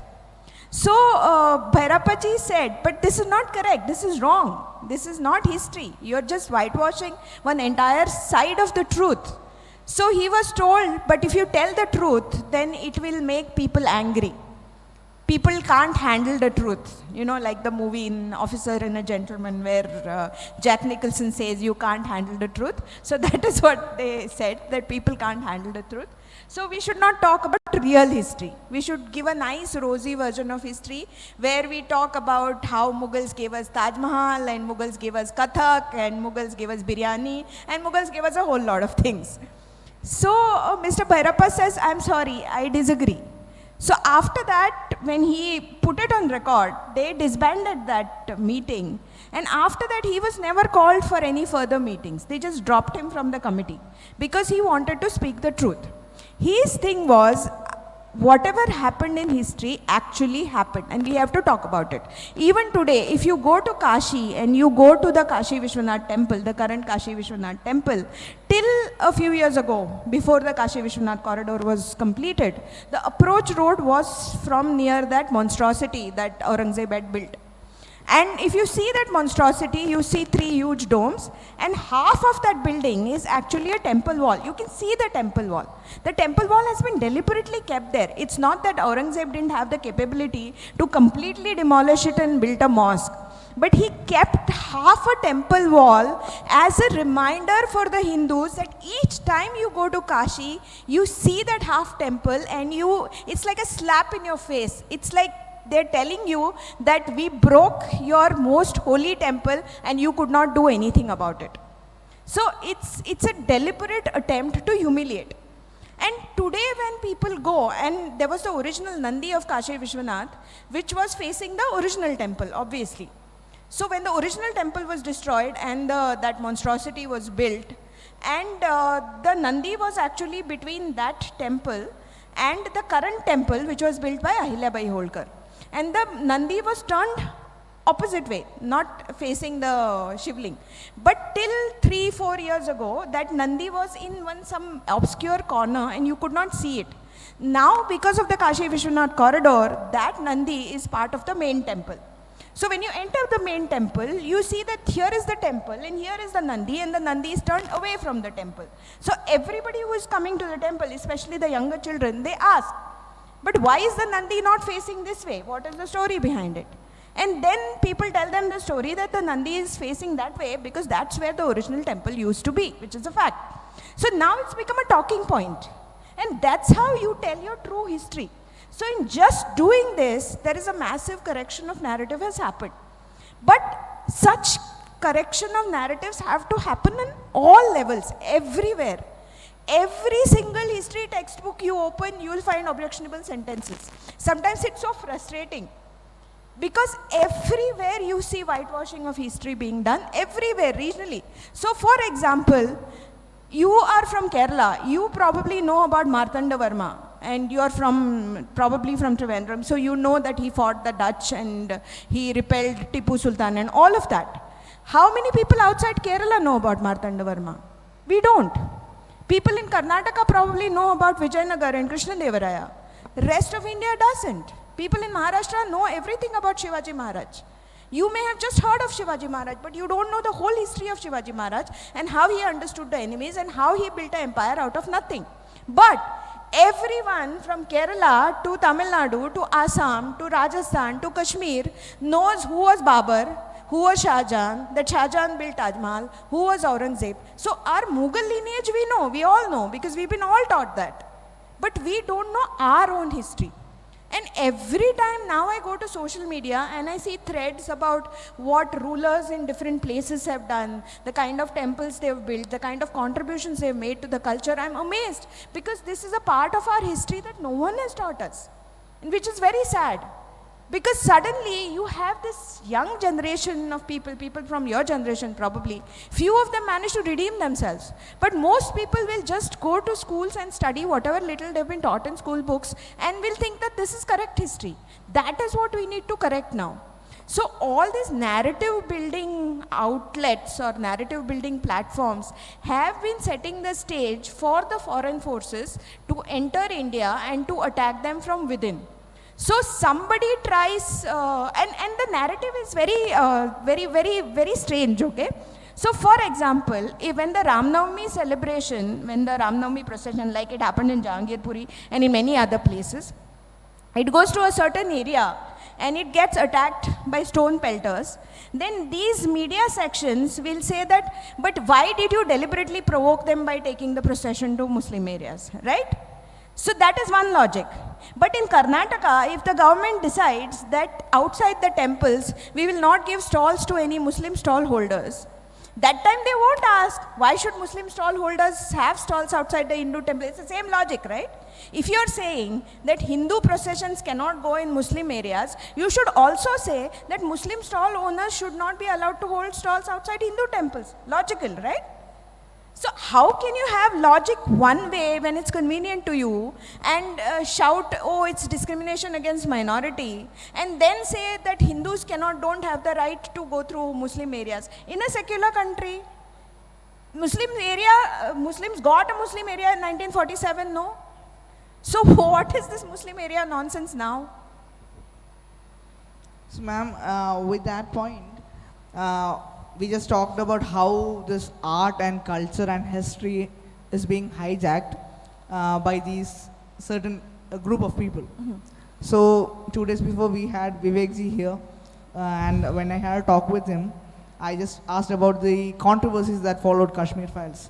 And certain group of people has a serious problem regarding Kashmir Files. If I come to specifics, the senior leader of the left, Sitaram Yechuri, said that Kashmir File is destroying the unity and integrity of the country. And when I again come to specifics, the leader of Aam Aadmi Party, Arvind Kejriwal, on the floor of the House, when he was asked about making Kashmir Files tax-free, which was done by many states in India, on the floor of the House he said, YouTube pe dal do, free ho jayega. So, what exactly? Now certain people are coming up with the stories of Kashmiri Pandits, with the history that was not spoken before. So they have a real frustration out there.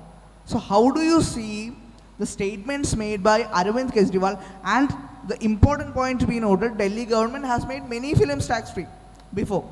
So how do you see the statements of the left leader Sitaram Yechuri and the leader of Aam Aadmi Party, Arvind Kejriwal, on the same context of Kashmir Files?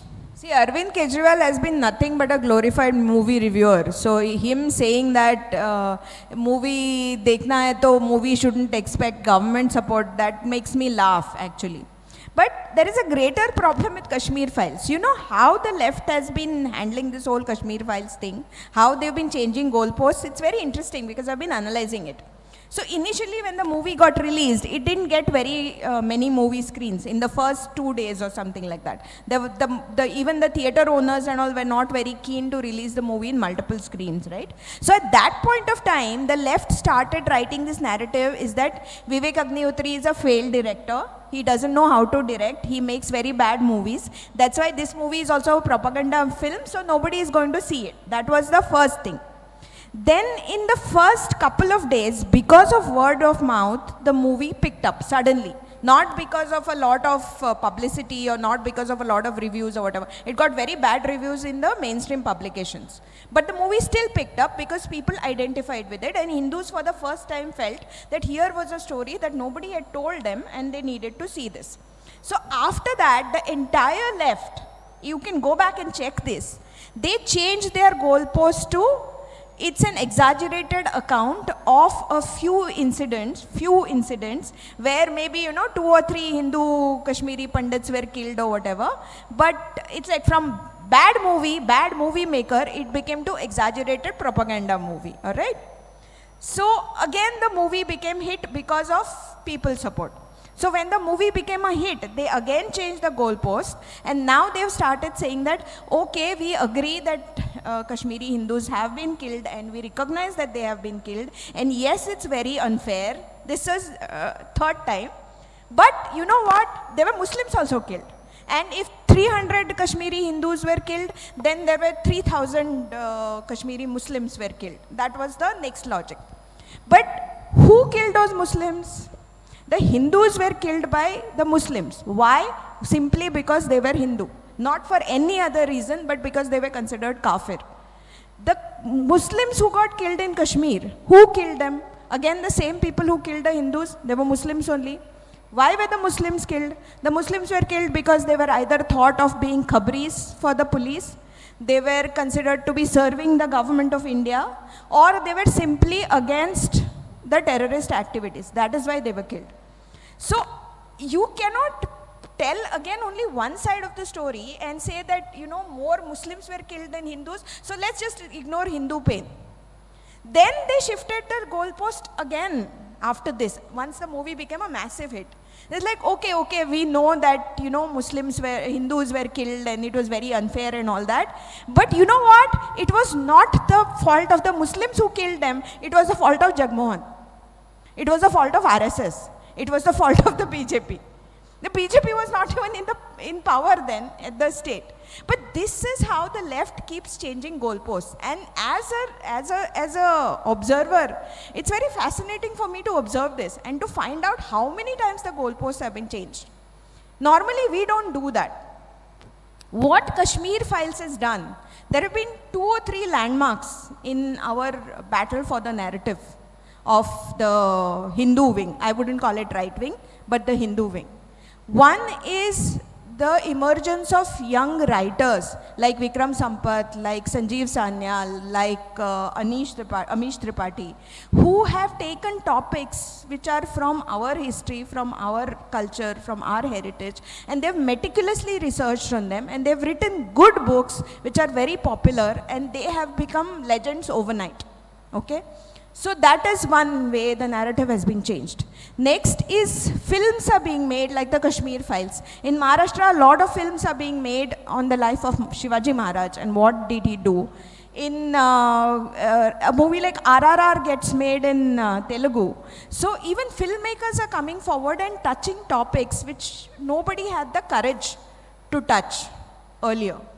The third thing is, slowly, because of social media, ordinary Hindus are finding their voice. They are finding an outlet for what they truly feel. So from everything, every small thing like documenting the nearest temple in your village to reciting shlokas, anything can become viral today. Anything has the potential to reach millions of people without any editor, without any director, without any intermediary. So these are the 3 things that have helped in changing the narrative somewhat. But again, I will say one of the biggest driver of this change is the change in political power. If there was no BJP government at the center, if there was no Narendra Modi as the Prime Minister, none of this would have happened. A movie like Kashmir Files wouldn't have been made, first of all. Even if it would have been made, it wouldn't have got screens and it wouldn't have been this popular. See, every idea needs to have its time. So political power is very, very, very essential for the intellectual sector to bloom. The left and the Congress understood this very well. So while they held political power, they made sure that their intellectuals, their writers, their filmmakers were given patronage, and they were given, enough support to produce projects which basically falsified our history, which carried false narratives. Now that picture is changing somewhat. But we need more people, we need more scholars, we need more filmmakers, we need more writers, we need more literary festivals like this, we need more conclave like this for to wrest back that intellectual space. Ma'am, since we talked about political power, I would just like to draw your attention to the political parties. And if we take a look at the political parties that function in the country, we have the Congress, on which they have faced the allegation of meeting certain officials from abroad, having dinner with them, Rahul Gandhi, Yeah. the photos were out. And we have the leader of the left going with China, shaking hands with them, participating in conclaves that China has organized, being in meetings. And they still very proudly say that China is being attacked by India. And we have a senior leader in Kerala of CPM who recently said that Communist Party is being attacked by both India and America, and they are very comfortably working in India. So my prior question is, how do you see the operation of these people prior 2014 and post 2014, after Narendra Modi came to power? How do you see that? Second, how do you distinguish? How do you see their alliance with the enemy countries? Like, for example, there are meetings with China, there are collaborations with China and other foreign powers. So how do you see that? You know, your Kerala has two MPs, one from this place who thinks he knows everything that there is to know, and the other is from Wayanad who doesn't know anything. So these are the kind of people who are leading the opposition charge, basically, and they have always been in bed with the enemy, always been in the bed with the enemy. But what has changed since 2014 is India being very ruthless in its foreign policy pursuits and saying that all that matters to us is our self-interest. We don't care about lofty ideas about world peace and democracy or whatever.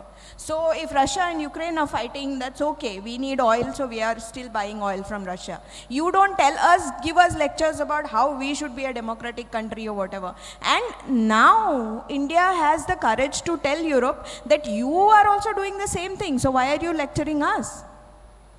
We have our external affairs minister who goes to the US, who goes to Washington and says in front of the American official, his American counterparts, that if you are worried about human rights violation in India, we are also worried about human rights violation in the US. Could you have imagined this before 2014?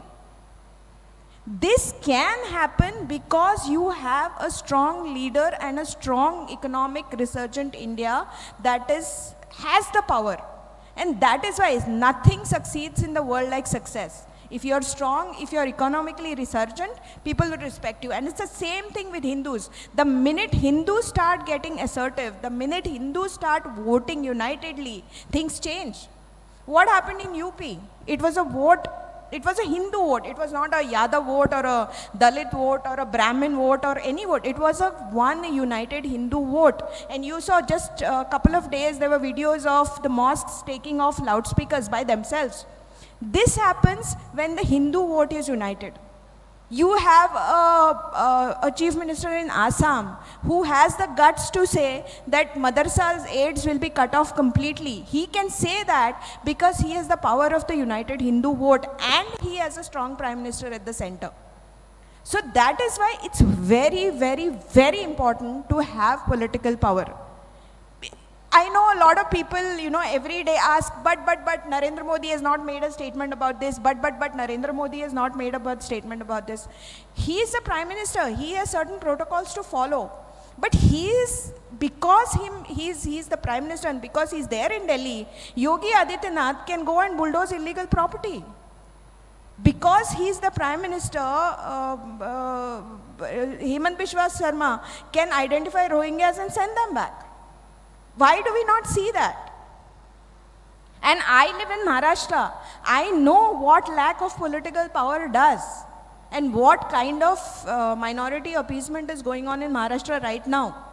So political power, to have that is very, very important. And India is a different country post 2014 and pre 2014. That is for sure. Ma'am, now I would like to go to very specifics. Like, is media being an internal threat? Certain medias, for example, a media in Kerala was banned because of certain news they have reported. They are fighting the case in court. So certain medias, do they at certain times, see, they have a design. They first started with anti-Modi, then they go, the anti-Modi campaign becomes anti-Hindu. Anti-Hindu campaign becomes anti-national. And when they are being questioned, they very, very, very beautifully, they play the card of being victims. So certain medias, I'm not generalizing it. How do you see the role of media in supporting these threats? See, if there are threats, they can be handled. But when there is a background support, when certain things are going, certain background support will will add fuel to the same. When there are certain protests and when there are certain issues in certain universities of this country, see, the media give them a very larger exposure. I still remember when the issue of JNU came up for the first time, they said that Kanhaiya Kumar is going to bring down Narendra Modi, and a famous media in Kerala reported that. They said that Modi is not going to sleep again. Yeah. So how do you see the role of media in being a threat and supporting the threat and adding fuel to the same? See, mainstream media in India, particularly in English, has lost credibility big time. If you see India Today covers from 2009, you will see that every 2 years they come up with a cover issue with Rahul Gandhi in different stages of its youth or fading youth with the same title. Is Rahul coming of age? Rahul is finally coming of age. Rahul has now come of age. Rahul will come of age. It's been now 2009 to 2022. It's been probably more than 10 years. But Rahul Gandhi has still not come of age. So let's not give the media too much of importance. There are legal safeguards which have to be used by government agencies and more importantly by civil society. I mean, we should try doing the same thing that the left has been using against Hindutva organizations all these years. You know, file so many cases that keep them busy. That is what we need to do. Don't depend on the government for everything. If you feel that a particular media outlet has done false complaints or has aired false news, what stops our groups from filing FIRs against them? That is how activism works. Now, that left has done very beautifully all these years. So there are some things you must learn from your enemies. This is one of them. But having said that, now you have a channel like Times Now, you have a channel like Republic, which do mainstream 9 p.m. shows on the topic of love jihad. Would you have imagined this before 2014, that they will even take this subject up? What they discuss is a different story, but the point is they are using the hashtag love jihad and they are doing a story at 9 p.m. prime time, which many people are watching, and they are at least giving out, if there are 5 speakers, at least 2 will be of the pro-Hindu ideology. That itself is a big change. So let's not focus only on the negatives. Yes, of course, there will be enough media outfits which will try to give anti-nationals footage or whatever. So everybody tried to, say that Kanhaiya Kumar is the next best thing and he is going to be the next Prime Minister. Where is Kanhaiya Kumar now? How many votes did he get against Giriraj Singh? And he is a part of Congress now. But who cares? Yes, that's exactly what I'm saying. Does even Rahul Gandhi know him? Yes. So that's what I'm saying. No, so people of India are very smart. Okay, they know, and everybody was surprised. Rather, the left was surprised in 2019 when Narendra Modi won again and the BJP won again. That is because this government knows its priorities. So first is Vikas. People still vote for electricity, people still vote for freebies, people still vote for jobs, people still vote for roads, people still vote for toilets. They do. A section of people does. Then comes ideology and culture. So it has to be both ways. It has to be Vikas plus culture, Vikas plus Hindutva. Ma'am, if we talk about, we have talked many things about the internal threats of the country. If we take a look at the protests that came up after 2014, after Narendra Modi came into power, if you take a look at the designing of the protest, certain universities, they first started from universities and they take up certain figures from the universities. I will be very specific. They concentrate whenever there is a protest, be it the farmers protest, be it CA/NRC protest, any protest. I know you might have observed that the students from the universities are being taken up and moved for the agenda. They are making Delhi a center point of their protest. They are taking up students outside from the university to protest, and they say that okay, the students of the country are protesting against the government. So how do you see the designing of the protest concentrating the universities? They take up the students and they concentrate on certain universities and they take up 2-3 figures from every protest. Yeah. If it is the farmers protest, they have 1 or 2 students from certain campuses. How do you see the designing of a protest project from universities? How do you See, again, it's a part of the toolkit of the protest. So you have 2 or 3 universities like Jadavpur, like JNU, I'll name them, like Hyderabad Central University. So these are the same 3-4 universities which will be the center point of all these agitations. And these universities have been traditionally left bastions and they still continue to be to a large extent. But the point is, the larger population is beginning now to see, because now the truth is emerging from the other side as well. So the minute a mainstream media or a newspaper covers a story about JNU or whatever, you also know that there is the other side of the JNU protest, which some other students have taken videos and put it out there. So that is one good thing. See, this situation is not going to change automatically, nor is it going to change immediately in 1 month or 2 months or whatever, because tenure track positions are very difficult to change. Nivedita Menon is still teaching in JNU. So that is something that is a greater problem. But having said that, you also have people like Anand Ranganathan in JNU as well.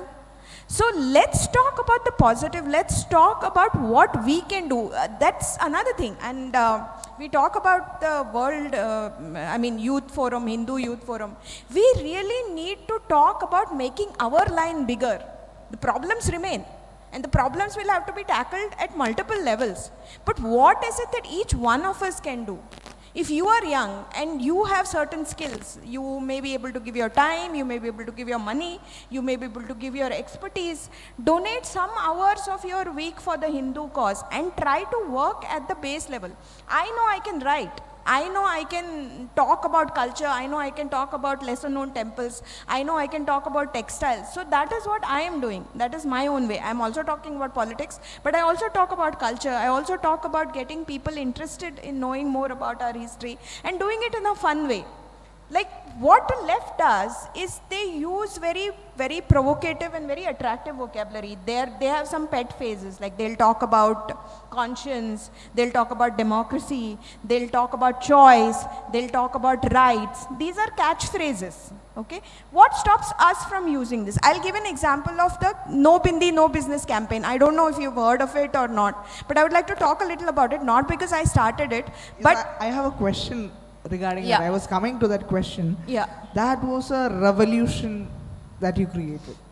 So what made you think of such a campaign? What made you start such a campaign? And did you think the campaign would go to that extent, which it went, which it really Okay. went?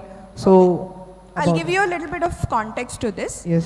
So I have been watching the festival ads for Diwali, for Ganesh Chaturthi, for various festivals, changing over the last few years. You know, till about 5, 6, 7 years ago, all the Diwali ads had a very festive Hindu atmosphere. There used to be diyas in the background, there used to be garlands, there used to be people dressed in happy, festive, bright clothes. You know, one look at that image and you would know that you're talking about a Hindu festival, all right? But in the last 4 or 5 years, that started changing. So slowly, one by one, things started disappearing from ads. Diya started disappearing, murtis of God started disappearing, flowers in rangoli started disappearing. Then the clothes started becoming more colorless. You know, instead of this bright pink, it started being beige and grey and dull, which is not what Indians wear most of the time for their festivals. And the most glaring change was the disappearance of the bindi, which happened in the last 5-6 years. It was a very conscious decision by many brands. And they were still trying to tell Hindus that this Diwali buy from us, this Ganesh Chaturthi buy from us, this Gudi Padwa buy from us, this Yugadi buy from us. So I was like, I am a Hindu consumer, it's my hard-earned money, and I have every right to buy from a brand that respects my culture and traditions.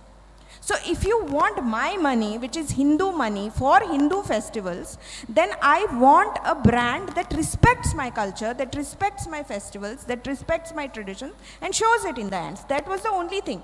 It's Diwali, it's Deepavali. It's not Jashn-e-Riwaz or whatever shit that Fab India called it. So why call a Hindu festival with a Urdu name? Why show ads for Hindu festivals where there is not a single Hindu symbols? There is no diya, there is no sky lantern, there is no flowers, there is no rangoli. How can it be a Diwali ad? That was my only thing. So when I started this, I was very clear that it was all about individual choice. I was not saying that every Hindu woman has to wear a bindi. That is what the left deliberately misinterpreted the campaign, but I had made it very clear, and I had said, speaking for myself, that I refuse to buy from brands that don't respect my culture. If you agree, please retweet, was the very simple tweet. That tweet was retweeted by some 15,000 people in 2 days. And it got some, I think, more than 25 lakhs views or whatever within 2 days. So when I made that tweet, I told my husband that, you know what, this is going to explode. So 2 days, I mean, one day I'm not going to go on the internet. The left made it big. They made it about, I am saying I'm being an autocrat, I am being, fascist, and I am telling women to compulsorily wear a bindi, when it was very clear that I was not doing it. But what that campaign did was it achieved something very important. It made the average Hindu aware of what's going on. So even today, wherever I go, I have people who come up to me and tell me that, ma'am, after that campaign, we started looking at ads, we started looking at hoardings, we started looking at festival advertisements, and we started noticing that, yes, there is no bindi. That's why it became big. It was started by me, but it became a movement because the ordinary Hindu understood what I was trying to say. It recognized what I was trying to say. He or she recognized what I was trying to say. That's why that campaign became big.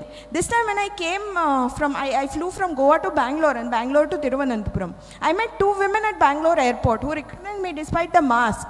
And they were not wearing bindis, but do you know what they told me? They told me, ma'am, we are a big fan of yours from the No Bindi, No Business campaign.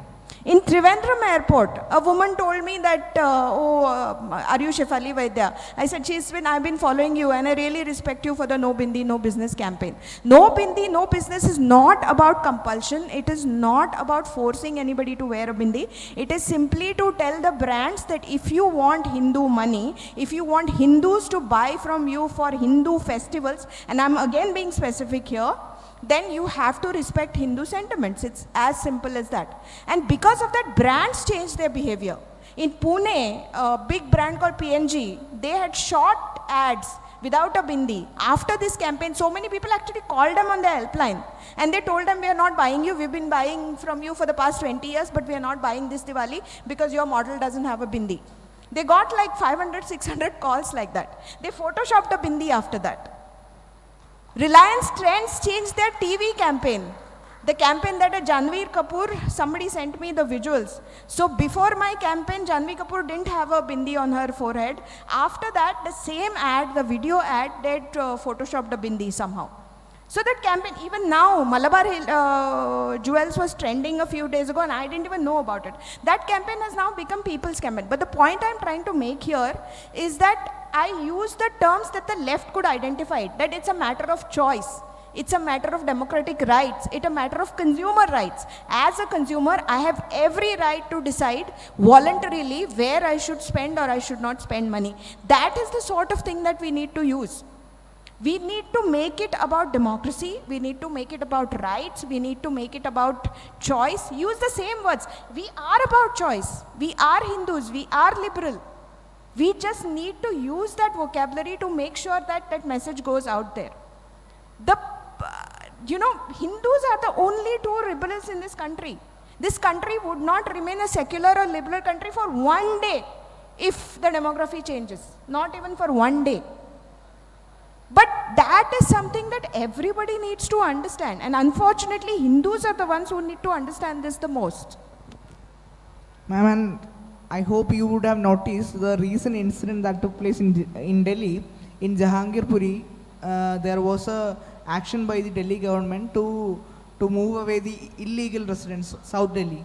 So at that point of time, suddenly, when the action was being taken, the leader of the left, Brinda Karat, she just came in, and then she just stood in front of a JCB, and then they just protested, and they told that this is a action against Muslims. An action was taken by the government. It was to take away the illegal residents over there. Suddenly, that changed into an anti-Muslim campaign, and we must very keenly see that the advocate that appear for them is Kapil Sibal. Yeah.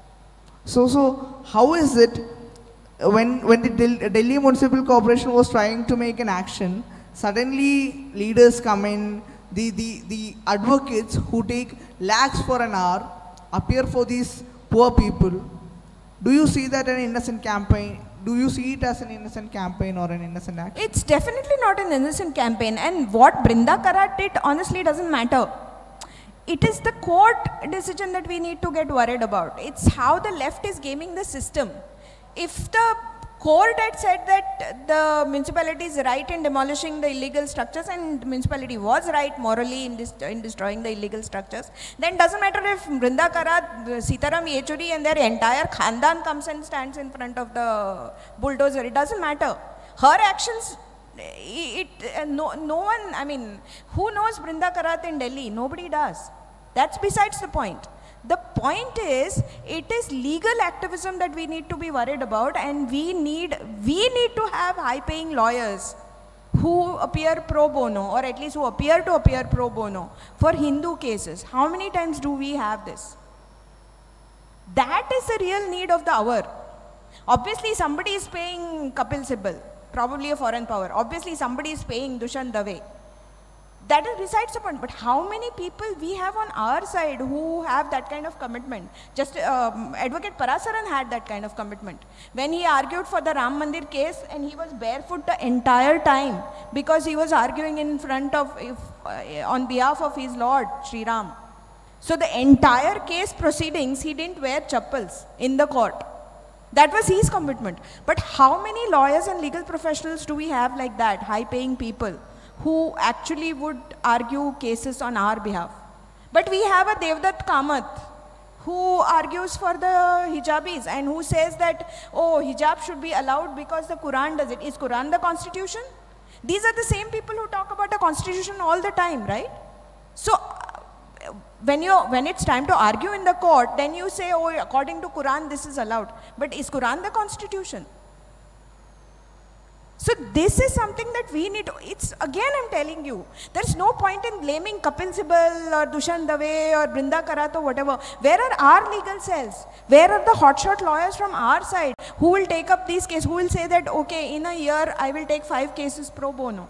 I see in Kerala, and I'm really amazed that in Kerala we have Hindu organizations which work so hard despite so many threats. Every 1 month or every 2 months you have cases of Sangh Swayam Sevak being murdered. Even recently there was a case, right? Mr. Srinivasan.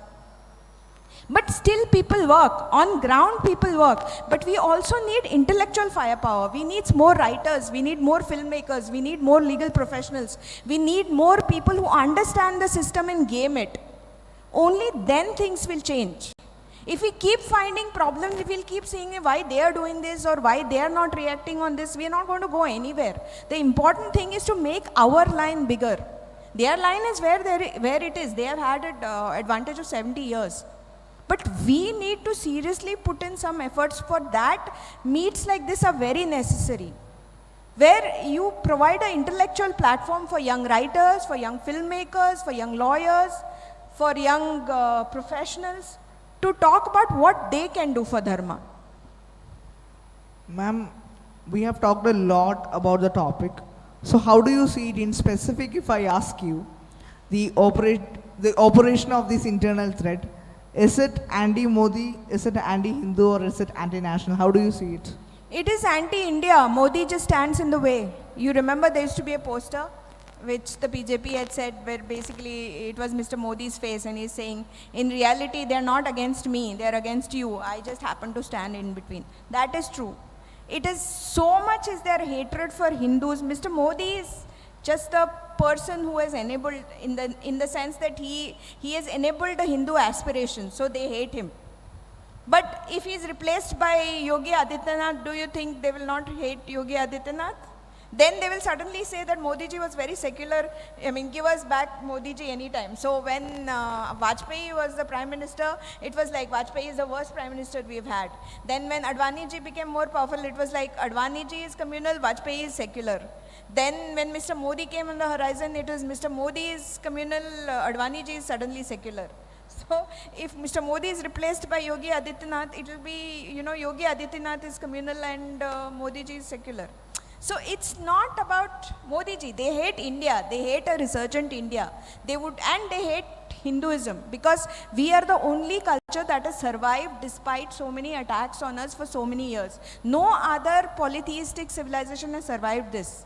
The Egyptians didn't survive this, the Greeks didn't survive this, the Romans didn't survive this, the Incas didn't survive this, the Mayans didn't survive this. No ancient civilization survives or is a living civilization in the world today except for the Hindu civilization, and that is why they hate us.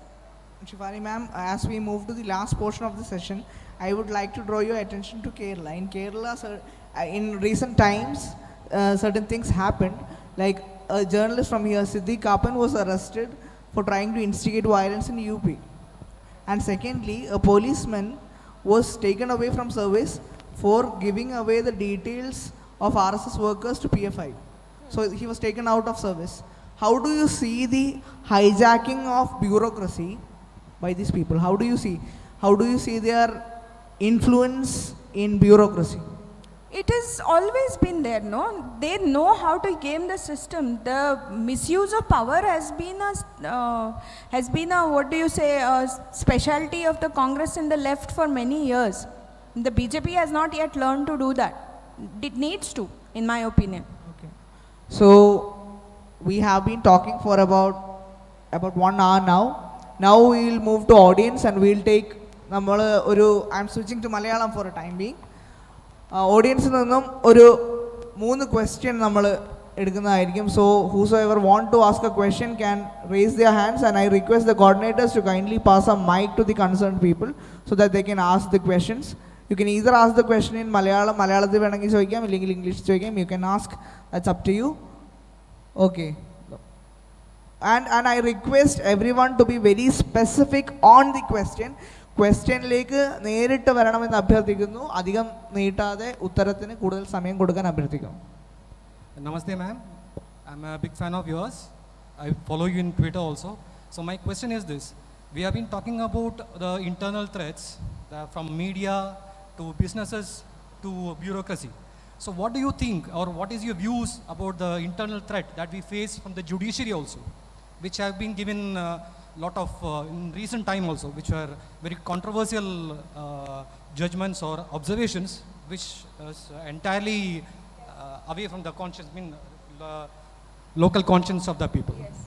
That is actually the biggest threat, quite honestly. And it's above my pay grade to answer what exactly can be done to minimize this threat. But it's legal activism and judicial activism is probably the biggest threat. Everything else you can handle. Media, you will have new media houses.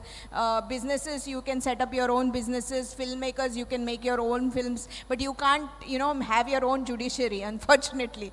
So that is a worrying concern. What really, and it upset me as a mother recently when the Supreme Court gave a judgment in a case where they knew that a murderer was guilty. He had killed a 4-year-old child after raping her. And the court said that we know he is guilty. It's been proven he is guilty, and it's horrible what he has done. But every sinner has a future, and his crippled psyche needs to be healed or some such shit. So, pardon my language. But if that is the situation, then it appalls me as an Indian citizen that a murderer's right to heal his quote-unquote crippled psyche is more important than the right to life of a 4-year-old child. What kind of society are we living in? And this is legally sanctioned by the highest court in India. That really shocks and scares me. I honestly don't have an answer to your question. Pali, may I substitute one thing? Yeah. For everybody here, this is a question. This is a suggestion. Just go and find out how many judges have been elevated or got their position after just 14 years of practice. How many judges have got advocates get their senior designation in 10 to 12 years of actual practice, which is the minimum stipulated period. In Mumbai High Court it happened and elevated in 12 years. And later on, after a few years, he comes into the Chief Justice of Allahabad High Court and later on as a judge of the High Court. This is how they have filled their people with judiciary. People in the judiciary have been filled by the ecosystem, the same ecosystem explained by Shafali ji. We need to know the answer. Please raise your hands. Move an RTI before the Bombay High Court. Register, saying that kindly tell us how many people were designated just after 10 to 12 years of practice as senior, number one. How many judges were elevated? See, the constitutional provision is eminent jurist. How many such eminent cases did he do for getting elevated in the year 2000 as a judge of the Supreme Court? I am not taking anybody's name. Number three, please don't forget that during those days, the entire Maharashtra, especially the Mumbai advocacy, the official dome, the police, everybody was very managed by the underworld from across the border. This is also a recorded fact. All of you have to raise. Shefali or myself or Suresh raising the issue will not suffice. Now RTI is there, start agitating this question. How many judges in 12 years of actual practice? The very basic question, you will find the answers, things will start improving. That's what I wanted to submit. Thank you. Okay, we'll take one more question. We can take two questions.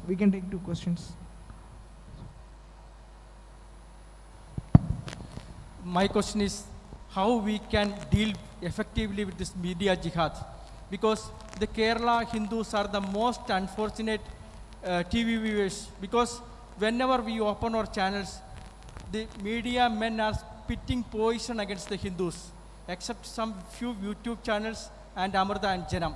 All the news anchors, news channels are anchored by anti-Hindu journalists in Hindu names. I'd like to especially mention two names, Pramod Raman and Pradeep Paraktikad. The only thing you can do in this situation is A, stop watching those channels and then write to those channels. Usually we don't watch what we don't like, but we never take the route of activism, we never take the route of writing to the chief executive of that channel saying that this is what is bothering me, this is how the coverage was biased, and give proofs and say this is what we have a problem with. If there are enough people saying it, they have to, because they are also there to make profits. Nobody runs a media channel for charity. So they will take cognizance of the, if 1,000 people write and say that this report was wrong and this reporter was biased and these are the reasons, this is why we are saying so, then they have to sit up and take notice. Even Rajdeep Sardesai was made to sit on a bench for 2 weeks.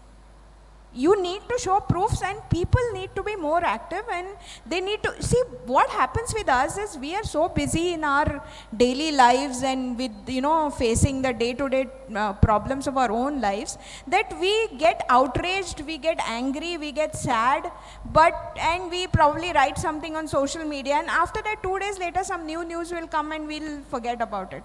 But we need consistent action, and for that we need to use all available channels, including legal channels, including filing cases on such people and such channels. So that is something that we also need to. There are no easy solutions for it. I'm sorry, unfortunately.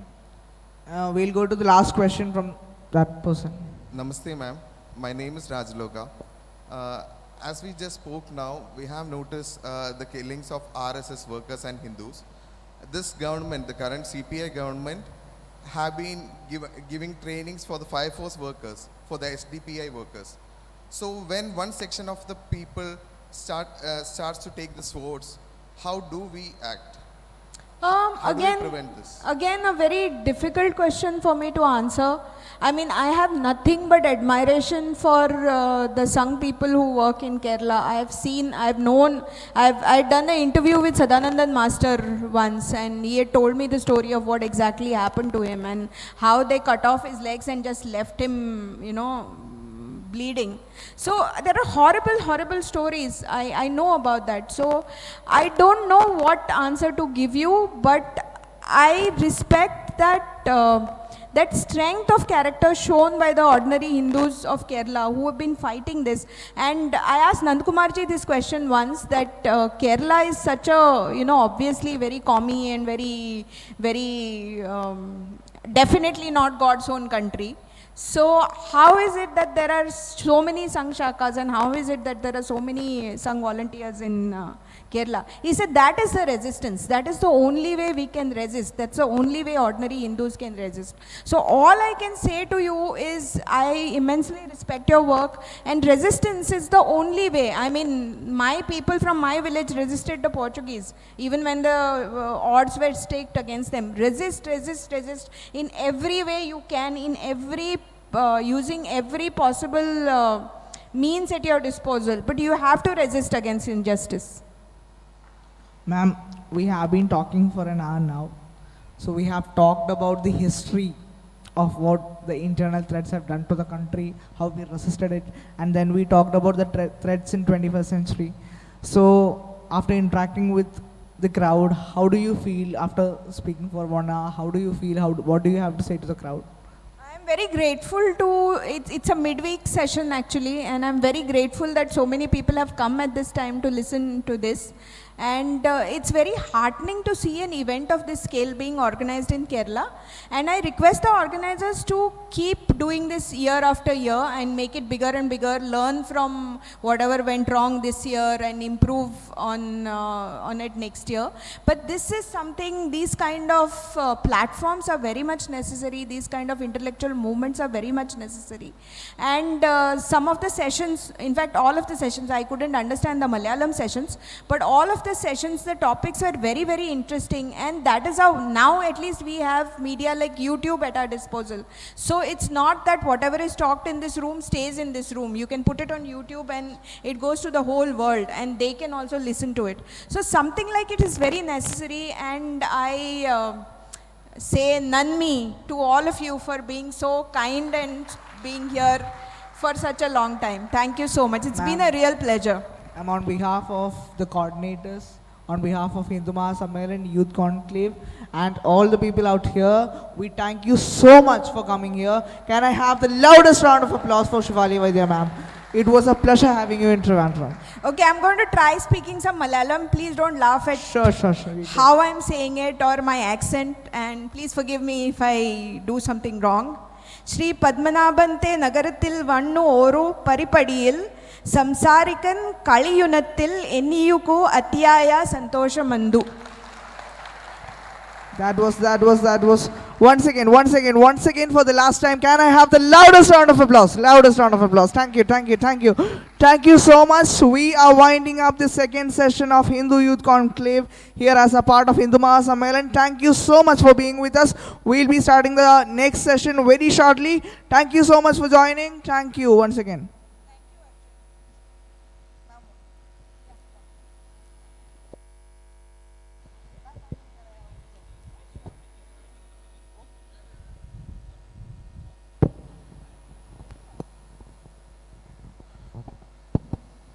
ഉച്ചയ്ക്ക് ശേഷമുള്ള ആദ്യത്തെ session 2 മണിക്ക് തന്നെ ആരംഭിക്കുന്നതാണ്.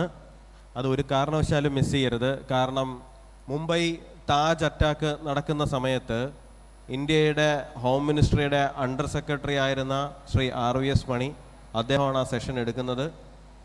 അതുമാത്രമല്ല, അന്ന് Hindu terror എന്നൊരു plot government തലത്തിൽ തന്നെ ഉണ്ടാക്കിക്കൊണ്ടുവന്നതിനെ അതിവിദഗ്ധമായി അതിൻ്റെ സത്യങ്ങൾ പുറത്തു കൊണ്ടുവന്ന് ആ പ്ലോട്ടിനെ പൊളിച്ച മനുഷ്യനാണത്.